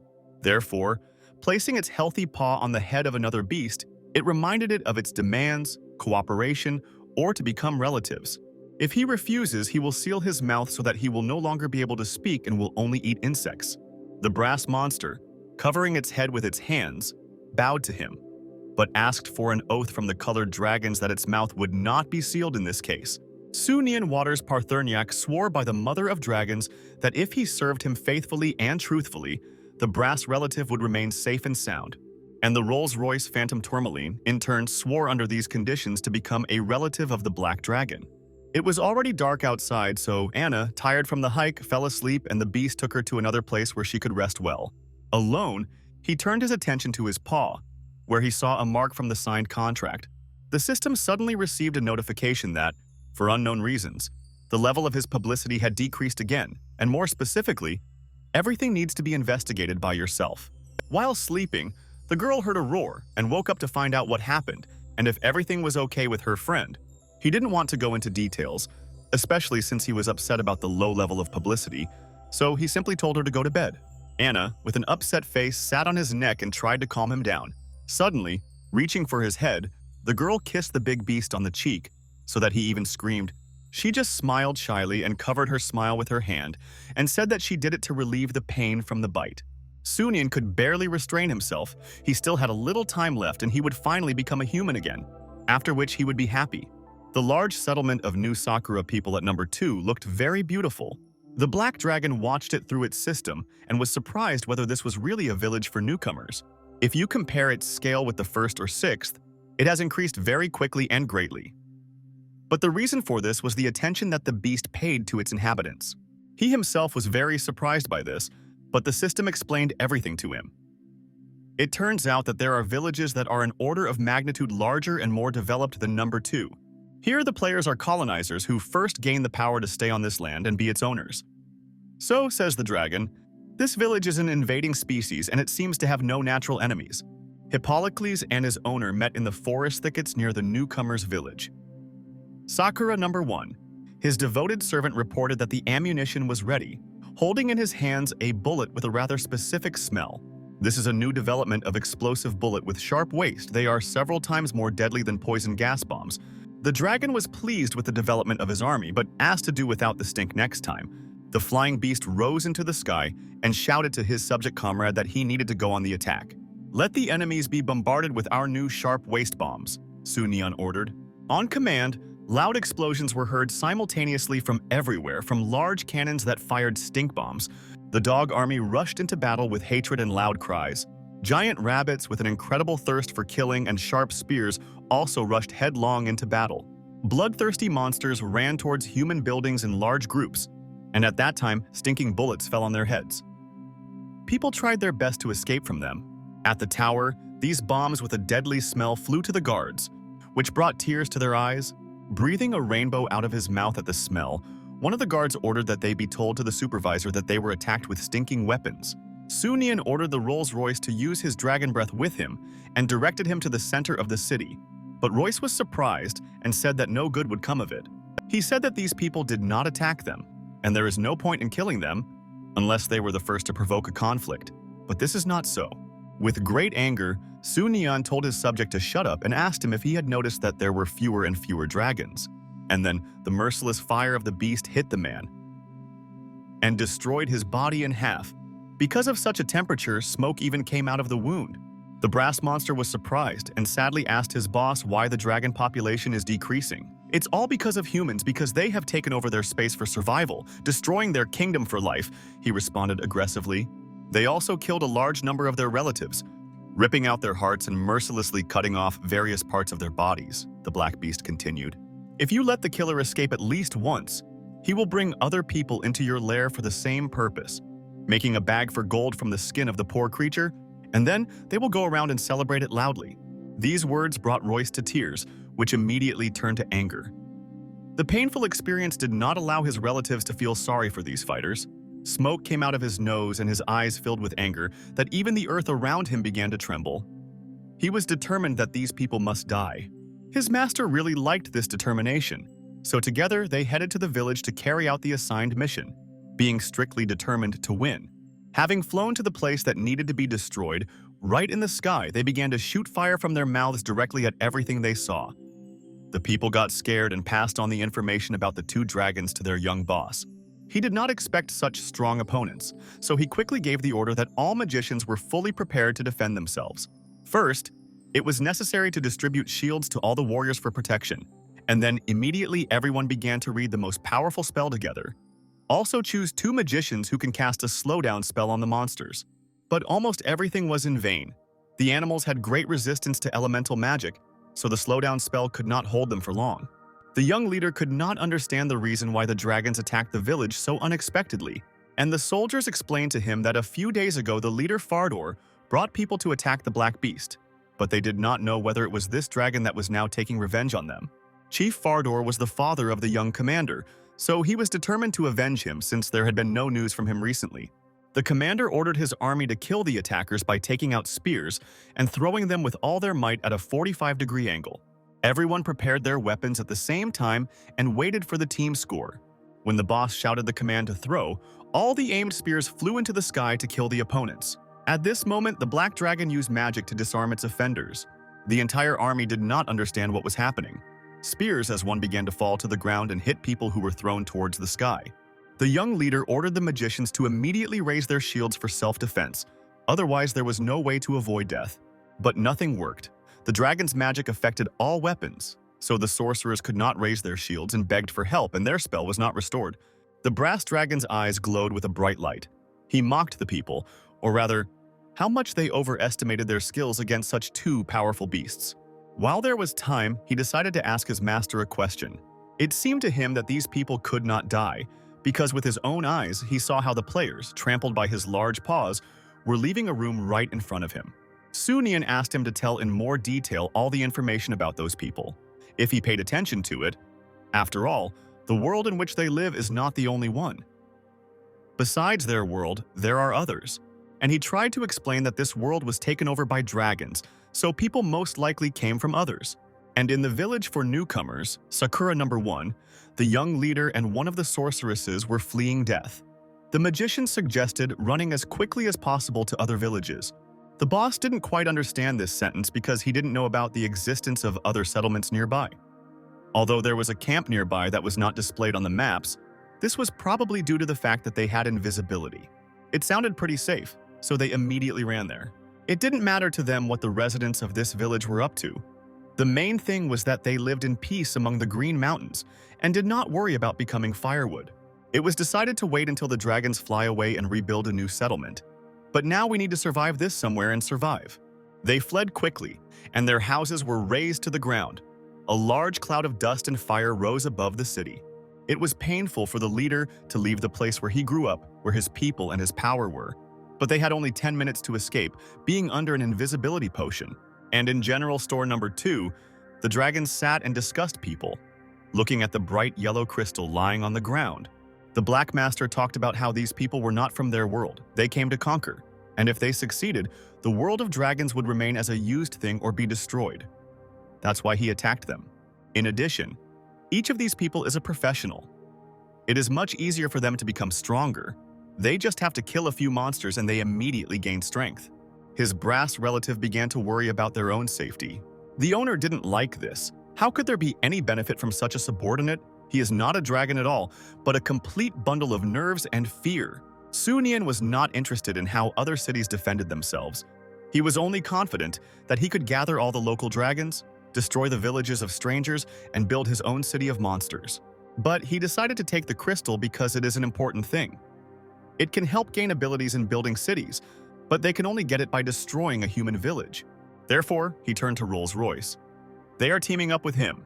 This brought Brass to tears because truly united together, they would build a city for the monsters and drive out those invaders. Having again sworn an oath to the name of Bahamut, he wished to become a true relative of the Black Dragon and follow him until his death.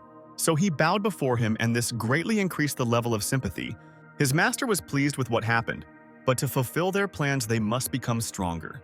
The system received an alert with congratulations regarding the completely destroyed village of Newcomers, which raised the level of its publicity. But for now, he doesn't have to worry, because a boss has appeared in the new world, so the players won't come after him.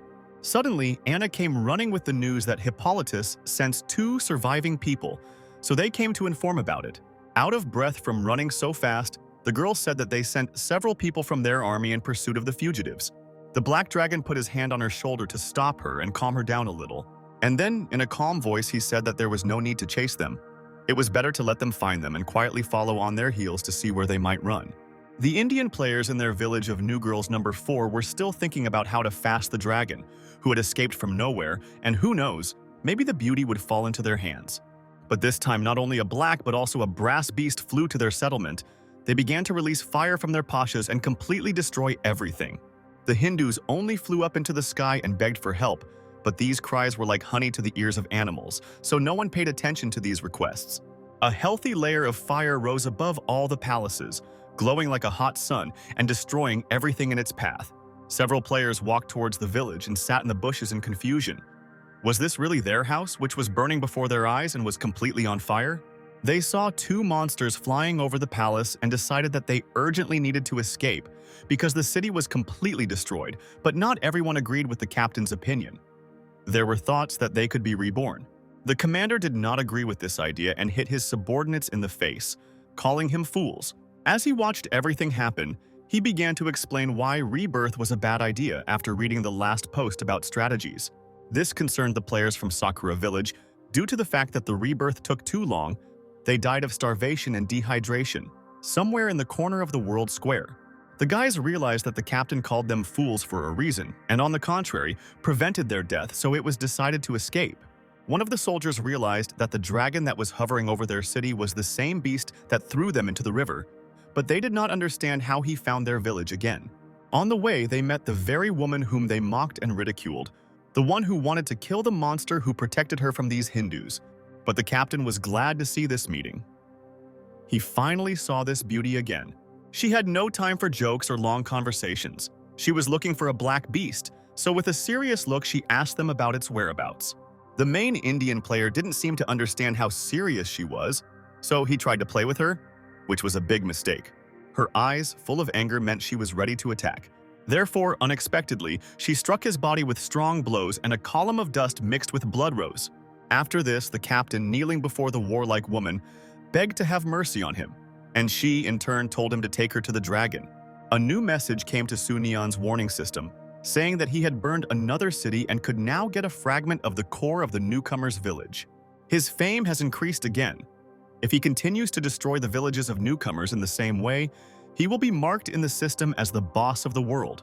It was also a nice bonus to get 200,000 points for attacking 2 cities in a row. He tried not to cry with joy because he had finally collected all 4 fragments and was very tired of wandering back and forth. But the armed woman, who longed for the death of the dragon, finally came to him. She chose the right strategy because the bloodthirstiness of this monster is incomparable. She needs to find the right moment and get close to him. The secret killer hid behind the trees and observed the situation, thereby analyzing and coming up with a cunning murder plan. Finally, an idea came. She fell to the ground not far from the dragon and began screaming for help. The beast, flying in the sky, heard a woman's voice and paid attention to it. Hearing that help was needed, he immediately descended to the ground. He accidentally landed incorrectly and pinned the girl with his body. While she played the role of the victim well, he apologized for the inconvenience and quickly stood up on his hind legs. There were thoughts in her head about how polite he was and even apologized. But this did not stop the fact that she tried to rip off his deceitful mask. Suddenly, the woman thanked her for saving her and said that she wanted to follow the dragon. But there was no information about her in the system. Even her name was unknown. She decided that using her beauty would help her get closer to the monster, and after gaining his trust, she would be able to freely kill him. Thinking it was a great plan, she took action.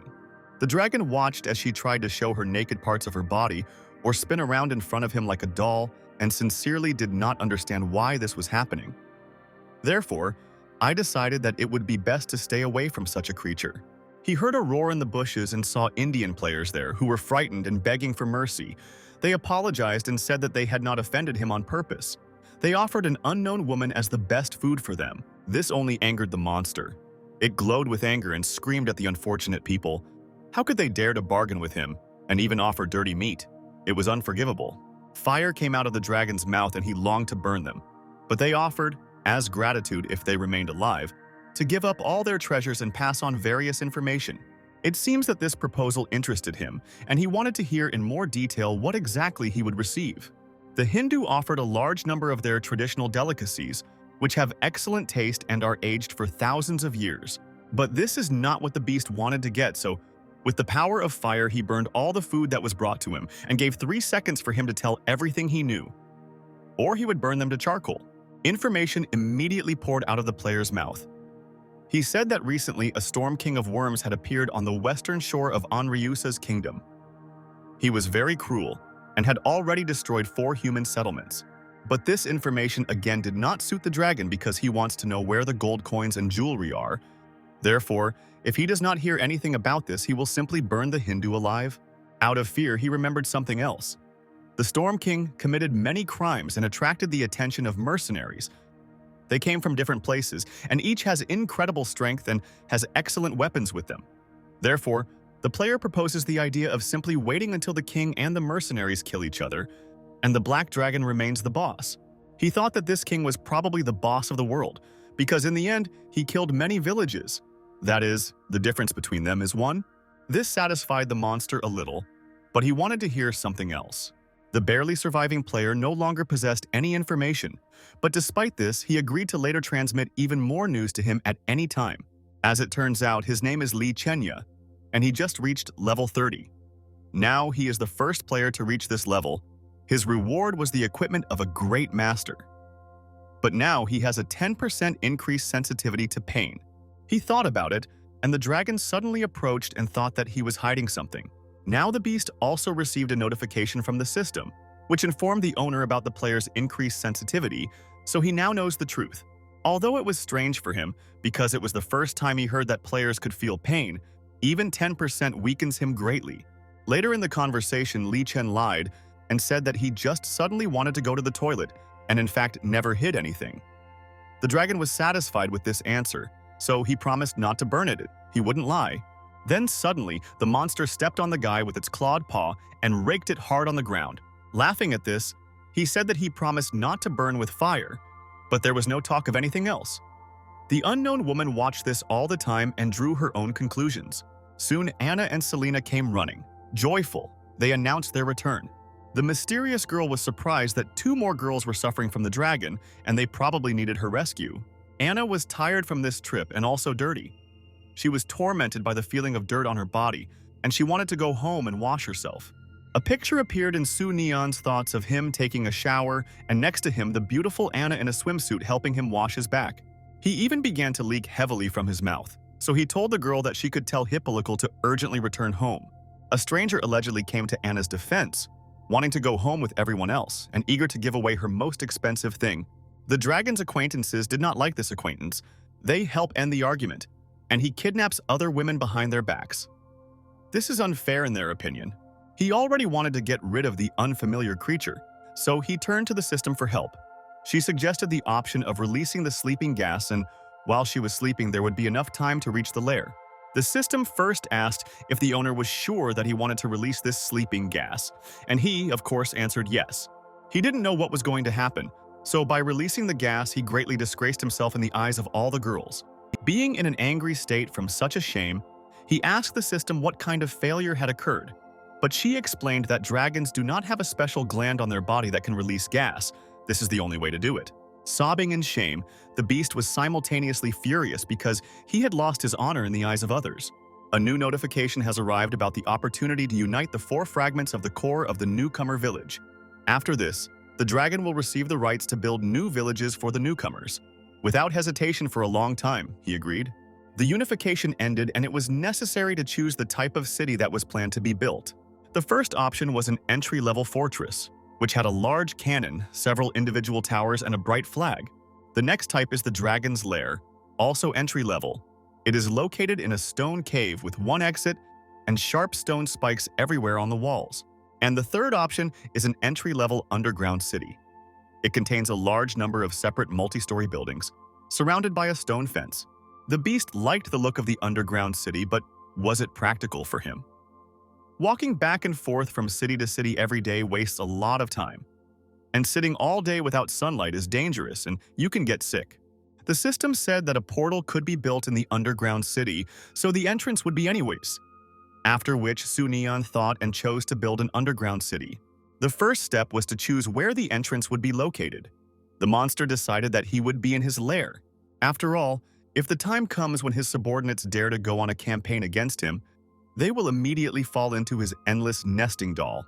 Due to the new large-scale construction, the whole earth was shaking, and some, like Anna, did not know at all about the dragon's plans to build a city, so she was very scared and thought that an earthquake had started. The beast tried to calm the girl down and explain that their new house was being built right now, so everything would be fine soon. Addressing him as a brother, she said that a new home was not needed, but that it was better to hide in another place, because the dragon's lair might fall apart. After successfully completed construction, it became possible to teleport all the monsters to the underground city. So the system asked if the owner wanted this. He simply ordered the transfer process to begin. All members of his army, thanks to the portal, simultaneously found themselves in a new city. But they did not know that this was the work of their owner, so they thought that it was people who attacked them. The dragon sat on a high throne where he could look down upon all his subordinates below. His palace looked so white, as if it were the shine of snow under the cold sun. The rules of the system regarding the Palace of the Dark Lord stated that when you are in any of the palaces of the underground city, all characteristics increase by 50%. A new opportunity has also opened up to select 1 guard, and within a radius of 500 meters from the main palace, he will receive an increase in all characteristics by 20%. Since there may be only 1 guard, Anne Hathaway or a Rolls-Royce were proposed for his candidacy, but it seems strange to the dragon that only one of these 2 candidates could be chosen, so he asked the system about this. According to the rules, only those of a certain level of ability can occupy this position. Such a small choice worried the Black Beast, but after thinking it over, he decided to temporarily appoint a Rolls-Royce as a guard. At that moment, the transformation began. Fire appeared around the brass dragon and everything was in a smokescreen. Looking at this, the owner decided that this choice was a mistake, but he would correct it later. In the meantime, he quickly flew to check other parts of the underground city. Seeing a clearing, I decided to stop there, and it had different dens. Therefore, the beast studied each one separately, and as it turned out, these were the lairs of different animals, so their appearance here was not surprising. So it would be easy for him to form a new fighting force in a fairly short time. Flying further, he saw new locations, namely the Black Prison of Pain, the Pool of Reincarnation. There was even an underground river from which you can drink water. The dragon was delighted with such finds, because it was all much better than his boring lair. It was good that he chose the underground city because, according to the nature of the system, most of the functions in his home were provided exclusively for monsters. For example, like increasing the likelihood of pregnancy in female dragons and increasing the safety of their eggs with children, an unpleasant notification came to the system. It contained a warning that the owner had built a new gathering place for animals. It can be hidden for 1 week, but after that the coordinates will appear on all maps of all players. This made the Black Beast very angry, because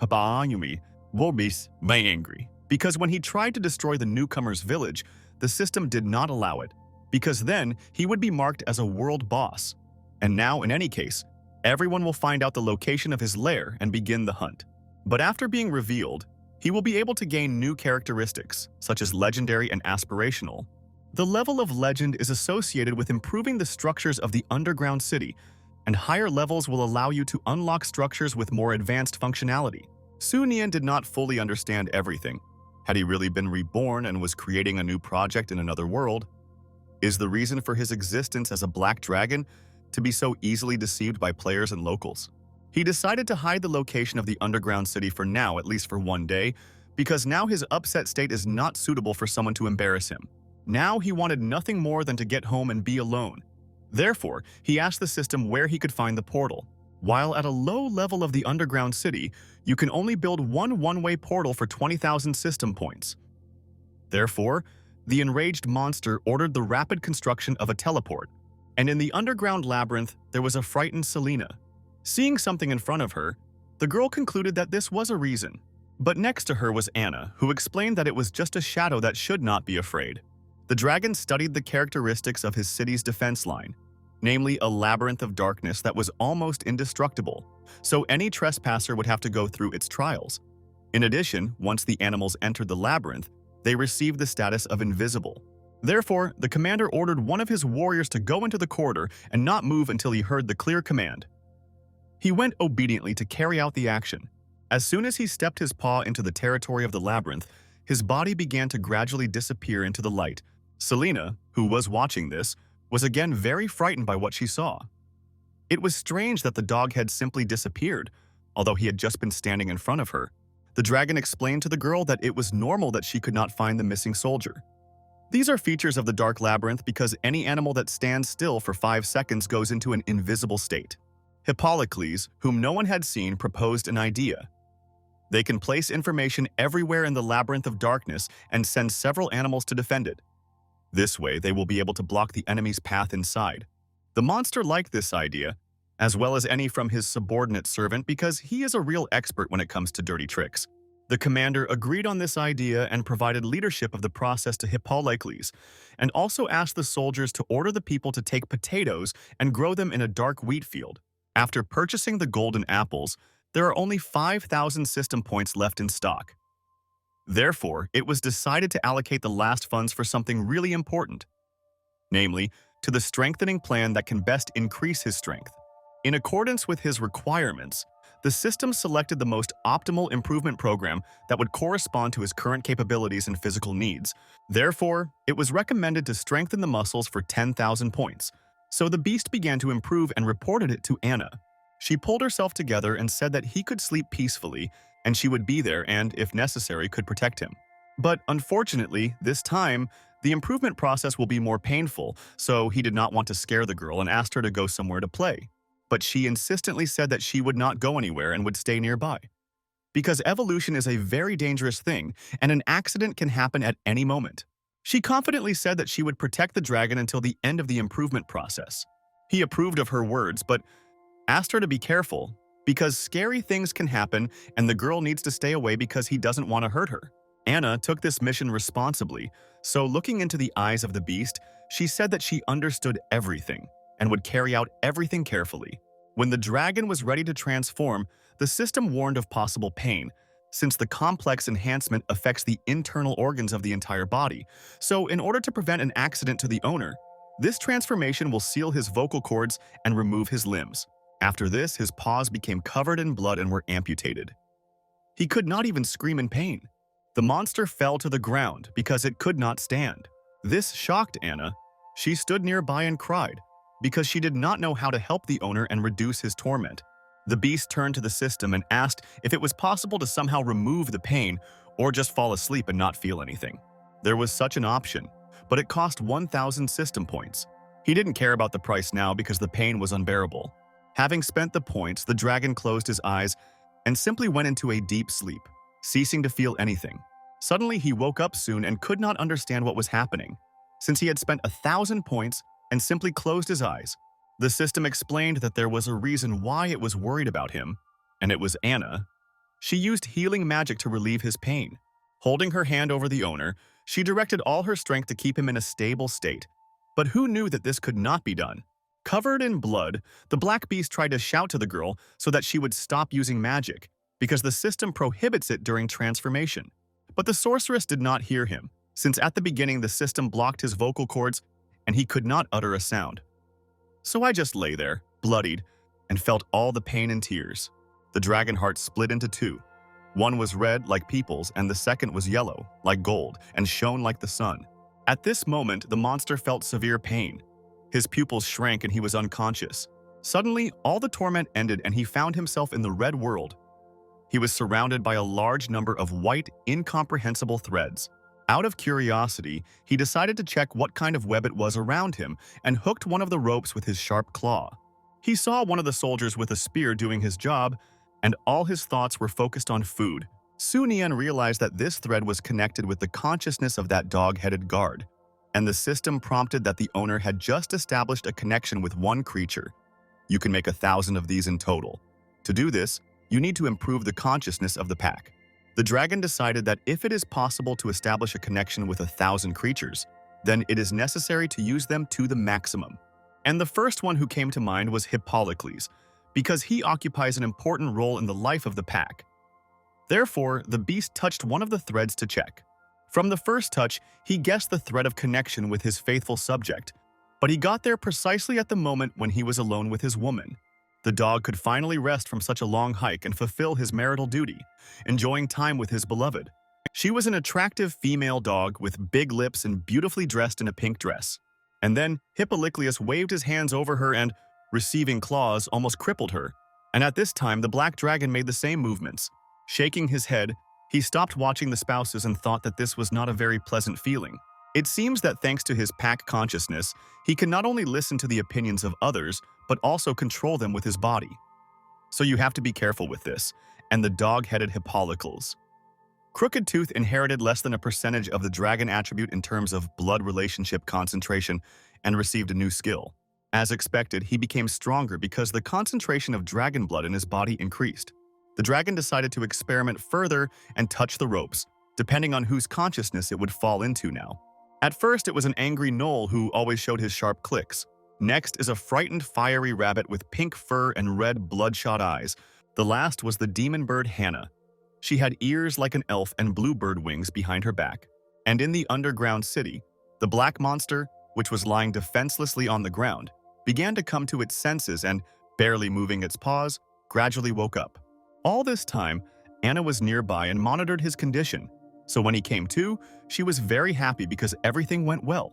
But when the beast took her into his big hand, the girl lay exhausted and with her eyes closed and did not even respond to her name. She used healing magic all the time, which exhausted all her strength.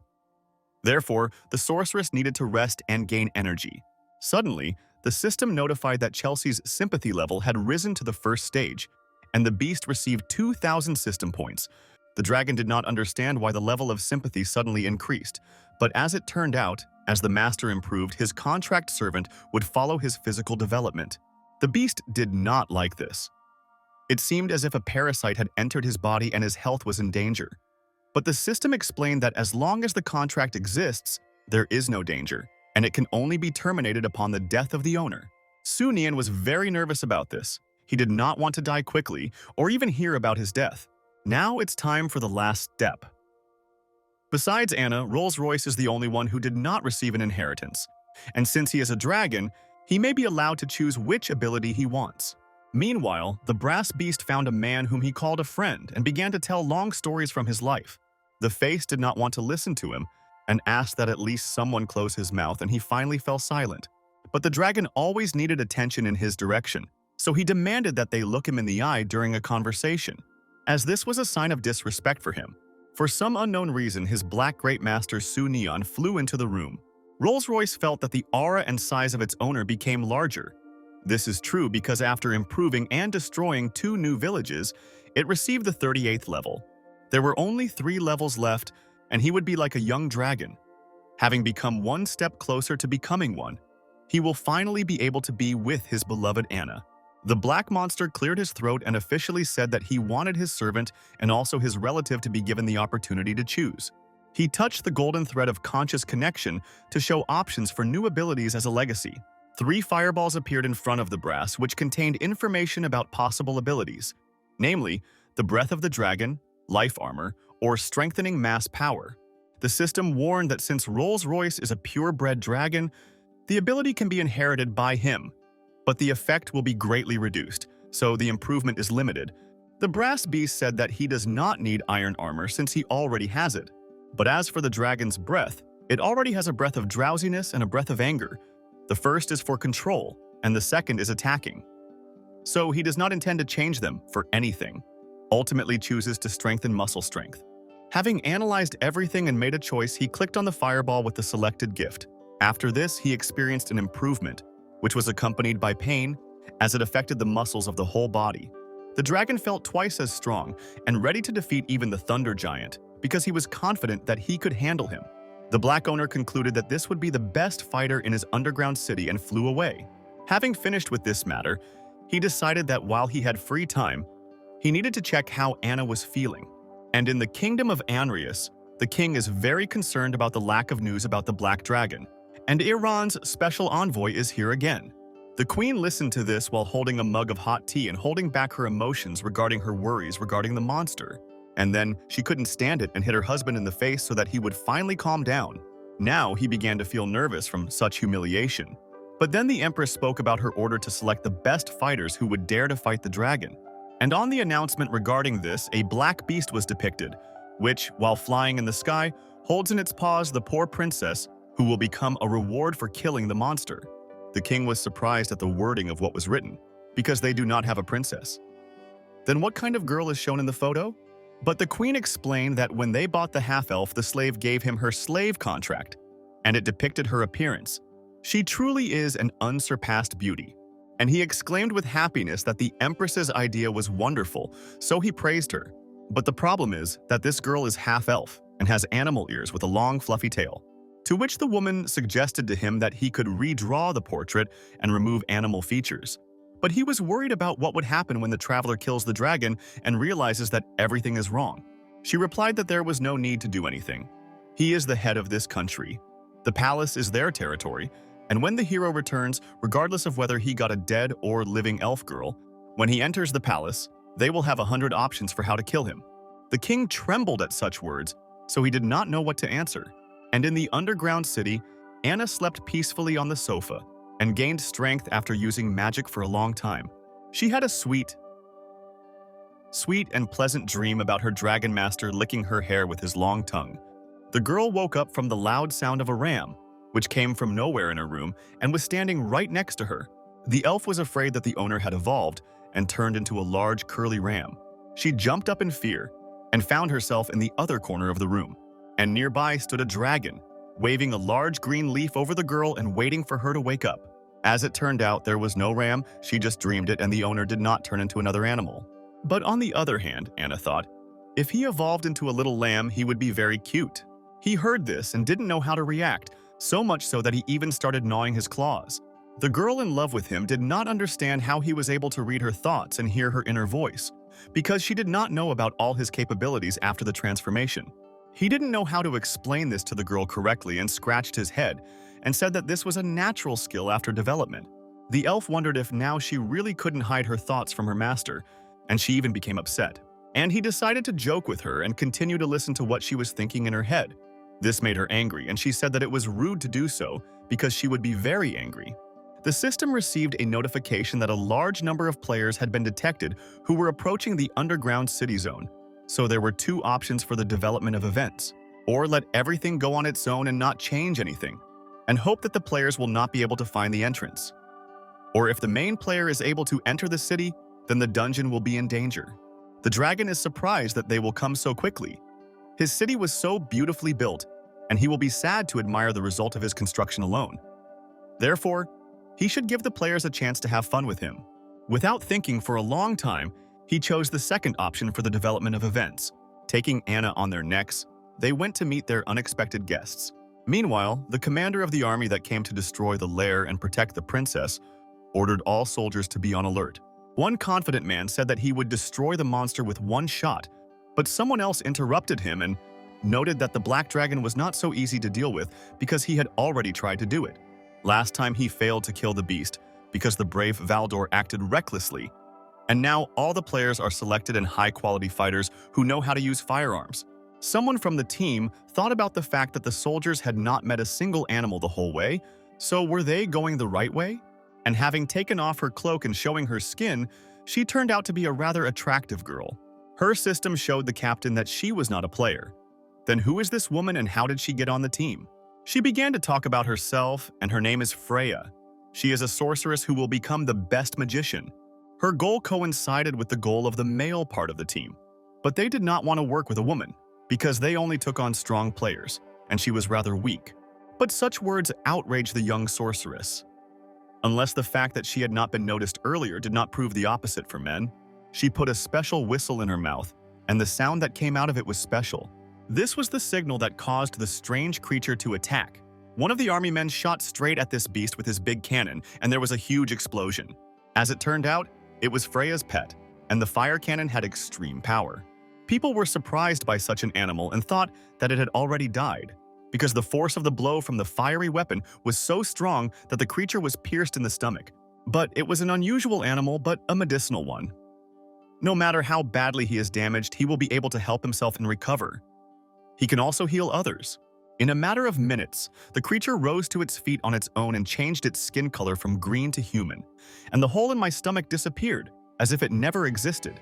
Seeing this, the commander kindly accepted the girl into the team, along with her assistant, and the black dragon still sat and watched where his rivals were, who so longed for his death. The monster took the paper and wrote some text on it, after which he opened the system and, thanks to his breath, was able to send this letter. He suddenly flew straight into the face of the enemy captain, surprising his entire army. There was a message from the dragon, in which he described a legend that speaks of an underground city that is located in the forest of the Silver Moon, and only a truly brave warrior will be able to enter it. Therefore, a dark labyrinth awaits their challenge. So the answer was found to the question of why the team never saw a single monster along the way, because they were all hidden in the underground city. The young sorceress interrupted the captain's thoughts and asked what kind of letter he had in his hands and where it came from. The man tore the piece of paper into small pieces and announced to everyone that monsters were found underground. He ordered everyone to be prepared for a surprise attack. Anna also saw this through the system and could not calm down because of the insidious plan of those people, because attacking unexpectedly was vile in her opinion. Out of anger, she accidentally hit her master on the head, like a stone. But then she apologized and said that she would be more careful next time. The dragon was not frightened by their plan of action, because he was confident in the power of his labyrinth, from which people would not be able to escape, and called his two servants. A pink, pumped-up hare with a dumbbell in his hands, and a wolf with red eyes immediately arrived at the owner's command. He ordered a team of fire rabbits to take their weapons and follow him into the labyrinth, because he was going to organize a defense and put several fierce gnolls there. Everyone, at the command of the mighty monster, arrived at the entrance to the dark labyrinth and awaited the next orders. The gray wolf brought scary monsters, but they rather looked stupid. Although it is possible that they had a talent that could scare the enemy to death, the commander of the animal army explained that the labyrinth has a peculiarity, and inside it, they can become invisible to people. When you are in this state, the dragon continued, it will be difficult for people to see and feel any of the soldiers. Therefore, the army's goal is to create such obstacles as often as possible. Among the gray wolves, Sunyan saw another silhouette and realized that it was Anna undercover in a cat's cloak. He stopped her and said that he had too good eyesight not to notice the girl. Although she tried hard not to stand out from the others, she failed. The owner ordered her to go back and forbade her to engage in battle, but Anna squealed like a little girl and assured her owner that she now had a lot of strength and would be able to defend the lair. And then she knelt down and, looking with a sweet gaze, persuaded the dragon to let her leave with everyone. He didn't understand why, after gaining freedom, the girl became more cheerful and stopped being cautious. Is this really the nature of animals? She said that this was unfair. Why then Selena can go on the attack, but she can't? The friend was also covered with a cloak with the silhouette of a cat and asked to go into battle. The Black Beast rose, got angry, and finally understood from whom Anna learned to behave like that and lie. Anna and Selena are standing next to each other and smiling contentedly for some reason. They are very pleased that everything worked out for them. They both stand next to Sunyan because they leave him no choice. He looks very unhappy that he caved under them. The eldest princess Ellerin thinks that this time she must get the heart of the black dragon, because this way she will receive a reward and power from the king and recognition from her father. She approaches some huge door and tells her companions that in front of them is the entrance to an underground city. She tells them that she has read many stories about underground cities, and such doors are just a diversion, and therefore she is sure that this is not the entrance. May Draco tells her that this is pointless and asks her if it is possible that she does not see the hints for the players. He sees a hint in the air that hangs over some lever. He understands that he needs to turn it in order to do something. He turns this lever and the huge doors next to them begin to open. It looks very beautiful. The eldest princess sees that the very door that she said was a fake entrance turned out to be a real entrance. She punches the player next to her in the face and calls him disgusting trash. She tells him that it is his fault that he clouded her judgment. The player silently sits down on his knees after she hits him and glares at her. He looks very unhappy about it. He takes out a torch and lights the path ahead of him. They enter the door that opened after the player turned the lever. They see 3 large arches in front of them, behind which there are doors. They understand that this is the entrance to the labyrinth of the dungeon and think about which one they should enter. Ellerin again tries to stand out and says that she proposes not to be divided and to go through each one together. May Draco tells her that they have absolutely no time for trial and error and orders the other players to split up on each of the doors.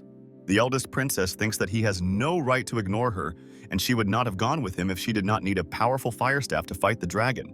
She thinks that when she comes out, she will take care of his execution and goes ahead of everyone, entering the door. She crashes into something that looks like a wall and doesn't understand what's happening. She asks who dared to block the princess's path. She raises her head and sees a black dragon in front of her. She is sure that this is an ordinary statue and not a real dragon. She begins to stroke the dragon's belly and says that this statue looks very natural. Sunyan blushes because his stomach is being stroked, and the eldest princess says that even the best sculptors cannot achieve such curves. Meanwhile, the player she hit in the face comes through another door and stumbles upon a hare. He also believes that there is a statue in front of him. He continues to look at the statue, and then the smell of something that surprises him very much enters his nose. Because he smells this smell, he starts sneezing very hard. He doesn't stop sneezing, and it looks strange to him. He writes to the blue-haired player that he is sneezing, and this means that in this maze there is a living creature with fur, because he is allergic to wool. My Draco voices this out loud. Wright comes across another large statue and says that it is very ugly and takes out his RPG to blow it up. May Draco stops him and tells him that their weapons won't work and they will only attract attention, and tells everyone to be careful in the maze. Wright tells him that he doesn't have to worry about it because he'll take care of everything, and the statue behind him starts to move. Saliva starts dripping onto his shoulder, and he notices it and doesn't understand what's happening and says it's just disgusting. He turns to the statue to see what is happening and sees that the statue is alive and breathing right in his face. He sees this and covers his mouth so as not to inhale the smell of the dog, after which he takes out his RPG. He points his RPG at his enemy and pulls the trigger. He disobeys what he was told before. A huge explosion occurs, causing the walls to break and fly towards the rest of the players. This comes as a surprise to everyone. May Draco asks another player who opened fire, and he is told that Wright did it. He asks him where he went. Meanwhile, the eldest princess walks through the labyrinth and says that they can follow her because she sees a way out. They go out to the entrance, and she asks if they found anything strange and asks who showed the way. The players answer her that she showed the way. She looks embarrassed and says that it cannot be that she is the one who shows the way and says that their people have always led her. Anna is watching all this. She looks at them calmly and hums some melody to herself so that she won't be so bored. She tells Sunyan that people fight. He tells her that she doesn't have to worry because they won't have time to fight anytime soon. He begins to emit a loud dragon roar. This roar sounds very intimidating and very creepy. The player who entered the door where the hare was heard this roar and looked very scared. He did not understand what it was. Miyai also hears this roar and is also frightened. He does not understand what it can mean and what kind of roar it is. Eldest Princess Ellerin also hears this roar and looks the most frightened of all those inside. Red eyes begin to appear behind unsuspecting players and appear to be aggressive. The hare statue in front of them begins to move. It looks very angry and glares at the players. The players begin to run away in fear and say that the statues are starting to come to life, while a hare approaches them. Suddenly, an eagle appears and carries the player away in an unknown direction, and he screams and asks for help. Eagle decides to throw him to the floor and he screams very loudly because of the pain. He is very shocked by the situation. The players try to escape, but the monsters easily catch them and do not allow them to escape so easily. This is a creepy picture. Maid Krako. The player tells everyone that they should not panic and should defend themselves. He asks them not to forget that they have a weapon. A shadow appears above the players. They immediately understand who this shadow is from and stand in a stupor. They are shocked by the whole situation. They all start looking up and they see a real black dragon above them. They are all very scared. The dragon lands on the wall in front of them and looks very creepy, intimidating, and majestic. They do not expect this. A player with a bandaged head appears and points their weapon at the dragon, telling them to get out of the way. He fires a projectile from their weapon, and the projectile goes straight towards the dragon. It doesn't look very safe. Sunyan opens his mouth and catches a projectile in it. He swallows this projectile with ease, and they are surprised at this. He exhales as if it were just a snack and says that their shell is not enough for his teeth. The system informs him that he has absorbed the projectile, and the strength of his scale armor and dragon breath has increased by 1/10,000%. He directs his gaze at the players and opens his mouth, beginning to spew a lot of fire from it. The players begin to roll on the ground due to the inability to resist its flames and scream in horror. They look pitiful. Sunyan tells the players that they are stupid, because the narrower the area, the less suitable it is for a large team, because this way the team can be easily destroyed. The system informs him that he has repelled the invasion wave, and the legend level of his underground city has been increased, and now he is the boss. A new structure has been unlocked for him, namely the Dark Foundry. He rejoices at the message. He says that he thought it would be difficult to raise the level to the level of legend, but by destroying a wave of players, he reached this level and also opened construction. He asks the system what these legend levels are, and he is informed that there are many legend ranks, and the resulting impact is divided between the master and subordinates. It will be difficult for him to become a world boss. The system asks him to increase the legendary level, because this is connected with updating the underground city and unlocking tasks. He thinks that the players themselves will come to him, and he doesn't have to strain himself. He turns to Anna, who continues to fight the players and tells her that they can now leave in peace. She turns to him and looks a little upset. She tells him that the battle in this place is not over yet. He disobeys her and grabs her. He tells her that they don't have time and they will leave the cleanup to Hippolycles and the others, because they have more important things to do. Meanwhile, Elder Princess Ellerin manages to escape the dragon and looks tired. She walks through the maze and says that she has again reached a dead end. Someone appears who tells her that she is really unlucky. She realizes that someone is behind her and turns around. She sees some dark figure behind her. She sees that a man appears in front of her, whom she previously called her pet, and strikes her. She is surprised. He grabs her face and says that the players were very useful because they were just killed. She looks very angry. She looks at him and tells her that he has no business going against her and calls him a pig. He tells her that he would advise her to give up resistance. He tells her that her resistance is useless and brings his hand to her. Some kind of glow appears around his hand. She looks very surprised and confused. She asks him what is happening and why her powers are starting to disappear. He knocks her to the floor and tells her that she was wrong to think that the brave man only had the ability to regenerate. She holds her thigh and looks around. She tries to find something that should be on her thigh. He approaches her and holds some kind of flask. He asks her if this is what she is looking for, and she asks him why he has the medicine and realizes that he is no longer under control. He pours it on the floor and tells her that without the torment he experienced, he would not have been able to awaken new abilities in himself. He starts tearing her clothes and tells her that it is time to repay her for treating him like a dog. She asks him to stop. The brave man stops mocking her because he notices something strange. He turns his head and sees a fireball behind him. It turns out to be Su Nian. He says that he did not expect to see something like this on the way back. He looks a little angry and talks about how his palace doesn't allow anyone to surpass him. Anna comes up to him from behind and asks him what he is looking at so enthusiastically and with interest. He gets scared. She sees some girl lying in front of him with her legs spread and looks very surprised. He tries to cover it all up and tells Anna that he would like to show her their new dark foundry. She agrees with him. As they head towards it, he imagines a huge house with several floors and men creating swords on an anvil. They come to the site of the structure, and they only see some kind of gate. Anna tells him that the structure of this structure is completely unique. He gets mad because he only sees some kind of gate and asks the system a question. He is informed that he still needs system points to build it. He realizes that he needs to spend quite a lot of system points to build one structure, and says that the system wants to rob him.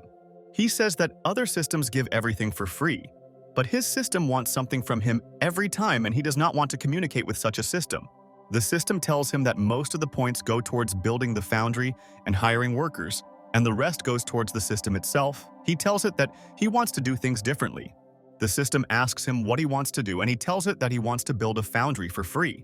The system tells him that free construction is possible, but only the first 100 standard equipment will be free. He agrees to this. After this, the system writes a message to descendants saying that signing a contract with a greedy dragon was a mistake. They create a foundry. And he says that this is what a real foundry should look like. He asks the system where the workers are. The system reports that the energy is low and it activates self-healing. He asks her what is happening. The door of the foundry opens and someone comes out to meet him. He examines the person who is coming out to him. Some grandfather comes out. He says that they are workers in a foundry and specialize in the manufacture of equipment. He asks for instructions. Su Nian sees what is happening, and because of something he looks very surprised. He does not understand what is happening. It turns out that the grandfather, who came out of the foundry, approached Anna and mistook her for the Dark Lord. She tells him that the real Dark Lord is behind him. Grandpa scratches his head and looks a little embarrassed. He says something that he is very uncomfortable with this situation. He turns again and speaks into the air.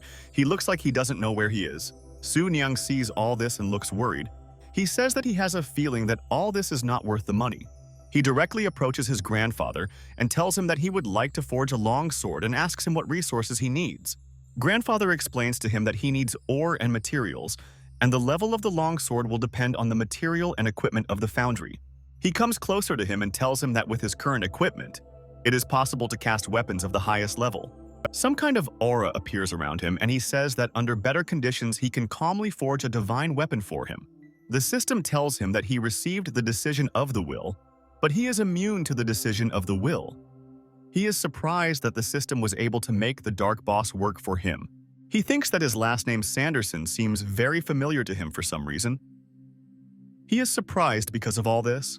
He remembers that he was a dwarf who followed the conquering king to light the sacred fire, and he forged for this king, and also had the last name Sanderson. He looks at this grandfather and thinks that they could be relatives, or the surname Sanderson could be the surname of all gnome geniuses. He realizes that he has practically eaten all the golden ore and thinks about where he can find materials for forging. He asks the dwarf if he can forge something without materials.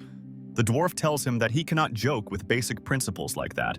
He tells him that if he doesn't have the materials, he will need to turn to a deity, not a forge master. Su Nian hears what he tells him and begins to cry because without materials, the dwarf will not be able to forge something for him. He remembers that they have a dozen silver chests from captive players and realizes that there may be ores and materials in there. He creates a connection with Hippolocles and orders him to bring all the silver chests and keys to him. Hippolocles quickly completes his work and looks at the veritable dozen silver chests in front of him. He begins to open the silver chests one by one and looks at what he can pull out of them. The first thing he receives is some kind of purple object, which is an ordinary roll of toilet paper. The next thing he gets is a purple item of the same rarity, and it turns out to be 10 bottles of top-quality glycolax. He next receives another purple item, and it turns out to be a jar of the ancient 6 flavors of Earth Pill. He stands in the middle of the open chests and is very upset. He is tired, and thinks that this is all a terrible situation. Anna sees Su Nian standing upset among the open chests and decides that she will help him open another one. She opens the last silver chest, and what comes out of it is that she finds a useful and necessary item. She receives a purple item from the chest, and it turns out to be 10 units of star steel. He turns to her and sees what is happening. He is very surprised that she can find the necessary item so easily. He examines all the star steel and says that this is the legendary lucky one. He gives her another key and commands her to go and open more chests quickly. She obeys his order. From the next chest, she gets a blue item, and it turns out to be 1,000 pieces of forged iron. The next item she receives is a purple item, which turns out to be a drawing of a water wheel. The next item she receives is another purple item, and it is a transformation potion. It allows non-human beings to take on a human form with increased strength for an hour. He looks at all that she received and understands what the system meant in a happy elf, and she is truly lucky. Anna shows him the potion she received and tells him that it smells familiar, and she saw it in the Pearl Forest, and it is the same as the transformation potion. She tells him that this is a top-level potion for dwarven masters, and they often make it to gain a human form, and they acquire it in an hour. He takes this potion from her and thinks that it is a specific local product of the world in which he is located. He thinks that with a slow increase, he can pick up a few in the Pearl Forest, and with many such potions, he will be able to maintain a human form for a long time. Anna thinks about how she doesn't know when Mr. Su Nian will regain his human form. He asks her why she's so worried about him turning human, and she tells him that he shouldn't read her mind. She leaves him very pouty and angry. He looks at her awkwardly and realizes that he did wrong. He gives the received materials to the gnome and asks him to look and tell him what equipment he can make. The dwarf tells him that these materials are of high quality and the equipment will be of the highest level, and he can make 20 units of weapons and 5 units of armor. He asks him if he can make a weapon of an excellent level, because he should make the weapon popular and not improve it. The dwarf tells him that by adding high-grade materials to low-grade materials, the strength of low-grade materials can be increased, and shows him 3 fingers. He tells him that he can make so many units. Su Nian is surprised that they can make so much and suggests that it is 30 weapons. The dwarf tells him that he is wrong and they can make as many as 300 weapons. While he rubs his beard, Su Nian thinks that such a number of sets is good, but they won't be able to open chests forever, and they must find deposits of rare metals. He turns to the dwarf and tells him that he is worried that his body is not capable of forging, and asks him when the equipment will be ready.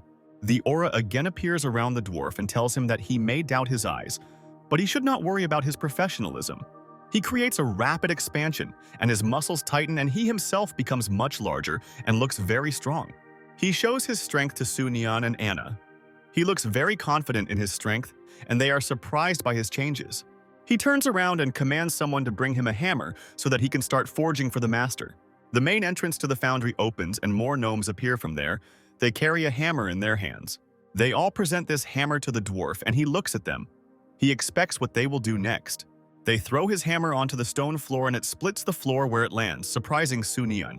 He thinks that the density of this hammer is much higher than that of his armor, and is surprised that the dwarf can cope with such a heavy hammer.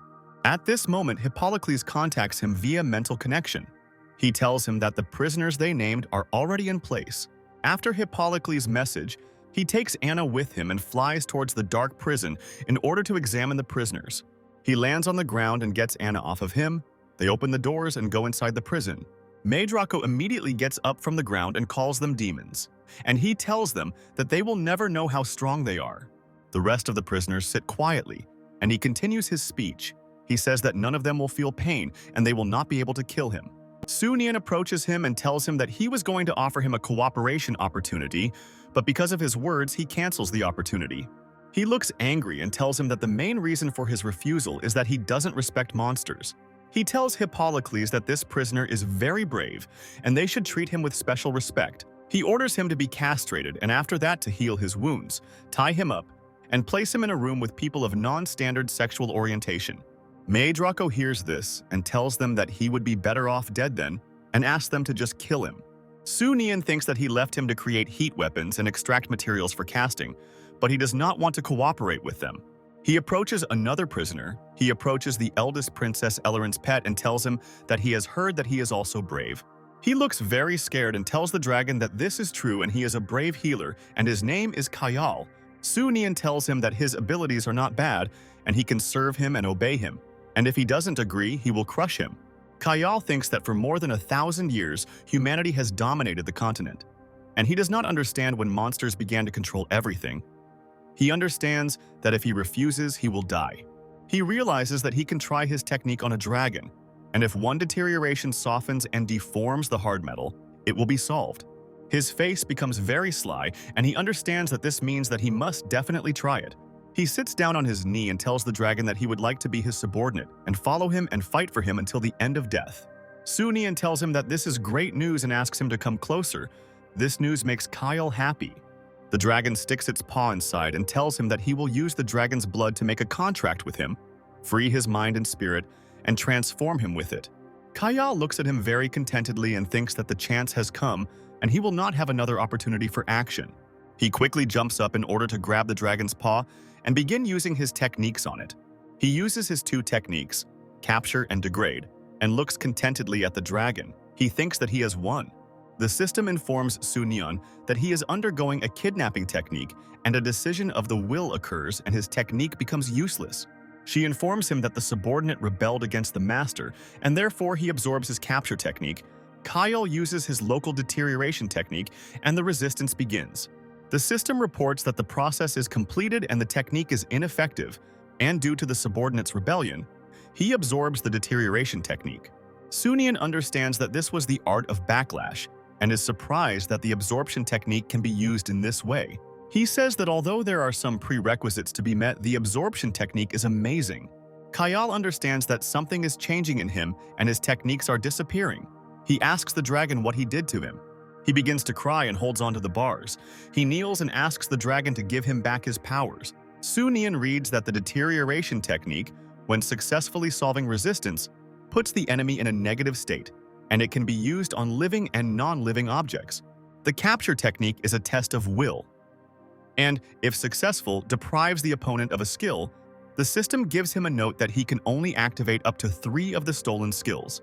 He thinks that if the ruling is not made, it will be declared invalid and will not entail any punishment. He takes the brave man out of the cage in order to conduct tests on him. He does not understand what is happening. He uses his new grab technique on Kayal, and the brave man asks him to release it as soon as possible. The first skill he learns is axe throw. He doesn't understand why a magician healer needs to learn martial arts and starts using the technique again. The second skill he finds in him is sliding on water, and says that the dragon definitely does not need such a technique. He continues to use grapple on him and next finds the iron hand skill. He doesn't need this skill either. The system congratulates him on finally getting the enhancement skill, which makes him very happy. He wonders if he can use this skill to reduce the caliber of Francis's gun and remove its spines.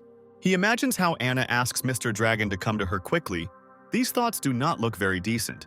He smiles contentedly, and Anna tells him that she sees that the dragon is again thinking about some strange things. The brave man begins to recover, and Su-Nian realizes that he still has one more recovery skill that he did not capture. He decides that he will wait for the lottery machine to be restored and might as well just let this healing magician do the healing. He approaches the next cage. A woman is sitting in it. He thinks that he has already seen this woman somewhere, but he cannot remember her. He asks Hippocles who she is and why she is locked in the cell. He answers him that he himself ordered him to lock her. The girl turns to him and tells him that she is the Thunder Mage Salister and asks him if he really forgot her. She takes off her hood and looks at him with a smile. She tells him that they haven't seen each other for a long time. Anna sees her face and becomes happy. She is glad that they met Sister Furaya. Su-Nian tells her to calm down and stop. He tells her that Furaya must be dead. Anna realizes that this is true and becomes very surprised that this happened and does not understand what happened.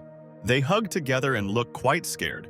They look at her and talk about how it's a ghost. Salister remembers how she is given a potion and told that she can take the form of a person without anyone noticing.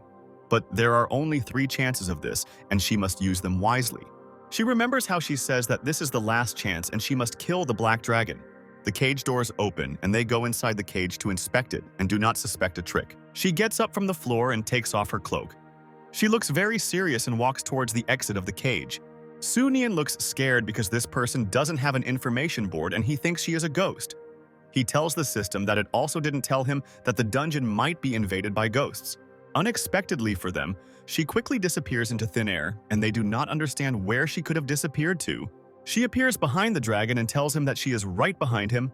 She looks very angry. She creates thunder magic in her hands and directs it at the dragon. She tells him that he must return to hell. Electricity runs through the dragon, and he looks very surprised by this situation. Anna sees this and worries about him. Salister looks very creepy. The electricity from her hands connects above her head, and she heads towards the dragon. Su Nian quickly dodges his attack and tells him that for every offense there is an offender, and if she needs help, she can tell him. He makes a quick strike and breaks her bracelet that was hanging on her hand. She gets scared because of this. After breaking her bracelet, her disguise begins to disappear and her true form is revealed. He sees that it is not Furaya who is actually standing in front of him. He examines her card and realizes that it is Salister, and her sympathy for him is negative and she hates him. She takes out her staff and is about to attack him again. She tells him that she doesn't need his help and she knows that he killed her. Anna appears and tells Su Nian to move away. She creates ice missiles in order to stop her. Kellister says that she herself taught Evelyn the art of ice and does not understand how she knows it. The black dragon quickly flies up to her and slams her into the ground. He asks her who she is and how dare she fool him. She tells him that she is Evelyn's sister, whom he killed. Anna and Su Nian are surprised that she thinks that he killed his sister, Evelyn. He is going to explain everything to her. He tells her that when he found her in the forest, she had already been killed by Brazier, who sold her to bandits. She tells him that this is impossible because she saw him next to her body. Anna tells her that the dragon's words are true and Evelyn's sister really died when Honorius's army invaded her territory. Salister hears her words and looks very surprised. She asks them how this could have happened. Su Nian tells her that he is not lying to her, and besides, she is not in a situation right now to ask questions to the noble dragon. The system informs him that the world boss Stormworm King is approaching his area of territory, and the impact of the dragon and the underground city is growing. This makes him angry.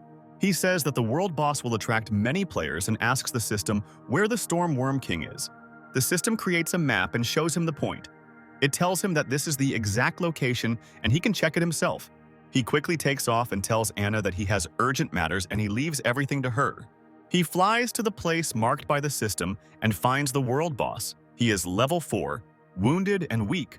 Su Nian chases him and orders him to get out of his territory. He calls him a worthless worm. The world boss asks him where the black dragon came from in the Silver Forest, and he only remembers about the spider. He says that people are coming and he will run away first. Su Nian tells him that he cannot escape without saying a word and his territory is not a place for him, and he shoots his breath at him. The worm tells him what he didn't know was that this was his territory and he was being pursued by a large number of warriors and magicians, and if he didn't leave, it could cause him trouble. The black dragon tells him that he can leave if he wants, but first he will pay for it, because this is his domain and he will have to cleanse it of the blood of the worm. The worm tells him that there is nothing he can do, but his lair is to the west of his cave, but there are many good things within 6 miles. The black dragon tells him that if he cannot offer him anything, he will simply take his life. The worm says that warriors are chasing him behind, and there is a dragon in front and decides to lure the dragon to the people. Su Nian sees that the worm is trying to escape from him and tells him that he will not tolerate such an attitude. The warriors communicate that the world boss has escaped from them. They say that this boss was difficult and they must act together. They are informed that the boss is returning and they do not understand what is happening, because the boss first ran away from them and now he is returning. Their leader orders them to prepare for battle because the boss is returning right into their hands, and they must be ready for it. They see that a black dragon is following the worm. They do not understand what is happening, and at first they do not understand who it is. Their system tells them that a hidden boss has been discovered, the legendary creature of the 4th level black dragon. The players look scared. The black dragon appears in front of them, and he simply looks at the players in front of him, the flapping of his wings dispersing the air. Su Nian says that a lot of insects have appeared in front of him and chuckles contentedly, fiery vapors coming out of his mouth. He begins to flap his wings and knocks over all the players. The players do not understand why such a creature is not designated as the world boss. Meanwhile, the worm is trying to escape and thinks that he can easily escape because the dragon is now occupied by people. The dragon sees that the worm is trying to hide and tells him that he is in vain, hoping that he led him to the players and therefore can escape. It shoots a huge amount of fire towards the worm to kill it and prevent it from escaping from it. He creates a huge explosion with his breath, and players can only hide from the strong blast wave. A chest begins to float in the water, which fell to him after he personally killed the world boss. The fried body of a worm floats in the water and it all looks creepy. It looks something like fried sausage. The players see that this huge floating fried sausage was previously the king of the stormworms and look surprised. They use identification techniques to find out what the black dragon is truly capable of. They fail. And the identification technique only shows the level and race, but does not show either his skills or weaknesses. They say that the information about the Stormworm King had a lot of question marks, but showed skills. They pay attention to the fact that under the dragon, all this time there was a streak of his life and do not understand how it can be so long. Their leader tells them that they don't have to be afraid, because the dragon was only able to kill the worm because they seriously wounded it. And since it has a life bar, they can kill it. He thinks that their only hope is to keep the rewards in the treasure chest, and they must find a way to take it. Sunian starts breathing fire on them and talks about how he will test what the elite players are really capable of. He creates explosions with his breath, and the leader orders the players not to panic. He orders the priest to stay in the water and the others to cover the warrior and enter the water as soon as the dragon's breath ends. Sunian heads towards them. While continuing to spew fire, the leader begins the countdown. Once the dragon gets within the required distance, he orders them to do what he told the players before. They create a bunch of chains and trap the dragon in them. They stop his attack and continue to hold him. The leader sees this and tells all the players that they have done a great job and this will definitely hold off the dragon. He silently looks at the players who caught him in chains and looks very angry about it. The leader commands the players who are holding him to pull him all together. They are trying to take him closer. Sunian starts laughing at them and says that they won't be able to lower him so easily with some chains. He will tell them that since they caught him so badly, he will look at what they are all really capable of. He easily breaks the chains that bind him and throws all the players into the water. He creates huge waves. Su Nian descends on top of the players and begins to crush them. They cannot do anything with him. Their leader says that he is from the Tianji family, and he will never be left without fighting spirit, and will let him try his famous technique. He swings and attacks the dragon's leg. He calls his technique Flying Meteor and looks very smug. The system tells him that his attack was not particularly effective, and he dealt 1 point of damage to the mutant black dragon boss. He cannot believe it because the damage caused by the flying meteorite is extremely high, and it can cause thousands of damage even to a thick-skinned worm. Sunian turns to him and examines the person who is able to inject him. He looks angry. He makes a light strike with one of his fingers and deals massive damage to the leader of the players attacking him. Players say that they could not even break through his defense and believe that he is some kind of invincible monster in this game. They talk about the afterbirth already, and they hear a whisper like the sound of the god of death. They talk about it being a top-notch trick by top-notch player McCree from Birdsong Village. Their leader turns out to be the same player, and he takes out his gun in order to use his trick. He fires the entire clip at the dragon at once, and the bullets look pretty amazing as the dragon looks at it. He decides to defend against his attack with his wing, and his attack does almost no damage to him. The players see that, with this trick, they were able to destroy 1% of his health and say that they can attack him together. They all grab their weapons and rush towards the dragon in order to attack the black dragon. They look at the dragon's health bar and see that its health is restored to maximum. They see this and don't understand how it's possible. They say it's incredible, because then there's no point in fighting, but they also won't have time to escape. Meanwhile, the distracted dragon and the players do not notice that McCree manages to take the treasure chest and escape. One of the players nevertheless notices that their leader is running away and realizes that he forced them to sacrifice their lives, and he himself took away the treasure chest. Sunian also sees that this player dared to deceive him. He says that he got this chest with difficulty and he will kill him. He creates a fiery projectile in his mouth to stop him and take his well-deserved chest for himself. McCree notices that a fiery projectile is approaching him and understands that he must definitely dodge this attack. He manages to dodge the dragon's projectile and looks very happy. He still holds the chest with him. He sticks his tongue out at the dragon and tells him that he thinks it's funny that he can't hit him. He's laughing at him. Petrov appears, flies straight into McCree, and slams him into the ground. He says that this is a real disgrace. He tells him that a true warrior cannot do this and cannot be so blinded by his desire. He takes out his sword from behind his back and says that the old man is a little late. He looks determined. He talks about how lucky he is to have met the secretive boss Black Dragon, and says that this battle will be a battle for his glory. Su Nian looks at him with pity and tells him that he is wishing for his death again. He looks disappointed. Petrov takes out his dagger from behind his back and is going to do something with it. It looks creepy. He makes a cut on his neck with this dagger and blood begins to flow out of it. He does this of his own free will. Su Nian sees this and thinks that he has seen many people seeking death, but he is the first one to kill himself and calls him a true warrior. Petrov starts drinking a restoration potion and restores his health a little so that he has very little left. Some strong aura appears around him and he points his sword at the dragon. He tells him that he must fight him. The players see Petrov jumping on the dragon with an aura and they say that it looks amazing. Some player doesn't understand who he is and asks if Petrov is really that strong. He looks surprised. They explain to him that he is insanely strong and he is not much taller than them. But there are rumors that 99 beasts died because of him, and he received the hidden profession of warrior tier and abilities.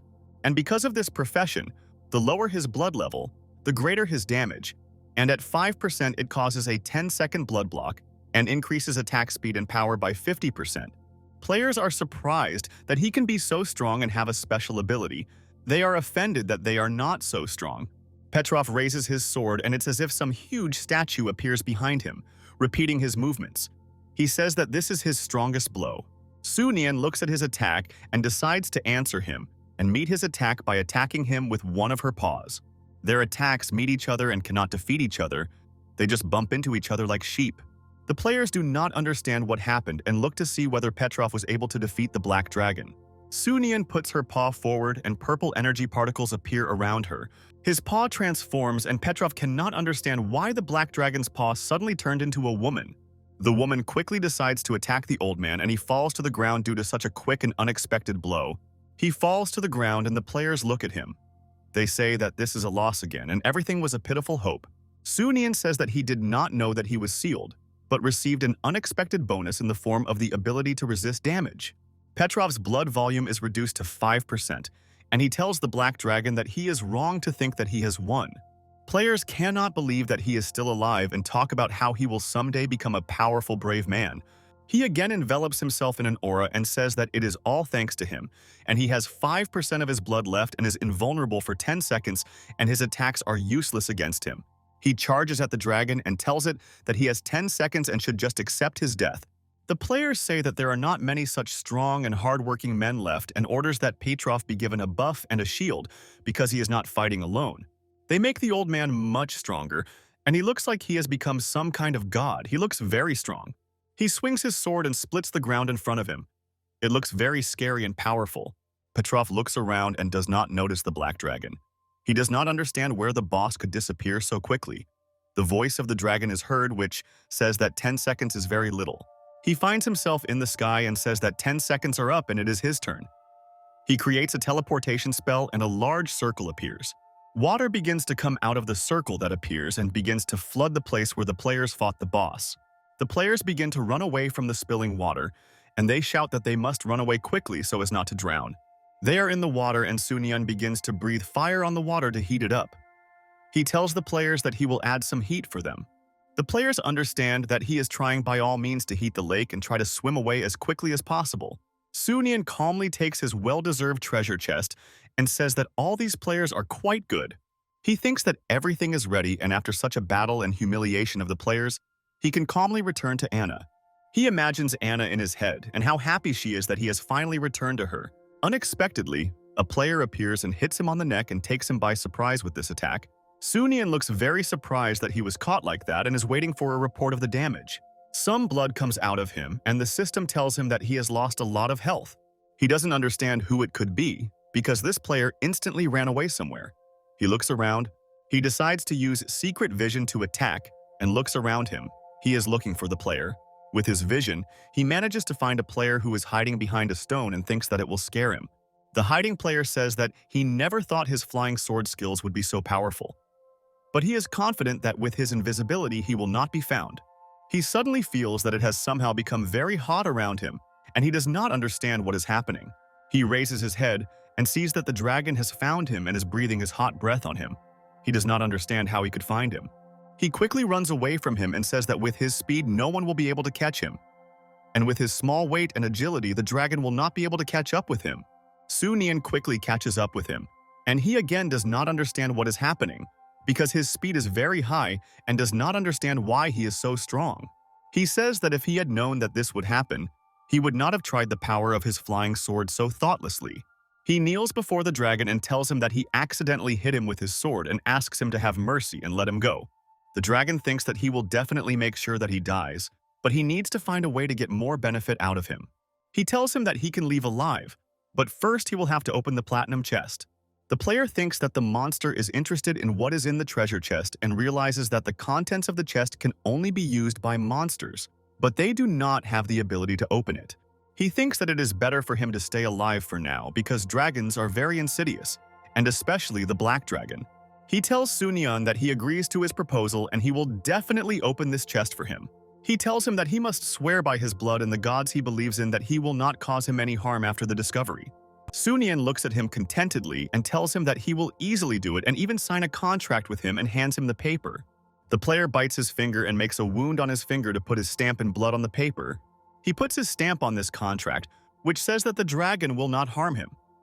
He thinks that there is something strange about it. He takes out the key to open the chest and sits down in front of it. And at that moment, he understands what the catch was. The black dragon appears behind him and he understands that the contract is concluded after opening the chest and does not count for the early period. He stabs him and tells him that he is shameless because he deceived him and set him up.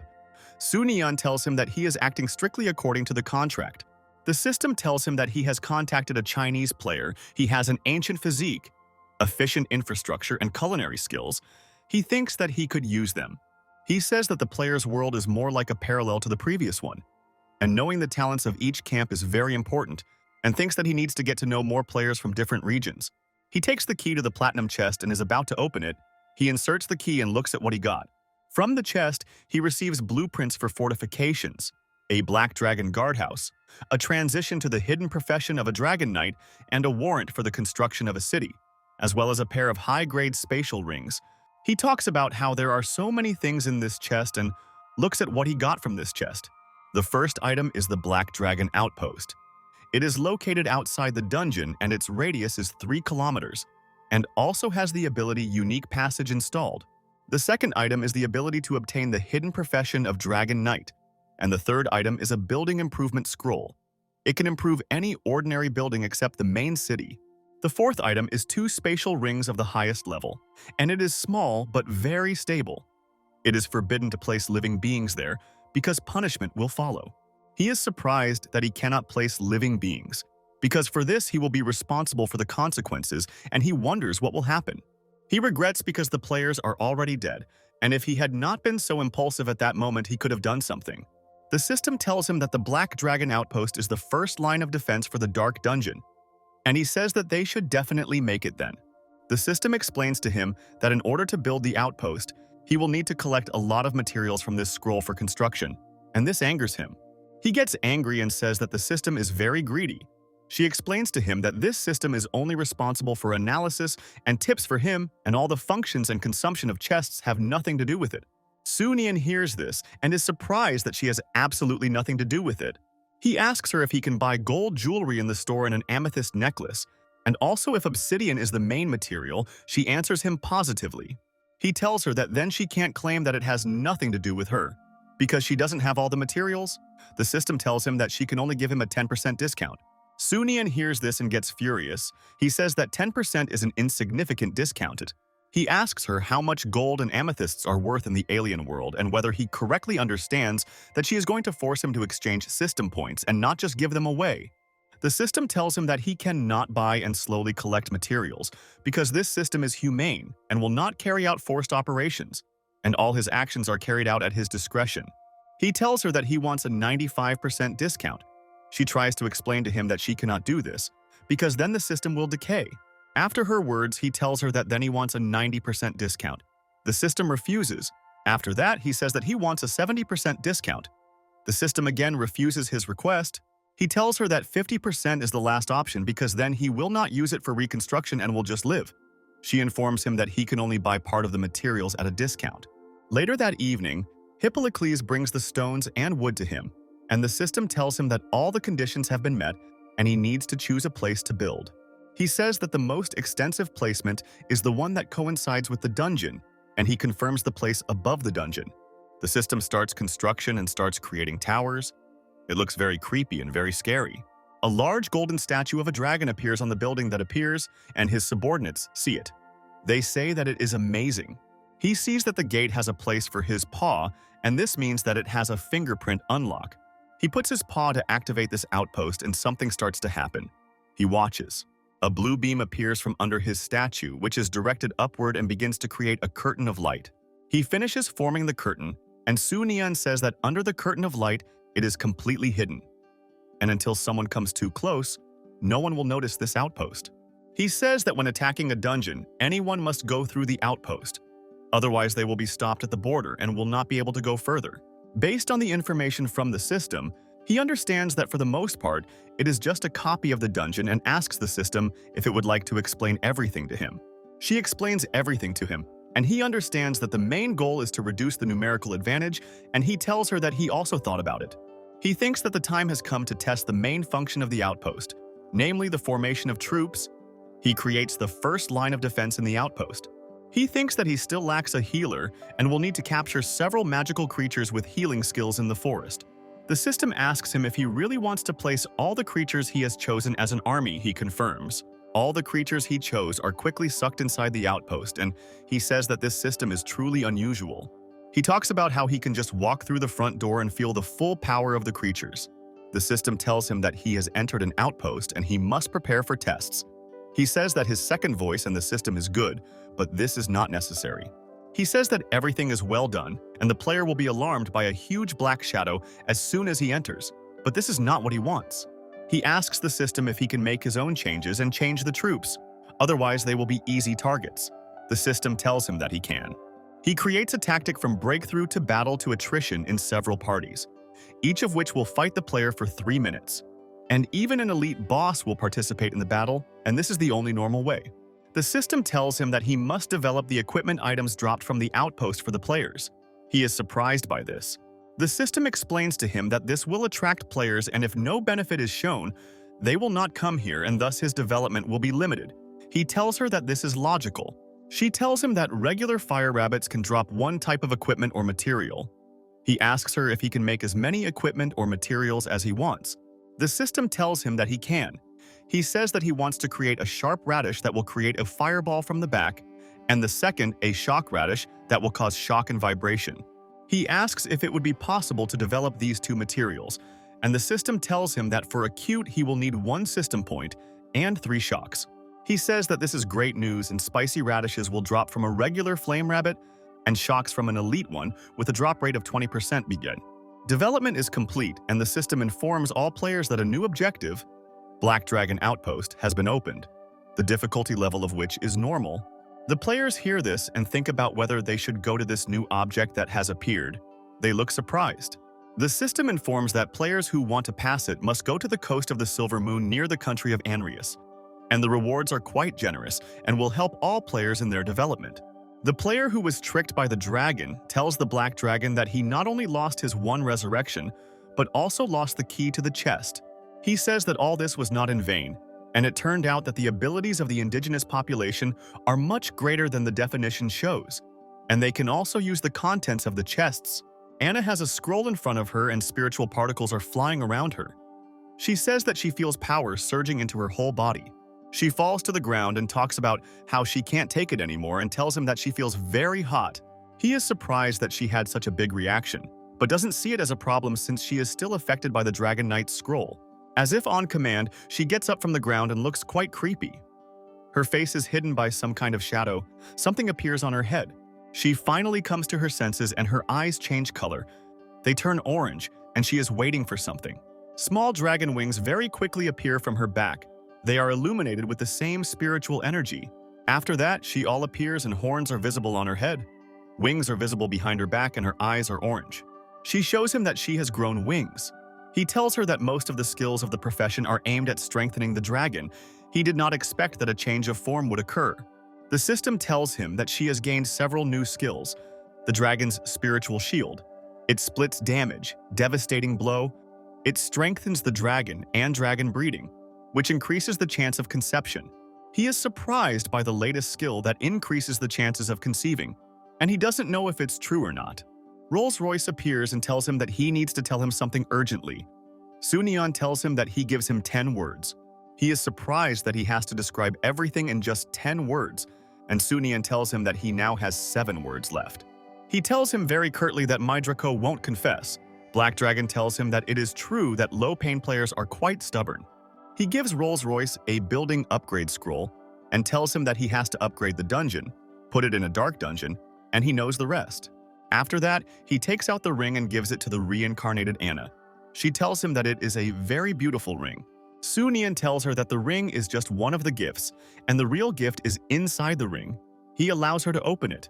Suddenly, Rolls-Royce runs up to her in order to look at what is inside the ring. He scares her. Sunyeon quickly throws him out of the cave with one kick. He doesn't want him to get close to Anna. He blows up the entrance to the cave and tells her that he hates dragons, who have no sense of boundaries. He tells her that now she can calmly open her gift. She tells him that he can't do that because he didn't do anything wrong, because he just wanted to share the joy of the gift he received. He looks at her with displeasure and tells her that she is worrying about all this in vain and she better see what's inside. She takes out some dark, very beautiful dress from the ring. She looks at it and blushes very much. Sunyeon asks her if she likes it, because he personally chose it and the temperature can also be adjusted. She tells him that he is bad because he always thinks about obscene things. He tells her that she is an elf and he is a dragon, and he cannot do anything and just thinks that in the hot summer it will make her the optimal temperature. She is surprised by this and asks him if it is true. He tells her that it is true and she can trust him. She turns away from him very embarrassed and tells him that he is bad. He looks very surprised. She quickly flies away from him, and he silently watches her fly away from him. He doesn't know what to do. He says that spring has come and the little creature comes to life all the time, while he looks graceful. He approaches Anna's room and thinks that he cannot enter it, and if he had known about this in advance, he would not have changed the characteristics of the room to please the residents. He becomes very serious and says that there is nothing like that in this rule, and even if it's impossible, he will enter. He takes a breath and knocks down the door to the room. He tells Anna that he came to her to check on her.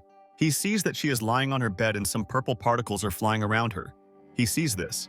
She gets out of bed and he sees that for some reason her wings are disappearing, and he does not understand what is happening to her. He sees her red face and rushes towards her. He tells her that he will help her. He looks very interested. He tries to get through, but he doesn't succeed and he just gets stuck in the passage. He tries to get through. Meanwhile, near the mountain in which there was a cave from which the Rolls-Royce was thrown, he comes to his senses. He stands on the ground and does not understand why the owner treated him so cruelly and says that it hurts him. He assumes that he can motivate him this way, and he must show himself to the owner and force Mydraco to tell everything in order to meet his expectations. Under the light of the night moon, he goes to the dungeon in order to fulfill his destiny. He approaches Mydraco with the centipede in his hands and he tells him that he will help them make weapons and tell them anything. Rolls-Royce tells him that that's not all. Meanwhile, something happens in Anna's rooms. She turns to Mr. Dragon and her face is red. He asks not to call him master and holds her by the waist. This whole picture does not look very decent. They are interrupted by Rolls-Royce entering the room and saying that he managed to figure out Mydraco and he promised to help them and told them that he knows about the locations of the necessary materials. Sunyeon glares at him for daring to interrupt him at such an important moment, but tells him that he did a good job. He quickly approaches him and cannot stand it. He hits him in the stomach and slams him into the wall. Meanwhile, new players stand at the Silver Moon Forest, a coastal location, to explore a new facility. They find themselves right in front of the Black Dragon outpost. They don't understand how they were able to arrive at it so suddenly.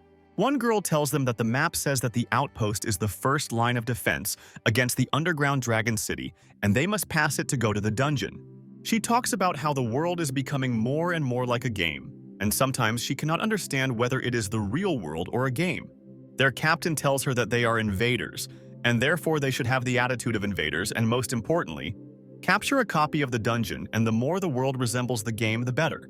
They approach the outpost and the leader among them puts his hand to the entrance to inspect the information. The system reports that the maximum number of team members is 20 people and asks him if they want to activate teleportation. They are surprised that there is a limit. The girl asks their captain if they can return because the outpost seems dangerous. He tells her that if she is afraid, then she can leave. They leave her and tell her that she will not get any reward then. She runs after them and asks them to wait for her. A rabbit appears in front of them and immediately attacks them. Their captain takes out his sword to fight it.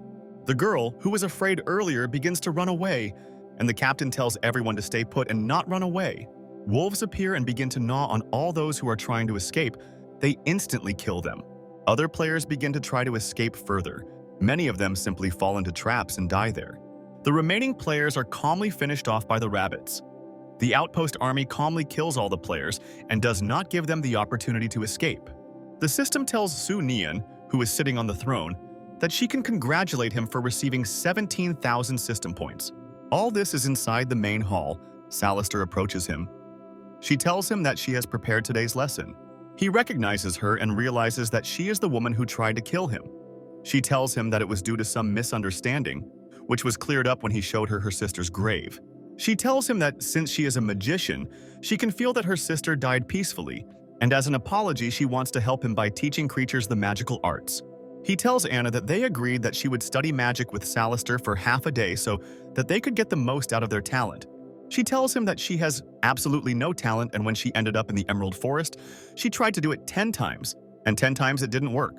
Su Nian tells her that there is a possibility that her talent is in another area, and in any case, with training, she will become stronger and stronger and will not be inferior to other magicians. She asks her if this is true, and if she can become stronger. He tells her that it is true, and he would not deceive her. She tells him that he has deceived her before, and he should remember the time he gave Anna a lollipop. He blushes and makes a pleased face. He looks like she said something he didn't want to hear from her. The system tells him that a special NPC has been discovered calling to him. It asks him if he will answer. He says that he will answer. The system asks him to choose a teleportation mode, namely full teleportation or separate. He asks what the difference is. The system explains to him that when fully teleported, his real body will be teleported, and in this case he will receive damage himself. But when separated, only part of his soul is in the body and reduces the risk of receiving damage. He tells her that then there is no point in choosing, and he says that anyone would choose the second option in his case. The system tells him that the teleportation model has been selected, and this task requires 2,000 system points. He tells her that this is too much and must be warned about this. She reports that the spell has been created and the soul is being extracted. It really seems as if the soul is being pulled out of his head. Meanwhile, something is happening at the Colosseum of the Aryan Empire.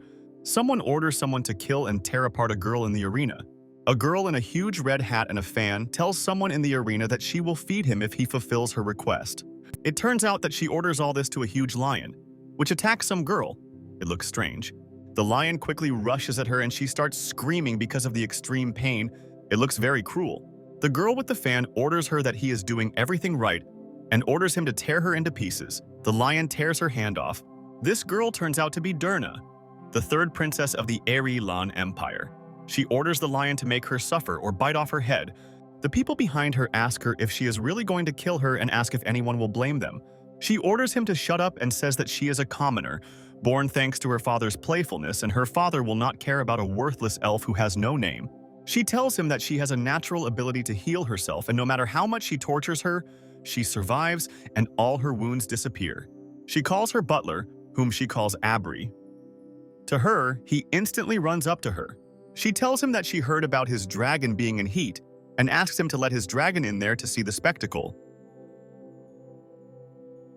He obeys her. Some big dragon appears in the arena. His face is very red and he is breathing very heavily. This dragon approaches the elf, who is lying without arms in the arena, and sticks out his tongue, from which saliva flows. Darna says that everything is great and her show is just beginning. She holds a glass of wine in her hand. She talks about how on today's show she wants to see if her body can recover from everything. She starts smiling evilly and starts laughing wildly. All the people behind her look at her in horror. The elf says that she doesn't care who it is, a demon or an angel, whoever they are and whatever they are, she doesn't care. She asks for salvation, and then she will be the slave of the Savior until the end of her days.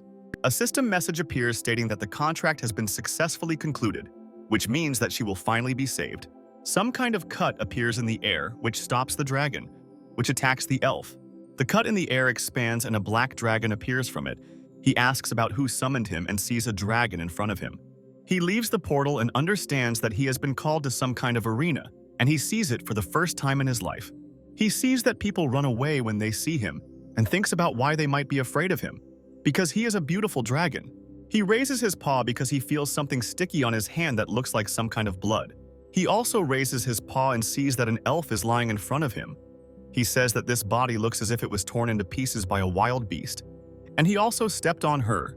The elf begins to talk to him and asks him to save her, her eyes looking completely empty. He is surprised that this elf is still alive, and he understands that she has a very strong will to live, and he compares her to a tenacious cockroach. He looks at the dragon, who also looks frightened, and realizes that it was not he who summoned it, but the elf in front of him. He begins to breathe fire in order to punish everyone. He calls them insignificant and tells them that they have no right to lie in front of the great dragon and wishes them death. All the people in the stands look very scared. They don't understand where he came from, and they are all trying to run away as quickly as possible. A man asks Darna if he understands correctly that this dragon is her pet, and she thinks that she needs to calm down. She turns to him and seriously tells him that the appearance of this black dragon is a complete coincidence. They tell her that she must gather the Colosseum guards and stop the black dragon so that they can leave the place safely. She walks up to the man and grabs his clothes. He tells him that he should shut up because they don't dare tell her what to do. She understands that the guards will not be able to hold the dragon for long, and judging by its size, she understands that it may be a legendary creature of the 5th level. She thinks that a 5th level Silver Knight will not be able to defeat such a dragon.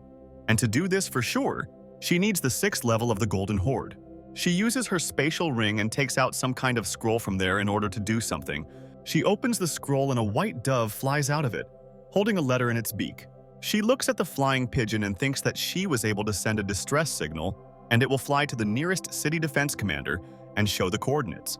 She thinks about the 4 lords of the city guard who guard each of the 4 gates and is confident that each of them can defeat the black dragon. Meanwhile, Su-Neon looks at the elf and thinks about whether the system can do something. He does not understand why there are no healing potions in the system. The system explains to him that he can pour his blood into it and the power of its rule is different, and it specializes in modification rather than change. He tells her that she has admitted her weakness. He makes an incision in his finger in order to cause himself to bleed and pour his blood into the elf. He brings his finger closer to her and his blood begins to drip onto her. This should help her recover. Due to his blood getting onto her armless and legless body, and above her, golden spiritual particles appear. She starts screaming because her arms and legs are starting to grow back. She looks like it's hurting her. He looks at how the elf is recovering. And on the other hand, meanwhile, the guards approach him and ask their commander if they should attack. They talk about how the dragon's claws are much wider than their heavy swords, and the commander commands them to advance. He turns and orders the crossbowmen to prepare to attack the dragon. All crossbowmen raise their crossbows on command and begin to load. While they look ahead of them, Su-Neon turns to them because he hears their conversations, and one of the crossbowmen tells the commander that the dragon is looking at them. The commander commands them to focus and raise their crossbows and aim back at the dragon.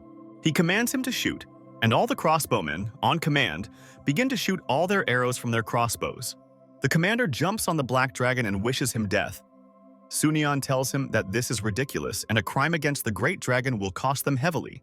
He uses the dragon word disassemble weapon to quickly and easily neutralize all attackers against him. All the arrows flying at him instantly fall to the ground, as well as all the swords and armor. It all looks very powerful. Their commander stands in front of all his subordinates in only his shorts, and his armor lies under him. He curses the dragon. He approaches his sword and takes it in his hand. He is not going to give up so easily and leave the black dragon alone. He looks very serious and swings his sword. He orders the black dragon to die. His sword breaks on the hard skin of the dragon, and this surprises him very much. He is surprised that his sword broke so easily.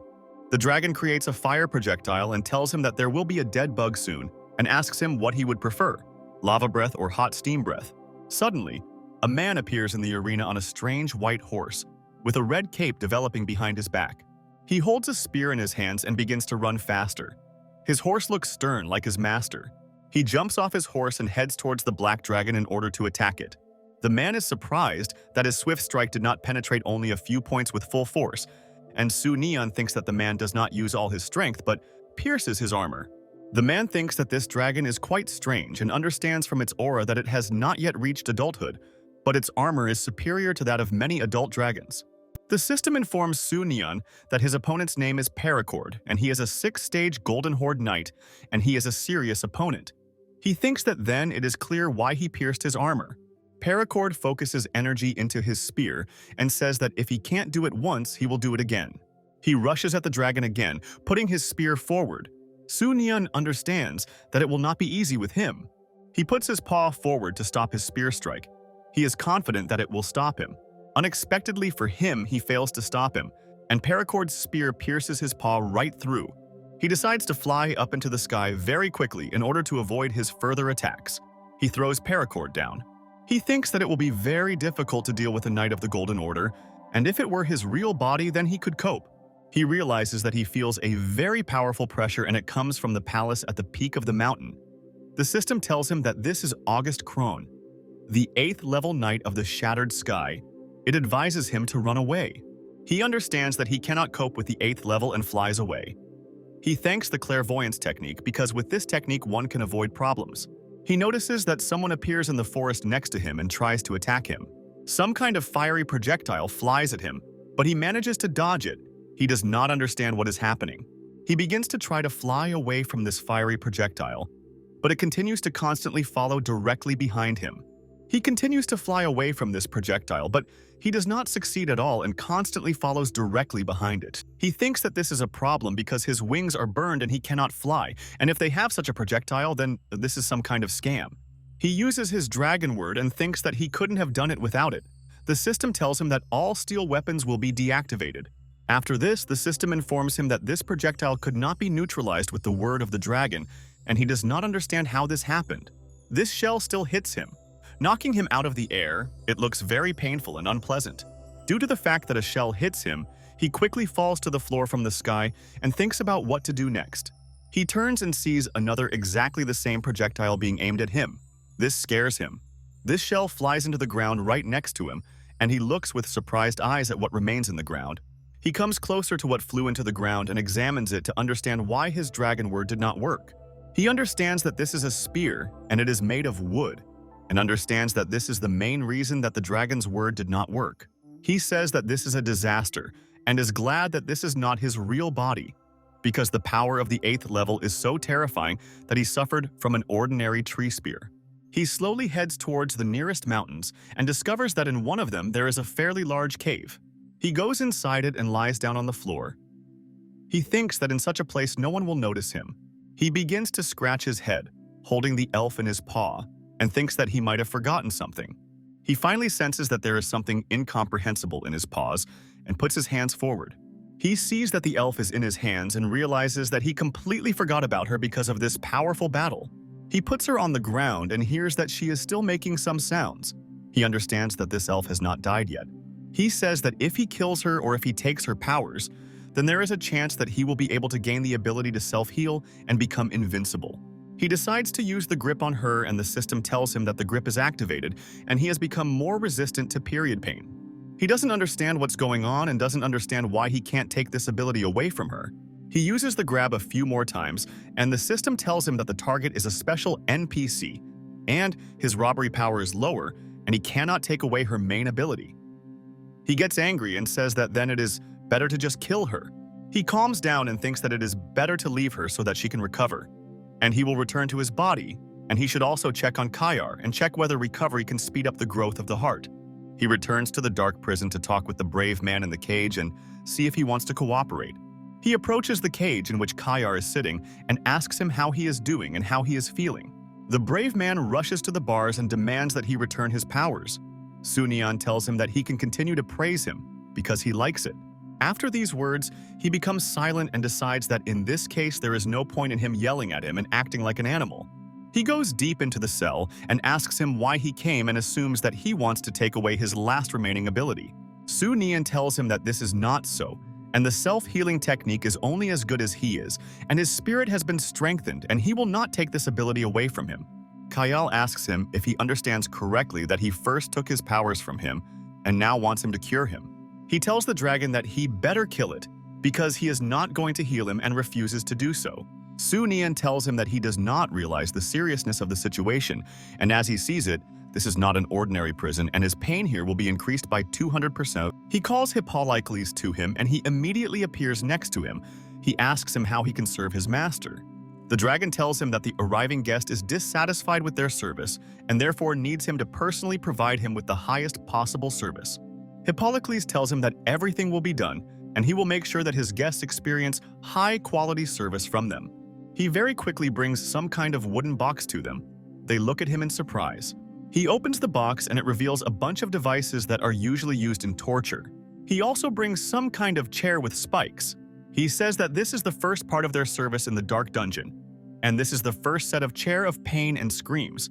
Kyle tells them that this will not work on him, because he has been through much more pain than they can imagine and has a high tolerance for pain. He shows him a horse with a large spike on its back.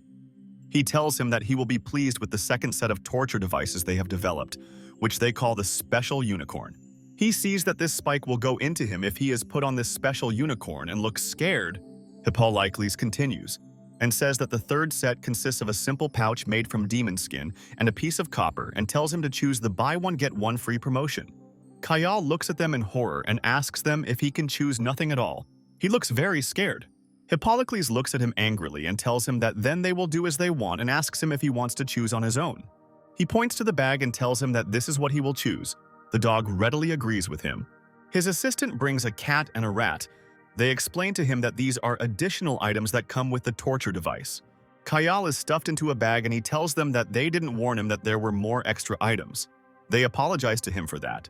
Hippocles starts hitting the piece of copper and the cat and the rat start running around in the bag. Kyle asks them to stop and tells them that he will do anything and cure him. Sunian orders him to release their prisoner from the bag, and the dog stops beating and immediately obeys his order. They untie the bag and Kyle immediately tells the dragon that he should not have challenged him and asks him to spare him. He gets up heavily from the ground and goes behind the dragon in order to use recovery and heal him. He begins to use his recovery technique and a green glow appears around him. His mouth begins to foam and his eyes turn red because of this. The system tells him that his soul is collapsing. She tells him that his wounds have recovered and his heart's growth time has been reduced by 10%. He thinks that he should seize his technique and kill him. The system asks him not to do this because his technique causes damage to the user's mind and soul. But thanks to his nature, this damage will be nullified and it can be dangerous for the dragon. Sunian says that now they can forget about all this and will come back next time. He says that he is sure that he will be happy to help the dragon as a healer. Meanwhile, Salister is teaching Anna and Selena a lesson. She teaches a lesson on calling the element of water and tells them that they can practice on their own. Her students look at her contentedly and they look very enthusiastic. They obey her request. Selena is the first to succeed in creating a real water ball, and she is pleased with what she has done. Unexpectedly for her, her water ball explodes right in her hands and she gets completely wet because of it. She is sad that she failed again, and Salister tells her that she shouldn't worry because it's normal. Anna interrupts her and asks the teacher to look at her.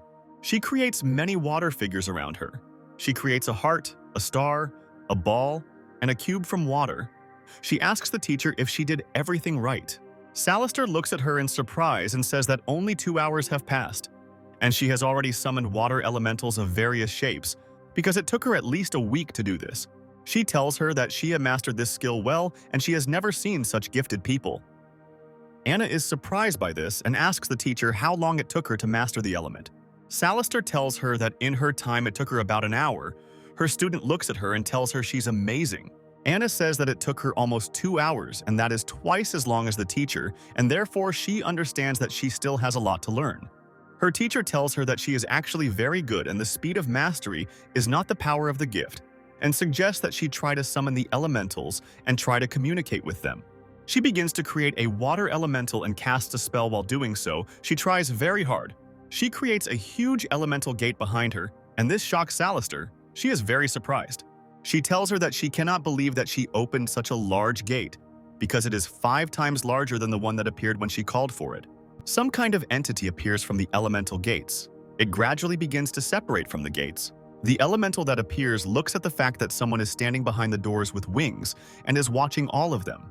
Salister sits on the ground and cannot believe that an aspiring water elemental summoner summoned a 4th level water elemental leader, and she is ashamed of herself. Anna asks her to look at her summoned elemental and asks her if she needs to change something somewhere. She tells her that her spell casting is still a little imperfect, but she is already doing a good job. She tells her that she should cast the spells faster and change the position of her hands. Another elemental appears from the gate, and this greatly surprises her teacher. She looks at all this in shock. Anna tells her that she feels that she is not up to the normal summoning of the water element, and even more power wanted to come out, but she felt that she would not be able to control it and therefore removed it. Salister hears this and looks very surprised. She cannot believe it all and thinks that she should shut up. She tells her student that she did everything right, and if she had gone out, she might have disobeyed her orders, and when she becomes stronger, she can summon her again. She tells her that she can complete her studies for today because she suddenly became ill. Anna asks her if she is okay because she knows several ways that should help her cure the discomfort. Salister tells her that there is no need because it is an old disease. She quickly runs away and tells her that she will come tomorrow and teach another lesson tomorrow, and they will see her again. Sunian appears next to Anna and tells her that he has returned to her and is ready to spend time with her. She tells him that she feels like her teacher hates her. He tells her that she's just a person and she doesn't hate her. She just can't get used to her abilities. He tells Anna that she can send these two water elemental leaders back since they are taking up a lot of space. She forces the elementals to go back into the gate, and she simply says goodbye to these elementals as if they were her friends. She asks Sunian what he thinks about her technique for summoning water elementals and asks if it passed the test. He thinks that this is what he expected from Salister and calls her very patient and resilient, because Anna not only passed the test, but even exceeded all kinds of standards. He tells her that if she has time, she could take Selena to the underground river so she can practice too. He tells her that she should be much more worried about whether she can pass the test of her skills. Anna smiles contentedly and begins to dance. She tells him that she can easily cope with this. He sits down on his throne and says that he has a feeling that he has again forgotten about something. He begins to fall asleep and says that he will think about it again, and if it works, he will remember what he forgot about. Meanwhile, in the mountainous area of Irelan, there is an elf who was seriously injured and was rescued by a dragon. Something happens inside the cave, and water dripping from the ceiling begins to drip directly onto the elf's head. She begins to wake up because of this water, and she does not understand what is happening and where she really is. She looks around and remembers being brutally torn apart, and thinks that the mysterious creature she called for really appeared. She begins to get up from the ground and realizes that her legs do not look like any ordinary legs. She looks at them. She examines her legs and arms and wonders what is really going on, and she looks very surprised because of it. She looks at her hands and thinks that she has become a real monster. She continues to be just as surprised. She says that if she becomes a real monster, she can kill those terrible people who killed her mother, and even if she becomes a demon, then this will be a good outcome. She continues to walk through the cave and does not understand what is happening and where she really is. She sees some faint light in front of her and thinks that this could be an ordinary exit from the cave. Meanwhile, Sunian has a dream about how he comes to Anna's room, who is dressed in dark, beautiful clothes. In his dream, she hugs him and asks him if he is feeling well. He tells her that he is. After that, they start dancing in his dream, and she asks him if he likes it. He tells her that he likes it.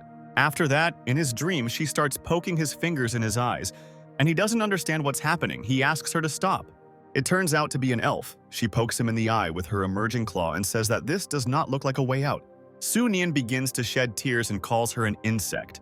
He asks her how she dared to disturb the sleep of the great black dragon. The elf kneels before him and calls him a great lord. She tells him that she did not know that he was sleeping.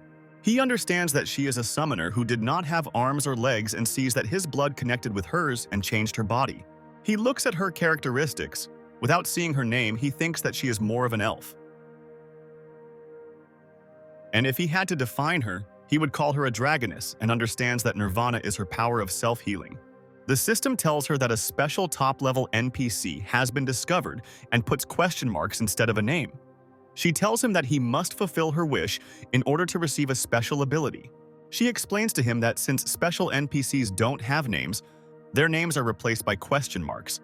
He thinks about how she doesn't even have a name and she's so good. He thinks that the likely bonus to his special abilities could be nirvana or something related to self-healing, and with these skills, he can become invincible. He tells the elf that he can forgive her for her first mistake and now he can fulfill one of her wishes, but she should not be too greedy. She becomes very happy and satisfied. She asks him if he can really fulfill her wish. Her face becomes bloodthirsty and she tells him that she wants to kill the one who hurt her mother and avenge her death, and this is the main desire of her life. He tells her that the great dragon agrees to her conditions and he will help her fulfill her wish. He asks her who her enemy is. She tells him that the person who hurt his mother is King Periton, and her mother was an ordinary seamstress. She tells him that he once forced himself on her at night, and she was forced to live in conditions of violence, and when the king found out about her existence, he took her from her mother. After this, he ordered his soldiers to separate and brutally kill her mother. She begins to cry. She remembers how the king took her, and she screamed that she wanted to go to her mother, and her mother asked not to take her child. She remembers that the soldier brutally killed her mother and told her that he did not want to kill her either, but King Periton wanted her life. She says that the royal family cannot leave the country, and that is why she remained alive, and in order to silence her mother, the king killed her without any pity. She tells him that all these years she was imprisoned in his palace, and she does not know why the king did not get rid of her secretly, and suggests that this is due to self-healing in her. She tells him that the day she came of age came, but they knocked her out and took her to the Colosseum, as if they thought they could finally kill her. Sunian thinks that in his condition he will not be able to defeat King Periton so easily. He thinks about what to do. He thinks that in his real body this would be a difficult test, and he also has to take into account their strength, army, and the huge number of powerful people under his command. He remembers that dragon crossbows are installed on their walls, and they probably haven't been used for a long time, and therefore there were no soldiers guarding them. Otherwise, they would have shot accurately.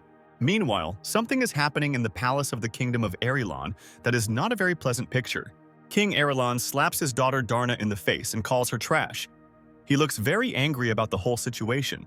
She lies on the floor and holds her cheek. She tells him that she didn't mean to and she just made a mistake. Her father takes her by the stripes and tells her that she can play with her, but cannot kill her, because she has what he needs. He asks her if he told her about this, and she tells him that he told her about it. He tells her that before the ritual can be performed, the power embedded in the bloodline must be activated to its full potential. And he knows what it did with his material. She tells him that a black dragon has suddenly appeared. She tells him that she did not expect that the black dragon would end up taking her, and if she had known about this, she would not have taken her to the Colosseum, but would have tortured her in her private cell.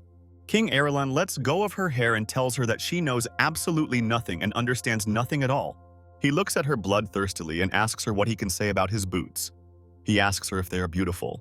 She tells him that they are beautiful and whatever he wears suits him, and there is no more charming man in all of Periton.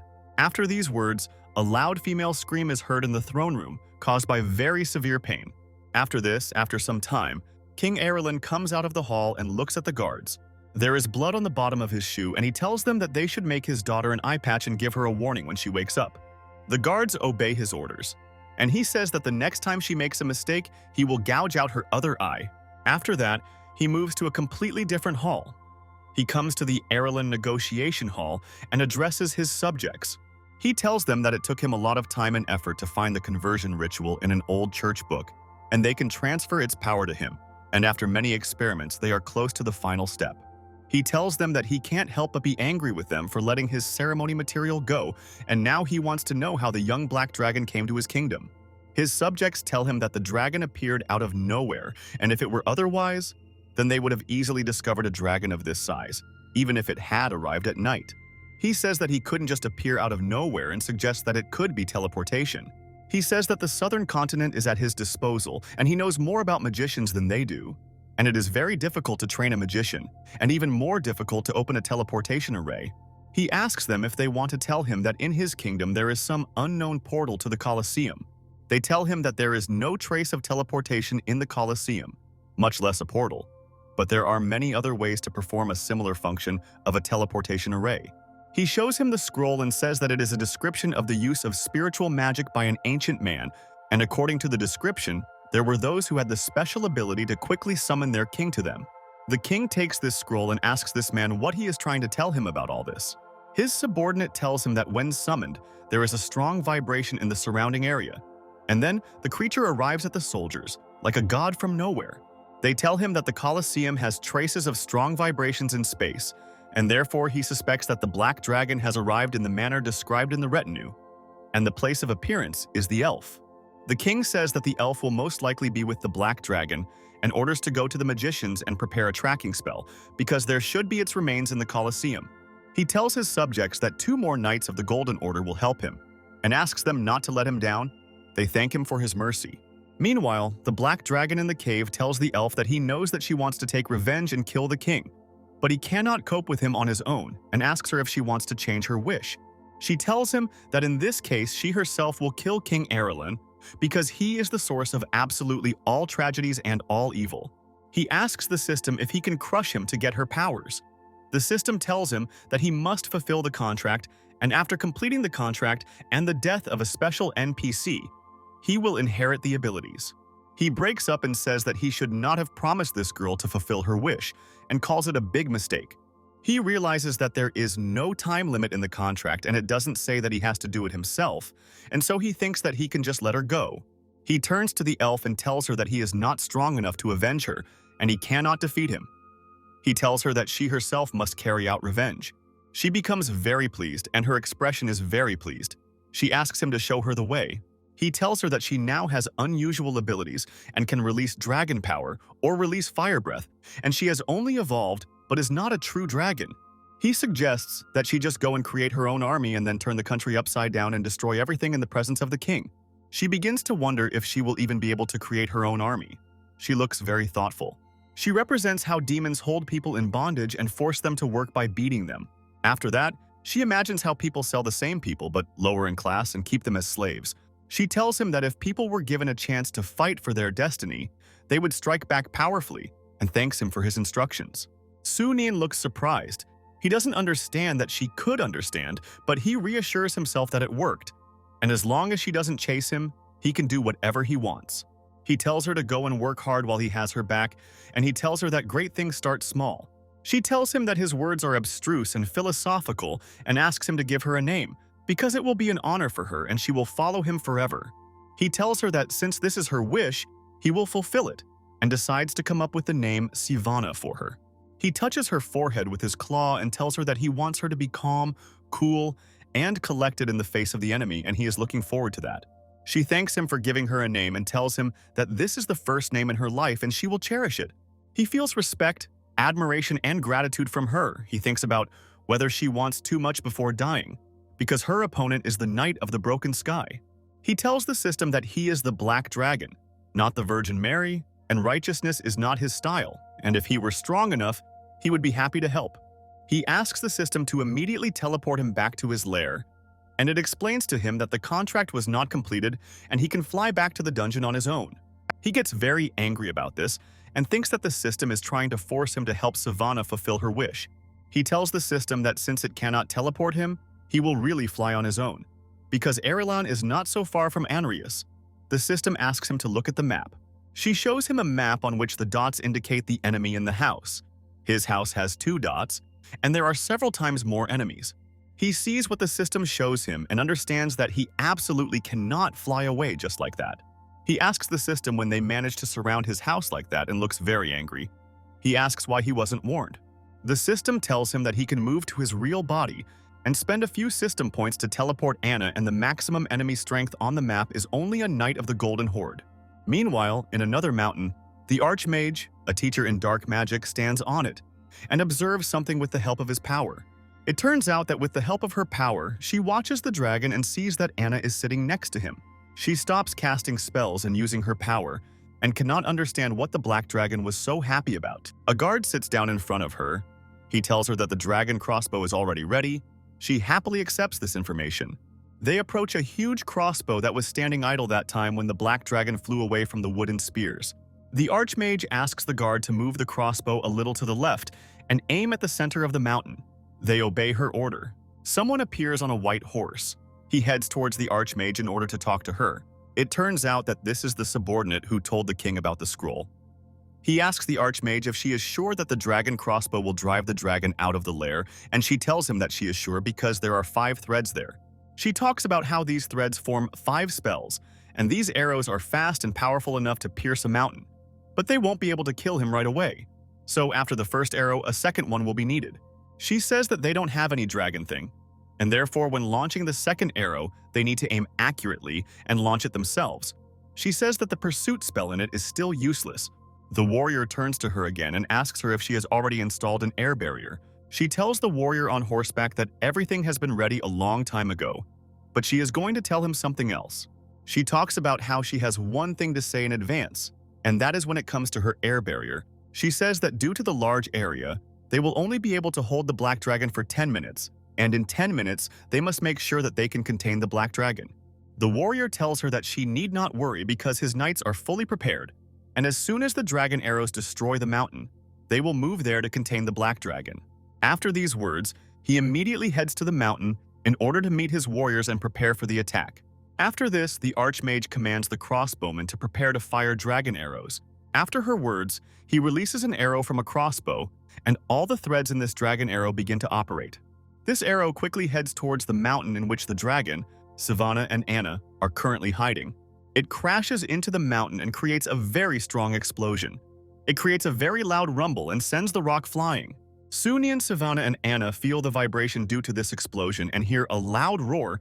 They realize that someone is trying to kill them.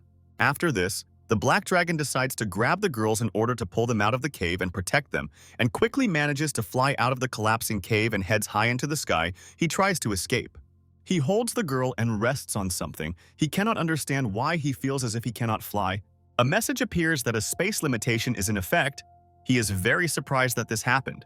He looks at the explosion and notices that another arrow is flying at him. He does not have time to notice it in time. Due to the fact that he does not have time to notice it, the arrow hits him right under the tail, which causes him severe pain. He quickly lands on the ground after being hit by an arrow and tears form in his eyes. He pulls this arrow out of himself and looks angry. He says that he will finish off those who did this. The Archmage says that the Dragon Hunter's first arrow hit the target, and if he had not protected the girl, he would have been able to dodge. She turns to the crossbowman and tells him that he must prepare the next dragon arrow immediately.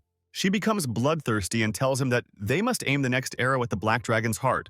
A whole army of warriors appears in front of the Black Dragon, heading straight towards him and looking aggressive. The Black Dragon looks at all this army aggressively. He looks very angry at them and begins to breathe warm air. The captain of the warriors appears. He tells all the other warriors to be careful because the dragon is about to release flames and asks the front line to start taking the dragon away. Soon actually begins to breathe his fiery breath on them, and he covers everyone with his flames. The captain tells his warriors that the dragon's breath weakens as the distance between attacks increases and tells them to use a shield to block this flame and orders them to throw chains at the dragon. All the remaining warriors come from behind and throw a chain at him in order to tie him up and immobilize him. They start jumping around him, and he decides that he must use disarm on them to defend himself. His spell doesn't work, and they light up with some kind of purple light. It looks weird. He turns to see a high-ranking magic refinement priest standing next to him and realizes that his magic has been dispelled. After this, they begin to beat him with swords because he is distracted and chained. He feels pain due to an unexpected blow. He becomes even angrier and looks at them. He decides that he should try to attack them somehow again. He again begins to breathe fire dragon on all the warriors. He looks very angry. The warriors all use some kind of spell together and manage to stop his fiery breath. He understands that these special chains are designed specifically for huge creatures and have excellent elasticity and resilience. He strains and manages to break these chains. He thinks that if everything continues in the same spirit, then he will simply be wrapped like a rice dumpling and killed.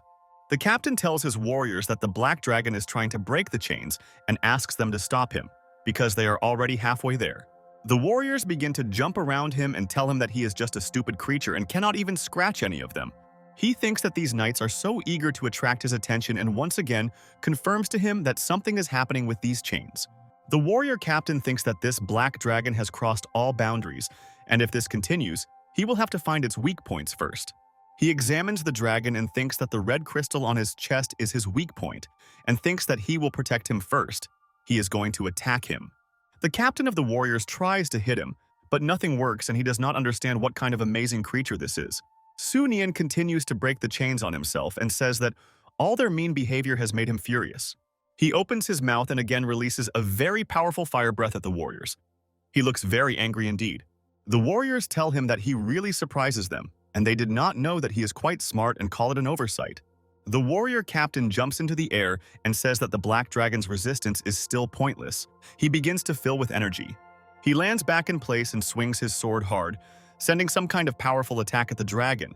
He calls it the dragon slaying technique. Soon sees this attack and does not understand what to do, as if he is falling into some kind of mental stupor.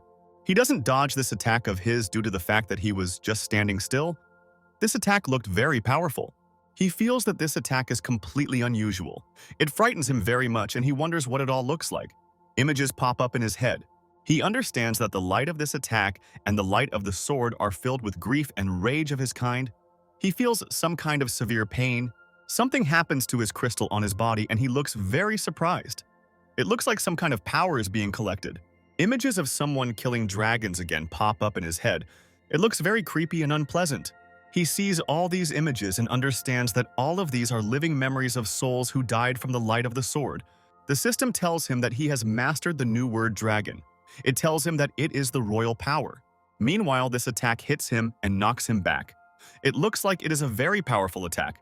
He manages to stop after this attack and silently stands in place. He stands on his two hind legs.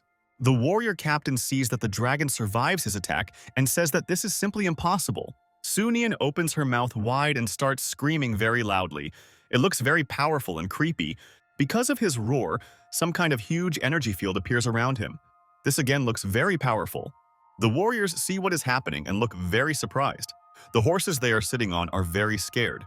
The system informs him that by using this dragon word, he gains full power of the environment within a radius of 100 meters, and his greatness is indestructible, and within the radius of his power, his indicators increase. The system tells him that his score is higher than the dragon slaying technique, and he is immune to these attacks. He thinks about how he doesn't know why he leveled up, but he understood the effect of this dragon word. He thinks that within the radius of his power, they will not be able to inflict either spiritual or physical damage on him, since these attacks will not be subject to judgment at all. He understands that this is about a dragon-slaying technique, and if they want to kill him completely, they will either have to attack from outside his area of power or be 2 ranks above him. He begins to breathe fire out of himself and tells the warriors that they must all prepare for his wrath. The warriors ask all magicians to release all their shields from the fire element as quickly as possible in order to protect themselves from the dragon. Mages create such shields right before the moment his fiery breath hits them. They are scared. Their shields begin to melt, and they do not understand how this is even possible. They ask for help and salvation. The black dragon continues to release its fire breath. It looks very powerful, it scares everyone. The captain of the warriors rushes from his seat and instantly disappears after the dragon's attack, leaving only smoke. He ends up behind the dragon and runs towards it in order to attack it, while steam comes out of the dragon's mouth. Sunian very quickly turns around and attacks the warrior captain who tried to attack him from behind. He creates a large crevice in the ground with his attack. He does it very easily, and a strong roar is heard after this. After this attack, the captain of the warriors finds himself in the ground, and he orders his warriors that they must run away. The black dragon takes off and blocks the path of the warriors. He is not going to let them go so easily. He begins to float in front of the warriors and tells them that they tried to leave in vain. It looks very creepy. He flies into the air and says that they attacked him and therefore none of them will be able to escape from him. He creates a small fire bullet in his mouth. He tells them that it is his dragon breath bullet, and they will taste it. Unexpectedly, a large circle appears right above him and a person appears above this circle. He calls this spell Dimensional Prison and uses it on the dragon in order to stop it. Sunian does not understand what is happening and does not understand why he cannot move at all. They explain to him that this formation was created by the Great Sage of Space, one of the most powerful magicians of the Erilon Empire. This space magic is called a prison grid. This old man says that the king is disappointed in the warriors. They try to run away from him, but he can't let them, so he just snaps his fingers to stop them. The warriors tell him that they could not imagine that the dragon would break through and become more powerful and also master an ability like spatial magic. He tells them that they will be punished. Some kind of spatial window appears, in which a crossbow is visible, and the man next to it bows to this man. The dimensional mage tells them that when they fire their crossbows, he will make room for the arrows, but he no longer has the power to use the imprisonment and they only have one chance. The man tells him that he need not worry, because they are ready to fire a crossbow at any moment. Sunian hears what they are saying about the crossbow and asks the system to call his real body and asks if he can withstand the blow. The system tells him that a special crossbow is being prepared for him and he will not survive. He is surprised that all this is happening and does not understand why the king of Erilon harbored such a grudge against him. He suggests that it may be hatred of Savannah. He asks the system to generate an effective plan to squeeze out his avatar. She explains to him that he can teleport his real body, and Anna and she guarantees that she can solve the problem. He says that teleporting Anna to him is a bad idea because he is sure that the system just wants to get rid of him. The system explains to him that it has its own calculation of combat power, and he actually cannot defeat Anna. He is surprised that she tells him this. The system tells him that transferring his real body and hers will cost 1,500 system points, and he is surprised by this. He thought that she would do it for free. She explains to him that she must resist the force of spatial limitation when teleporting, and therefore must use system glasses. He asks her if this is true. She confirms it to him, and he tells her that he then agrees and confirms the teleportation. Meanwhile, the spatial mage commands the crossbowman to begin firing a dragon arrow at him. He brings that arrow right to him the moment that crossbow fires it. It looks unusual. The dragon arrow is heading towards the black dragon with great speed, and he doesn't have much time left. Meanwhile, some kind of purple field appears around Anna.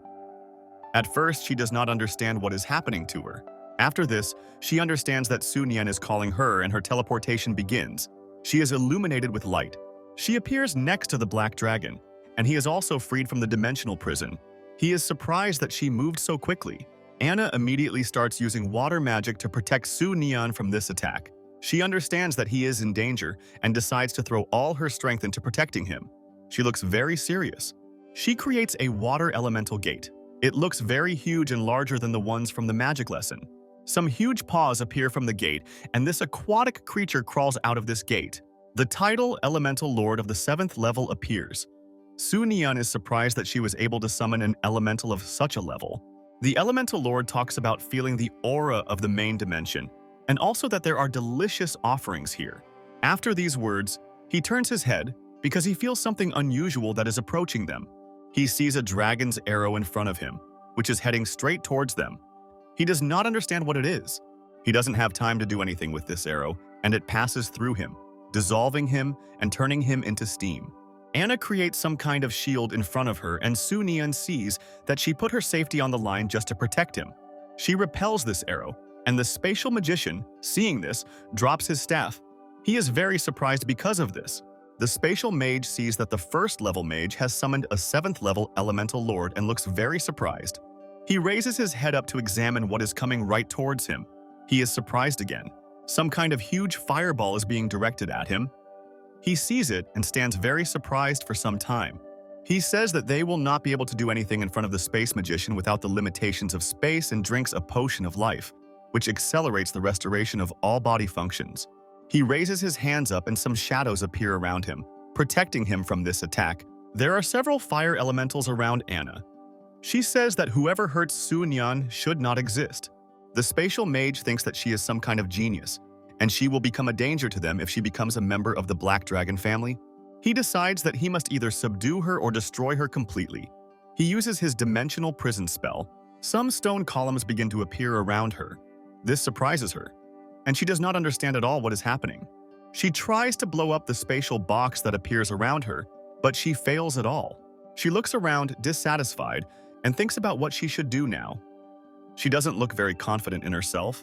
The spatial box around them does not change at all, and Anna does not know what to do. Unexpectedly, the black dragon flies up to her. She is happy that he has finally come to her. He tells her that he is using his new power. He is using the dragon word kingship. The spatial mage does not understand what is on this black dragon's body, because he feels that his spells have been greatly weakened due to his proximity, and the stability has also changed. Fire and frost attacks are directed at him. This greatly surprises the spatial magician.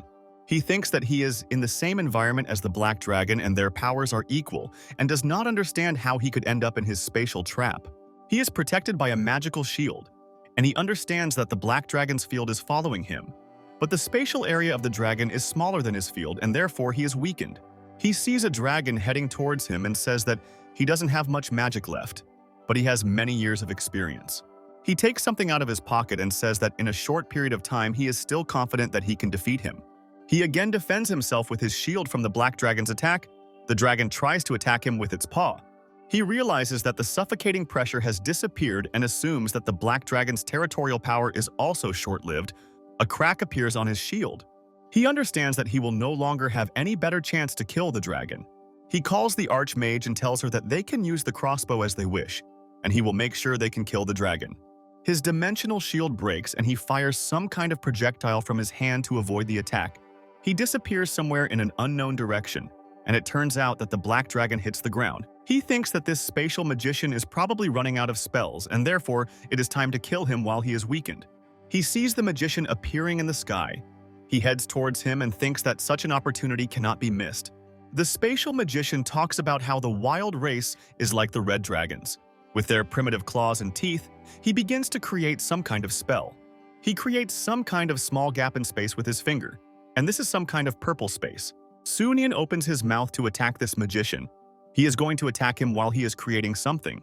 He attacks him with his breath, but the magician stops him with his shield. He tells him that he will play with him.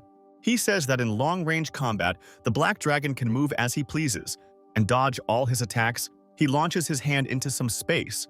He takes out some kind of sword and says that in close combat with a black dragon, he can be limited to a narrower zone. He uses his magic and gathers his energy from his fire breath, creating some kind of shield. Sunian says that there is something interesting about the spatial mage. The way he uses aura and energy to change shape and using his breath as a shield was a good idea. He tells him that in that case he will use his dragon claw on him and look at the strength of his shield. He will attack him. Unexpectedly, the spatial mage quickly dodges his attack and appears behind him. Afterwards, the spatial mage strikes him and he looks very surprised because of it. After that, a level 7 Tide Elemental Lord appears right next to him. He is surprised by this. After this, Anna immediately transforms into her dragon form and takes out her staff. She creates the Pyroblast spell.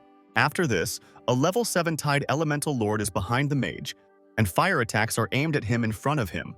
The Dimensional Magician tells her that this is an old enough trick that he cannot lure him into a trap. He again goes into some kind of his own space and disappears right before these attacks. After this, all fire attacks hit the level 7 Tide Elemental Lord. Anna sees this and is a little upset that it didn't work. She's surprised. The spatial mage moves straight towards Sunian. He heads towards him in order to attack him. He takes another quick swing at the black dragon. It hits him in the neck and he screams in pain. He thinks that he cannot touch the spatial magician because he quickly dodges attacks, disappearing into space. He thought that he and Anna could defeat him. He realizes that he underestimated him and thinks that the magician of the star circle is 3 levels higher than him, and even if his magical power runs out, he can still control it with Anna. At the same time, on the other side of the mountain, the archmage commands the crossbowman to shoot a dragon arrow. After this, Sunian realizes that he must use the Whisper of Breath in order to find the magician. He begins to see where the spatial magician is going. He sees him exactly and understands where he wants to move. The spatial magician moves, and Sunian is already pointing his paw at him. The magician does not understand how he could have foreseen where he would appear. The magician tells him that he has a saving shield in the form of a hero's mantle, and he must get out of here. And a shield appears around him that will withstand any physical attack up to the 7th level. The dragon grabs it. He holds it like a ball and sees that the dragon's arrow is approaching him. He tells the magician that he will no longer be able to scream. Sunian quickly soars into the air and, like a ball, throws the magician in the shield into the path of the dragon arrow. The archmage sees through the crossbow sight that their dragon arrow, which they fired, is heading straight towards the spatial mage. She sees all this and jumps away from the sight. She is surprised and does not understand how it all happened. The dragon arrow easily destroys the shield of a spatial magician and is aimed directly at the owner of the shield. They see a huge explosion that occurs due to the arrow piercing the spatial mage. Anna flies up to Sunian and asks him how he is feeling and whether he was seriously injured. He turns to her and tells her that he is completely fine and she does not need to worry. He hugs her with his wing. The two of them fly up to the magician, who is lying on the ground, and talk about how they have finally dealt with this magician, which caused them so much trouble. The spatial magician utters his last words, and these turn out to be groans of pain. He has an arrow in his stomach. After all these events in the palace called the Soul of Erilon, something happens in the Hall of Statues, and the king does not yet know about it. In the Hall of Statues, you can see statues of the souls of the great defenders of the country. They look exactly like people, but are made of stone. The statue of the soul of that same spatial wizard is visible, and it is covered with cracks from head to toe. The statue cannot withstand so many cracks and gets destroyed due to this. This can only mean bad things for the king. A guardsman runs into the king's hall and says that things are bad and the statue of the soul of the great magician of the star circle has exploded. The king thinks that the broken soul statue means fall and death. He does not understand how the 4th level black dragon could kill the space magician. He takes out some kind of bell. It begins to ring loudly, and this means only one thing. The king is calling someone. He throws this bell to the ground, and after that, what could mean a very important meeting takes place. 3 defenders appear, whose statues were next to the spatial magician. They ask him if the king called them. The king looks very angry. He orders them to find out who killed the space magician and bring him to him. He also orders them to kill the black dragon and bring back the woman who can heal herself. After this, they head to the mountain range and look for the archmage. The defenders ask her not to hide. The archmage understands that if she returns to the kingdom, she will die and thinks that she needs to hide somewhere, but she does not have time to escape and is pierced by lightning. After this, night falls, and the defenders of the kingdom with the archmage return to the palace. One of them tells the king that with the help of fragments of the soul of a space mage, they traveled into the past and learned that he was killed by a dragon's arrow, and the arrow was fired by an archmage. The archmage tells the king that she didn't do it on purpose and she was aiming at the dragon, but a spatial magician appeared at gunpoint. She assumes that the dragon took control of him. The king looks at her with displeasure and tells her that he will never believe this, because a 4th level dragon cannot cope and control a magician of the star circle. He kicks the archmage, who tells him that she is telling the truth. The king says that she needs to be put away in purgatory so that she will no longer bother them. He asks the defenders if they have dealt with the black dragon and is surprised that they have not yet brought the girl. The protector says that the black dragon had already fled when they arrived, and there was no data carrier left from him to track him, and his scales and blood evaporated in the flames. She becomes a little scared and says that they also don't know anything about the girl and assume that she could have already died. The king stands up from his throne and cannot believe that she is dead. He says that it is impossible. She tells him that they use blood for tracking and her hair was used as material and they didn't succeed. And that could mean that she is either dead or she has become something else. She suggests that she could basically change her bloodline and become a different being, but assures him that it is impossible to do such a thing in a short period of time. The king knocks on the throne with displeasure and says that the black dragon has ruined absolutely all his plans. Meanwhile, the black dragon himself flies across the sky and flies over the first fortress of Anrius. They decide to land together, and Su Nian steps on something on the ground. He asks the girls what he stepped on. Anna looks scared and says that he stepped on some remains of a corpse. She says that it's all disgusting. Savannah tells him that the bodies he stepped on must belong to Anrius' soldiers and suggests that they are the strongest army in all of Anrius. She tells him that there is definitely something wrong with these bodies and she is sure that other people buried them. Su Nian tells her that he knows that this is an artificial burial and otherwise their bodies could not bury themselves in the ground. Savannah tells him that these bodies are most likely undead. She looks at all these graves and remains and tells the dragon that she feels a very strong aura of the dead on the gravestone fragments. He tells her that she is joking and the ghost could not bury the dead. In fact, he even thought of leaving a gravestone. He tells her that this is not undead. Savannah says that the fact that the corpse was buried and pacified and did not become undead means that other undead must have some kind of intelligence and any such undead must be high-ranking. Su Nian is surprised that she is talking about some high-ranking undead and asks her to explain. She says that all these Anrius soldiers have visible wounds and they died not only from weapons but also from magical wounds. He tells them that this can only mean that they were killed by the Isway people. Anna and Savannah do not understand what he is talking about. Su Nian tells them that it could be aliens with the power of resurrection that appeared on this continent, and he assures them that it is them. Anna listens to all his words and is a little surprised. She begins to tell him something about his early home. He tells her that she is right and those people who grow potatoes are also aliens, and the dogheads sleep next to them so that they do not commit suicide, because this way they can be resurrected from the gathering place.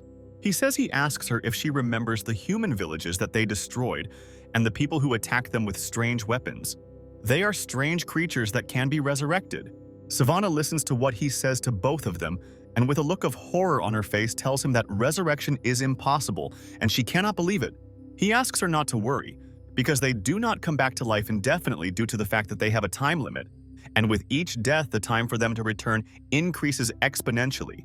He tells them that they are their enemies and always have been, and when they encounter these aliens, they should simply kill them without mercy. He says that the first fortress has already been captured and asks Savannah if there is any other human defense nearby. She tells him that 3 kilometers to the north is the city of Silver Light, and 7 kilometers to the northwest is the city of the Polar Bear. She says that there are no big cities in the east. He approaches the grave containing the army's remains and breathes fire onto it, leaving it to burn in flames. He takes the girls and flies away. He says that the nearest city is the city of Silver Light, and they will head there to see what is happening there and suggests that they may meet aliens there. After they fly away, a rider on a horse emerges from the fire. But this rider is a skeleton, and his horse is also a skeleton. They fly to the city of Silver Light and see that all the defenders of the wall are dead and understand by the smell that they died a day or two ago. They go inside the city and walk down the street in the city of Silver Light. The girls ask the dragon if this could be the work of people from outside. They enter houses and see only corpses. They do not understand what is happening and say that these aliens are too cruel. Savannah tells Su Nian that the city of Silver Light is in decline and there are no enemies in this place. He tells her that they are quickly invading and destroying.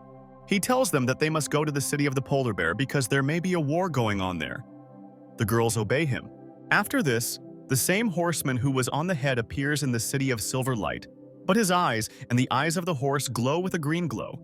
All the corpses in the city also begin to rise from their places of death, and their eyes glow with a green glow and their bodies shake.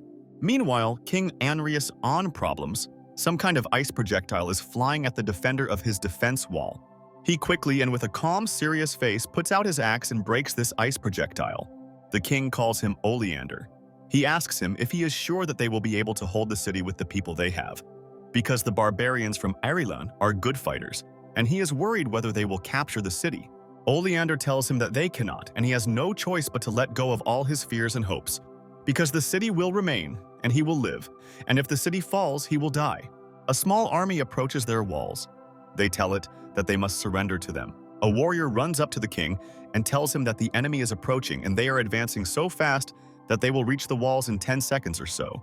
The king takes him and lifts him up by the armor. He tells him to shut up because he himself sees absolutely everything. They are told that enemy troops are beginning to fill the trenches and are splitting into 2 groups and have begun filling in the trenches in the west and north, as well as the earthbenders are filling in the ravines.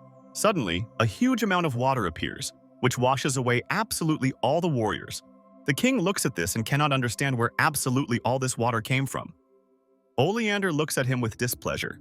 He tells the king that it comes from the forest outside the city and he secretly ordered his soldiers from Carlisle to dig a ditch. He tells him that this is not the first time the river has entered the trenches around the walls. Meanwhile, someone is watching all this from behind some stone. All this happens on a dark night. It turns out to be Su Nian with the girls.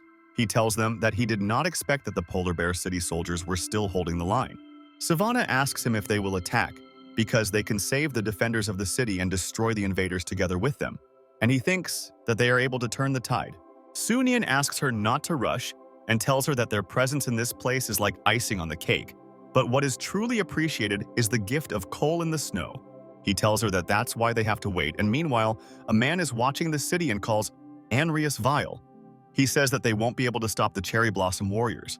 He says that in the face of absolute power, no strategy is worth the effort, and some of their mages use ice magic and frost bolts. The king commands that they must freeze the moat and move on, because the enemy magicians are advancing. They see that the magicians are putting up an ice wall. They don't understand where there are so many magicians and since when they fight so well. The man at the wall says that after this, the siege is coming to an end and shouts that the king of Anrius will be dead. He climbs the wall and approaches the king.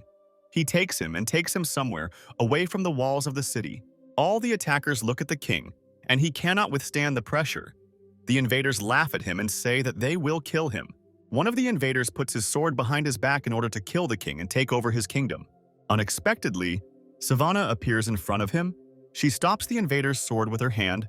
She turns to him and tells him that he is a human king and asks her if she needs help.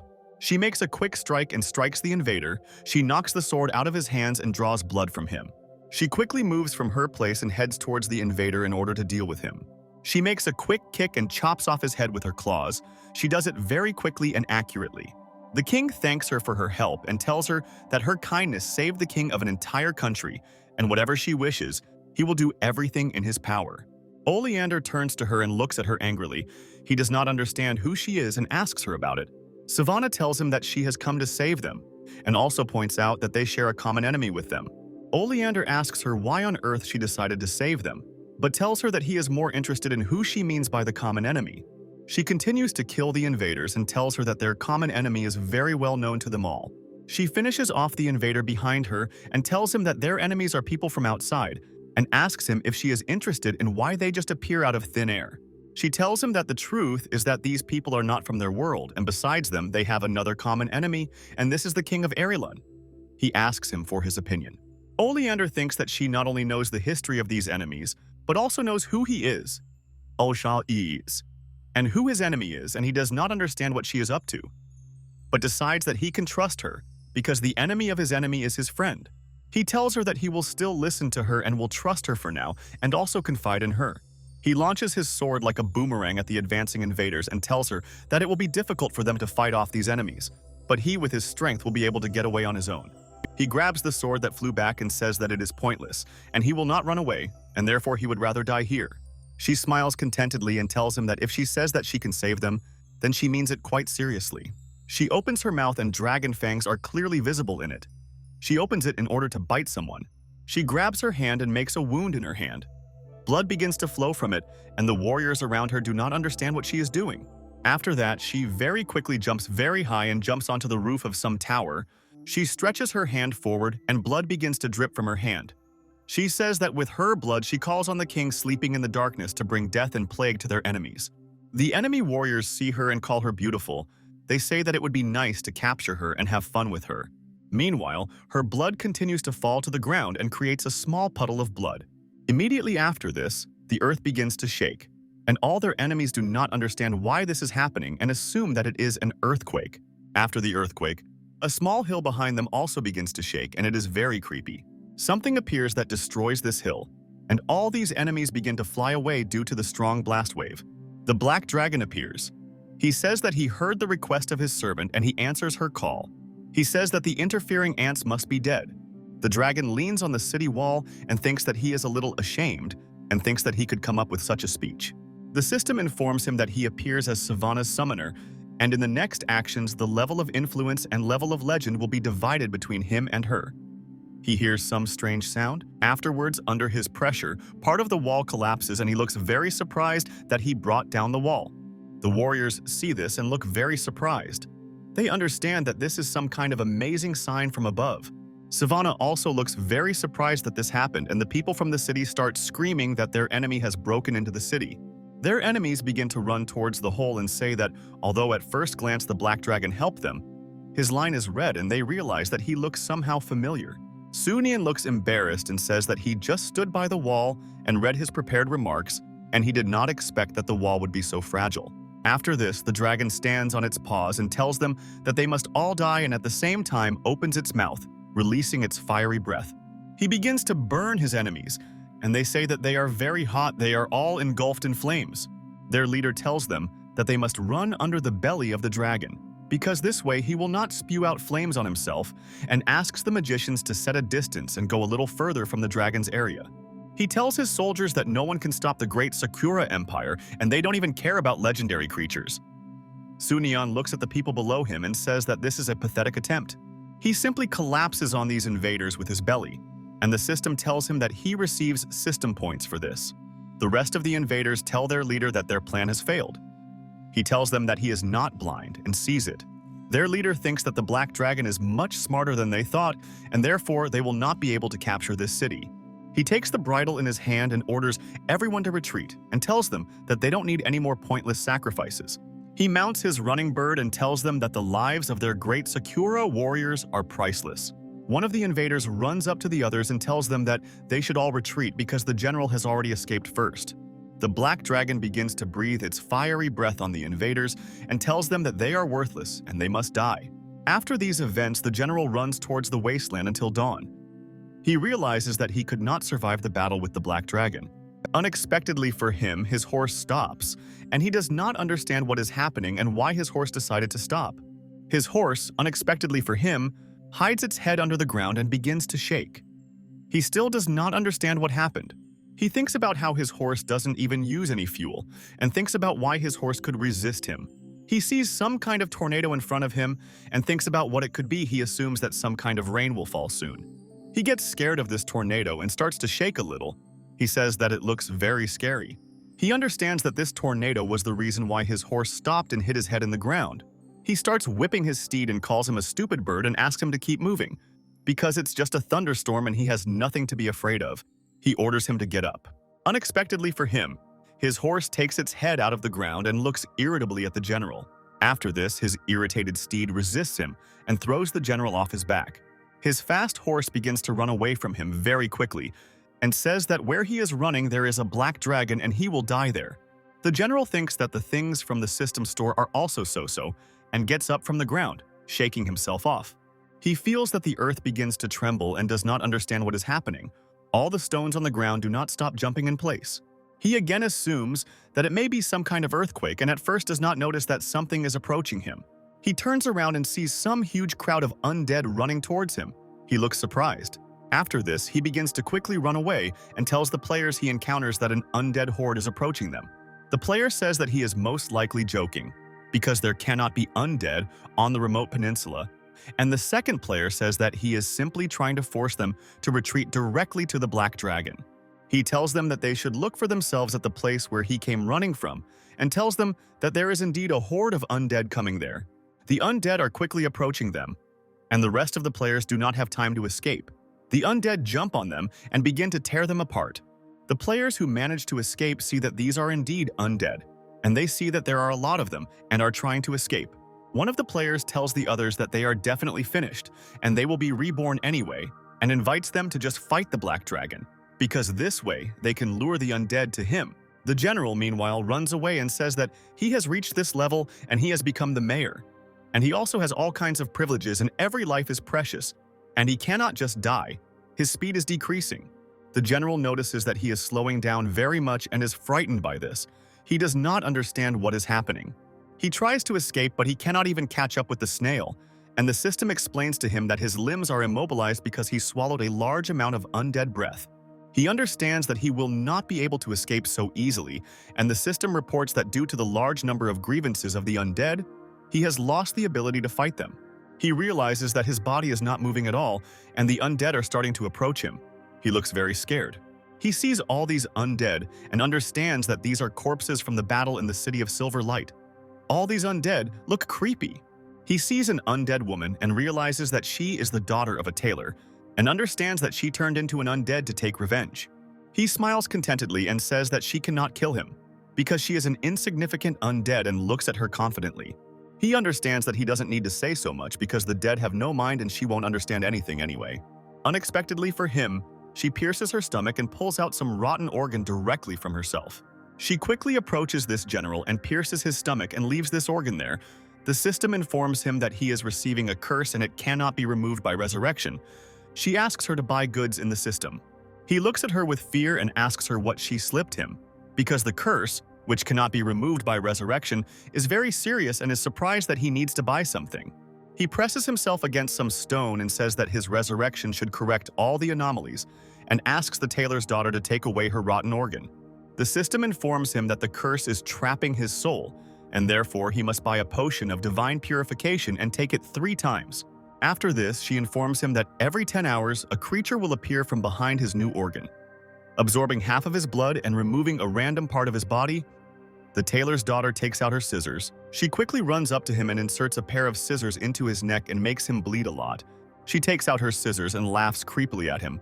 She looks very pleased that she managed to get revenge.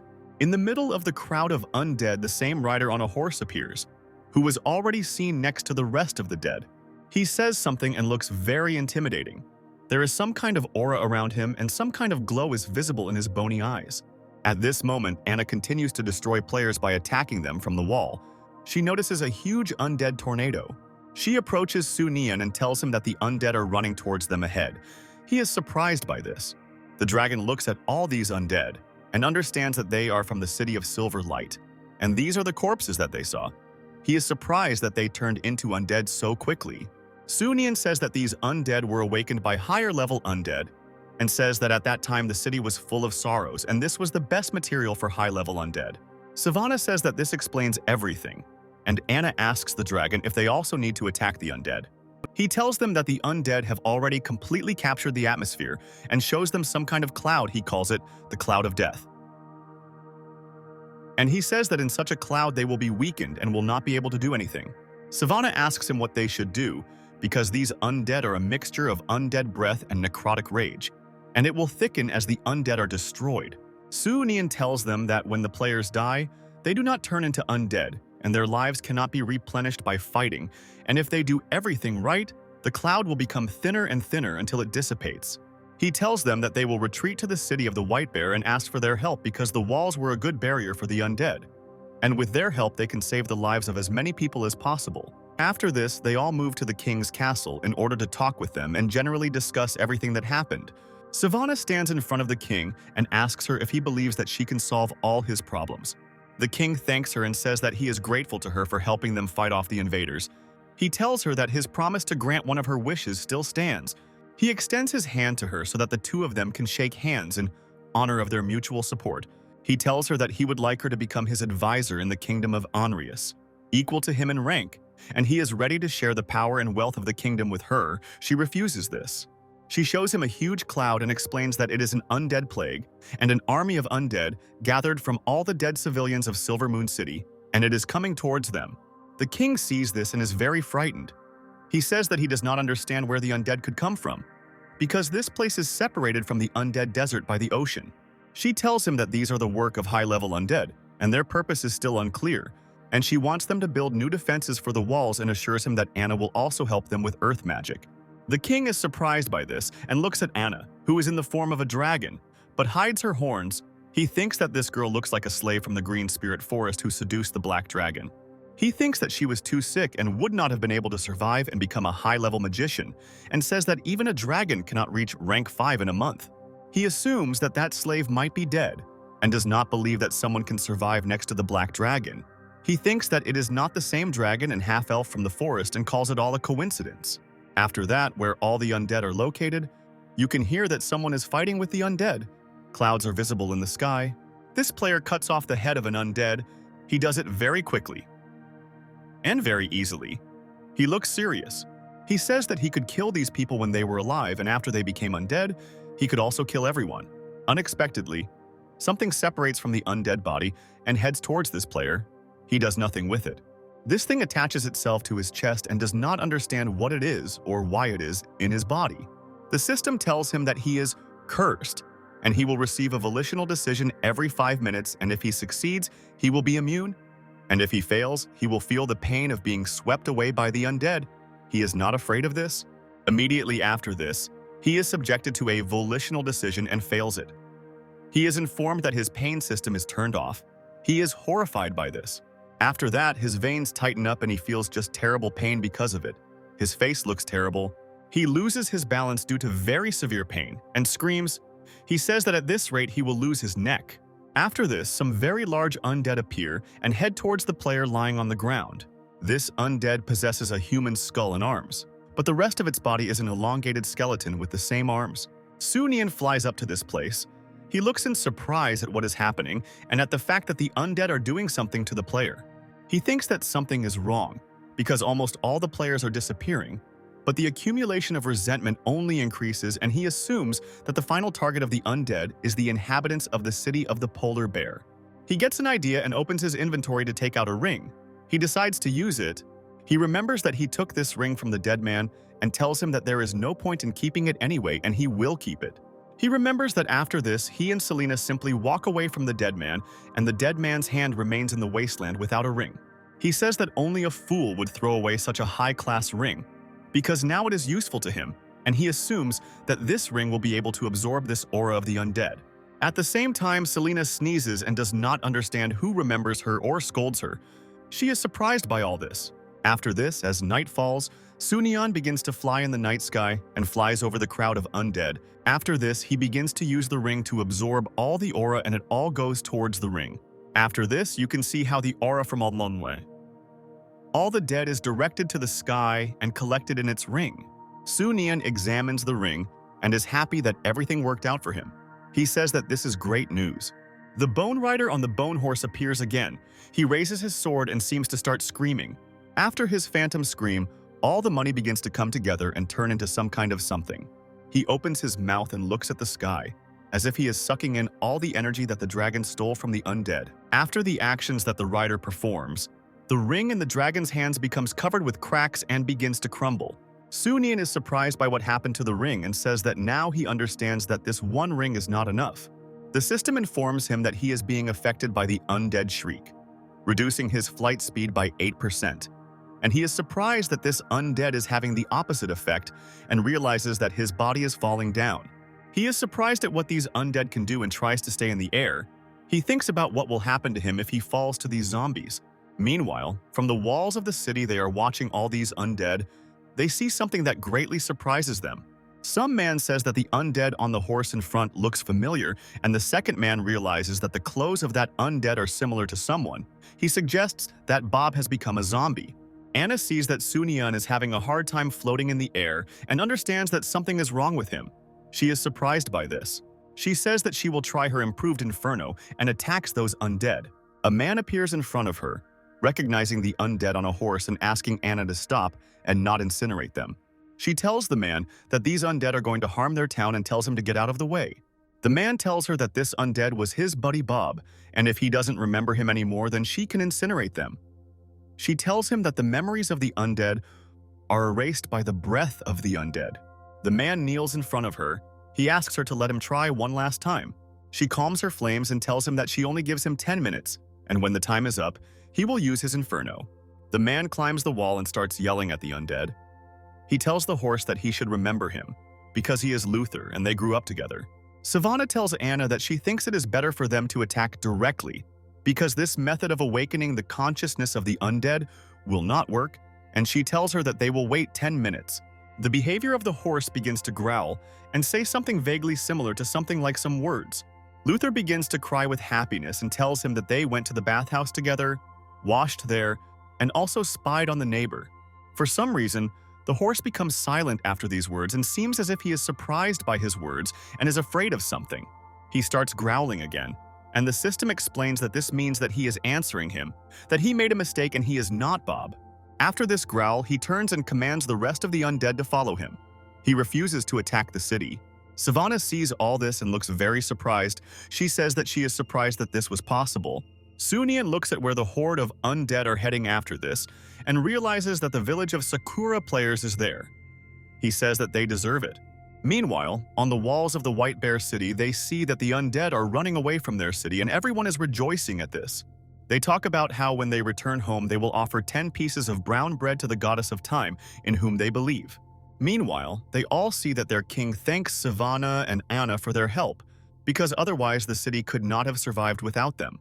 The king thinks that he should try to recruit Savannah, because with her there is a chance that they can continue to expand the territory of Anrius, and they can try their luck in the island state of Ogilal.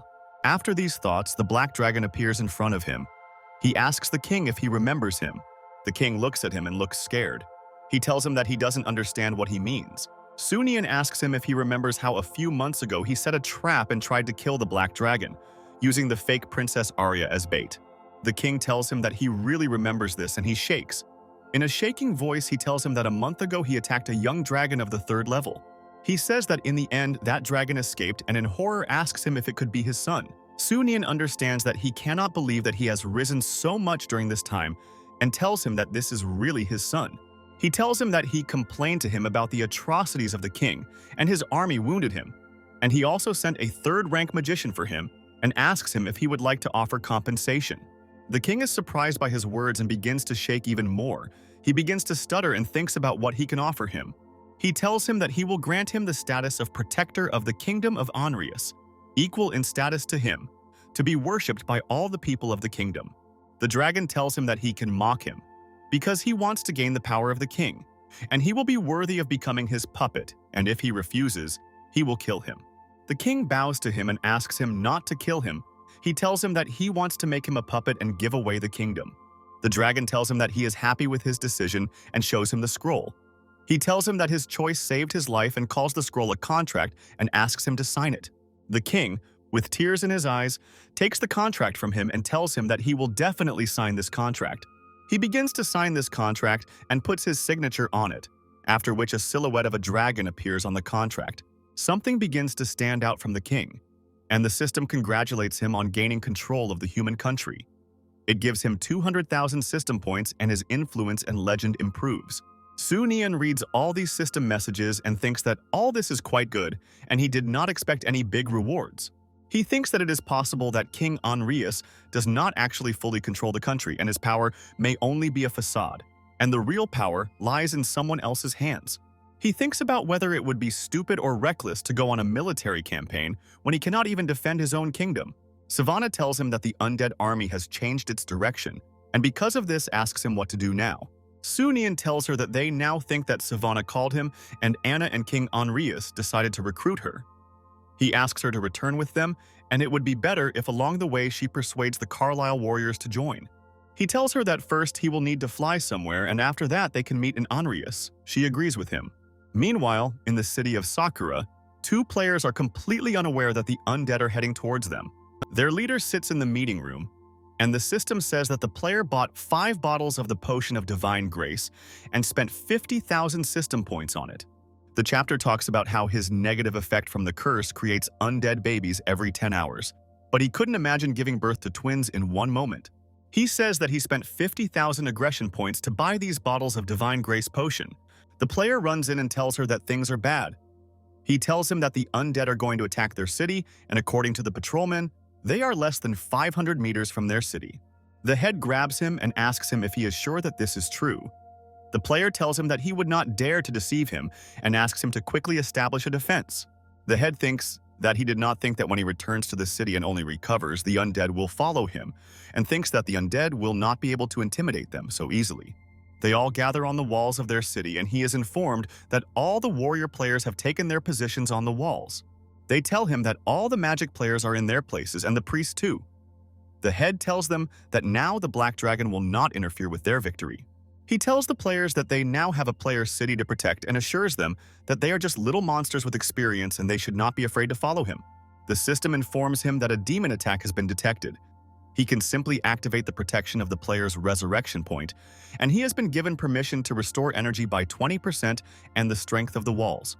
The system reports that their city is the last point of resurrection for the players Sakura and Anrius, and if their city is destroyed and there is not a single surviving player left within its borders, then they will not be able to resurrect.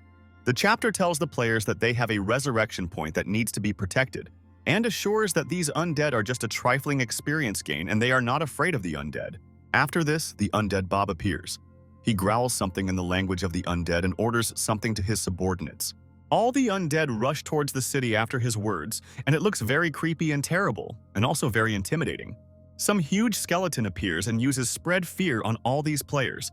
The mages tell the chief that these negative effects are accumulating too quickly for them to get rid of them. He tells them that the mage players should go next.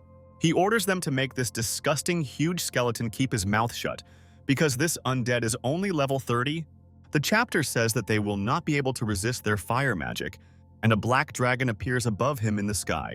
He asks the system if he destroys the players' defenses and destroys the walls, and after that, the undead destroy the players. Will he get any benefit from this? It tells him that it will be insignificant. He asks her if this will affect his ability to obtain the player's city core.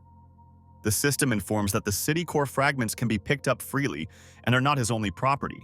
He says that this is very good news, and this time, he will not have to doubt it in any way. After these words, the dragon decides to descend from the sky. First, the clouds begin to disperse in front of him. He quickly begins to dive down and looks very angry. He dives through the clouds. Some player sees the black dragon approaching them and tells them that they should take cover. He sees that the black dragon immediately begins to act and sees that his dragon breath has a certain direction. He turns his head and sees that the dragon's breath is directed directly at their priests. At the place where all the priests were, a very strong explosion occurs. Due to the explosion, fragments of the earth fly apart. The head sees what is happening and asks where this black dragon came from and why they didn't know about it. He realizes that it is not showing up on the map yet. He tells Sakura's players that he doesn't understand, because the dragon will attack not only them, but also the undead. and asks everyone to return to their homes because their homes are very well protected.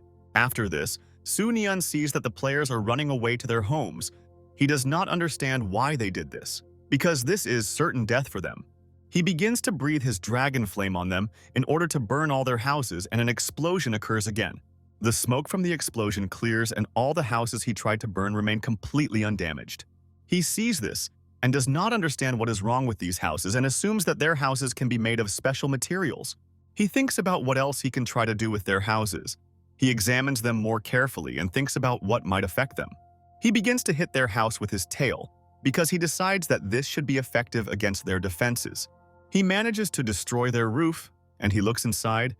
He sees several players and coughs contentedly.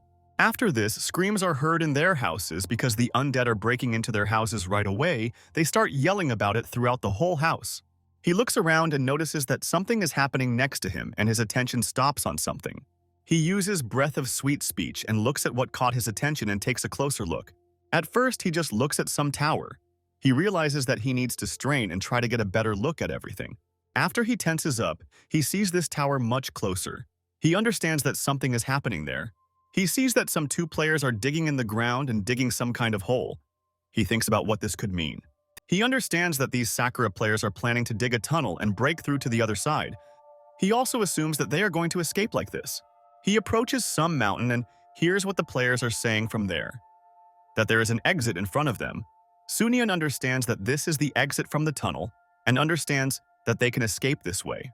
He decides to quickly deal with it and begins to breathe his fiery breath into it. It begins to fill the tunnel. The whole earth begins to crack and some kind of fire is visible from under it, and it begins to tear apart little by little. A fragment of the core of the player's city appears, and the system congratulates him on the fact that he, with the help of the undead, destroyed the Sakura players throughout Onrius, and his fame and legend grew. He is awarded system points. Next to the fragment of the core of the player's city is the same undead Bob. He does not understand what it is. Su Nian quickly flies up to him and tells him that he shouldn't touch this thing. He doesn't understand him. Bob grabs the fragment in his hand and his aura continues to ooze out of it. It looks creepy. He doesn't listen to the dragon and he decides to put it in his eye and his skull. It doesn't look very safe. Su Nian sees this and he still tries to reach out and stop him, but some kind of purple glow begins to appear around the bean. He begins to emit some kind of very strong purple glow. It looks like something is going to happen to him. After this, some very strong purple explosion occurs. The force of this explosion throws the dragon back. At the site of the explosion, some kind of cemetery appears. It is illuminated by some kind of the same violet glow. Su Nian examines the site of the explosion and also understands that this is some kind of cemetery. He is surprised at this. Inside the small church in the middle of the cemetery, something begins to glow and some kind of dark purple gas appears around. The black dragon begins to angrily hit the barrier that is formed and looks very upset that his main item was stolen. The system tells him that he cannot enter because of the barrier. Some kind of huge skeletal hand appears from under the ground. It looks really huge in comparison with the dragon. It heads towards the cemetery. It hits the barrier of the cemetery facing the dragon and causes a very loud crash. After this blow, the cemetery, along with the hand and the barrier, disappears somewhere and only dark purple particles remain. All this time, Su Nian stands and silently looks at the hole in the ground where his main item was just located. After all traces of the cemetery's presence disappear, he begins to scream because of such a terrible set of circumstances. After this, the system notifies players that a world boss has appeared and his location is marked on the map. And his name is Lord of Death Bob Brussers Kalberg. He is the owner of the 5th stage of the 48th level. The system tells all players about his history and the extermination of all Sakura players and informs them that he has a large army and has his own territory. A teleportation array is created. The Chinese player sits in the #1 Heavenly Dynasty player's fortress and says that the world boss is strong this time and also destroyed all the Sakura players in Onrius. After this, in the usual fortress of Sakura players #1, their leader says that this time they should get a chest from the world boss. At the players' fortress Beautiful Country, their leader tells his players that they have a new goal and must begin. Meanwhile, in Onrius's field camp, the king sleeps calmly in a tent, lounging on a couch. His tent is guarded by Oleander. He notices something that confuses him a little, and he decides to look around. He does not notice anyone at all, but he senses someone. He asks this unknown person to show himself to him. Savannah appears and tells him that she would have expected nothing less from the most powerful warrior in Carlisle. She tells him that he is very alert and lands on the ground right in front of him. He doesn't understand what she wants. She tells him that he has already seen her power and she can summon the Black Dragon and the King of the Dark Night, and asks him if he will join her in her quest to avenge the Errol Empire. Oleander tells her that her offer is tempting, but he definitely has no intention of joining her. She looks at him contentedly and asks him if it could be that the main reason is his son. After his words, his face becomes distorted, and he asks her how she knows about this. He also asks her if she has seen him.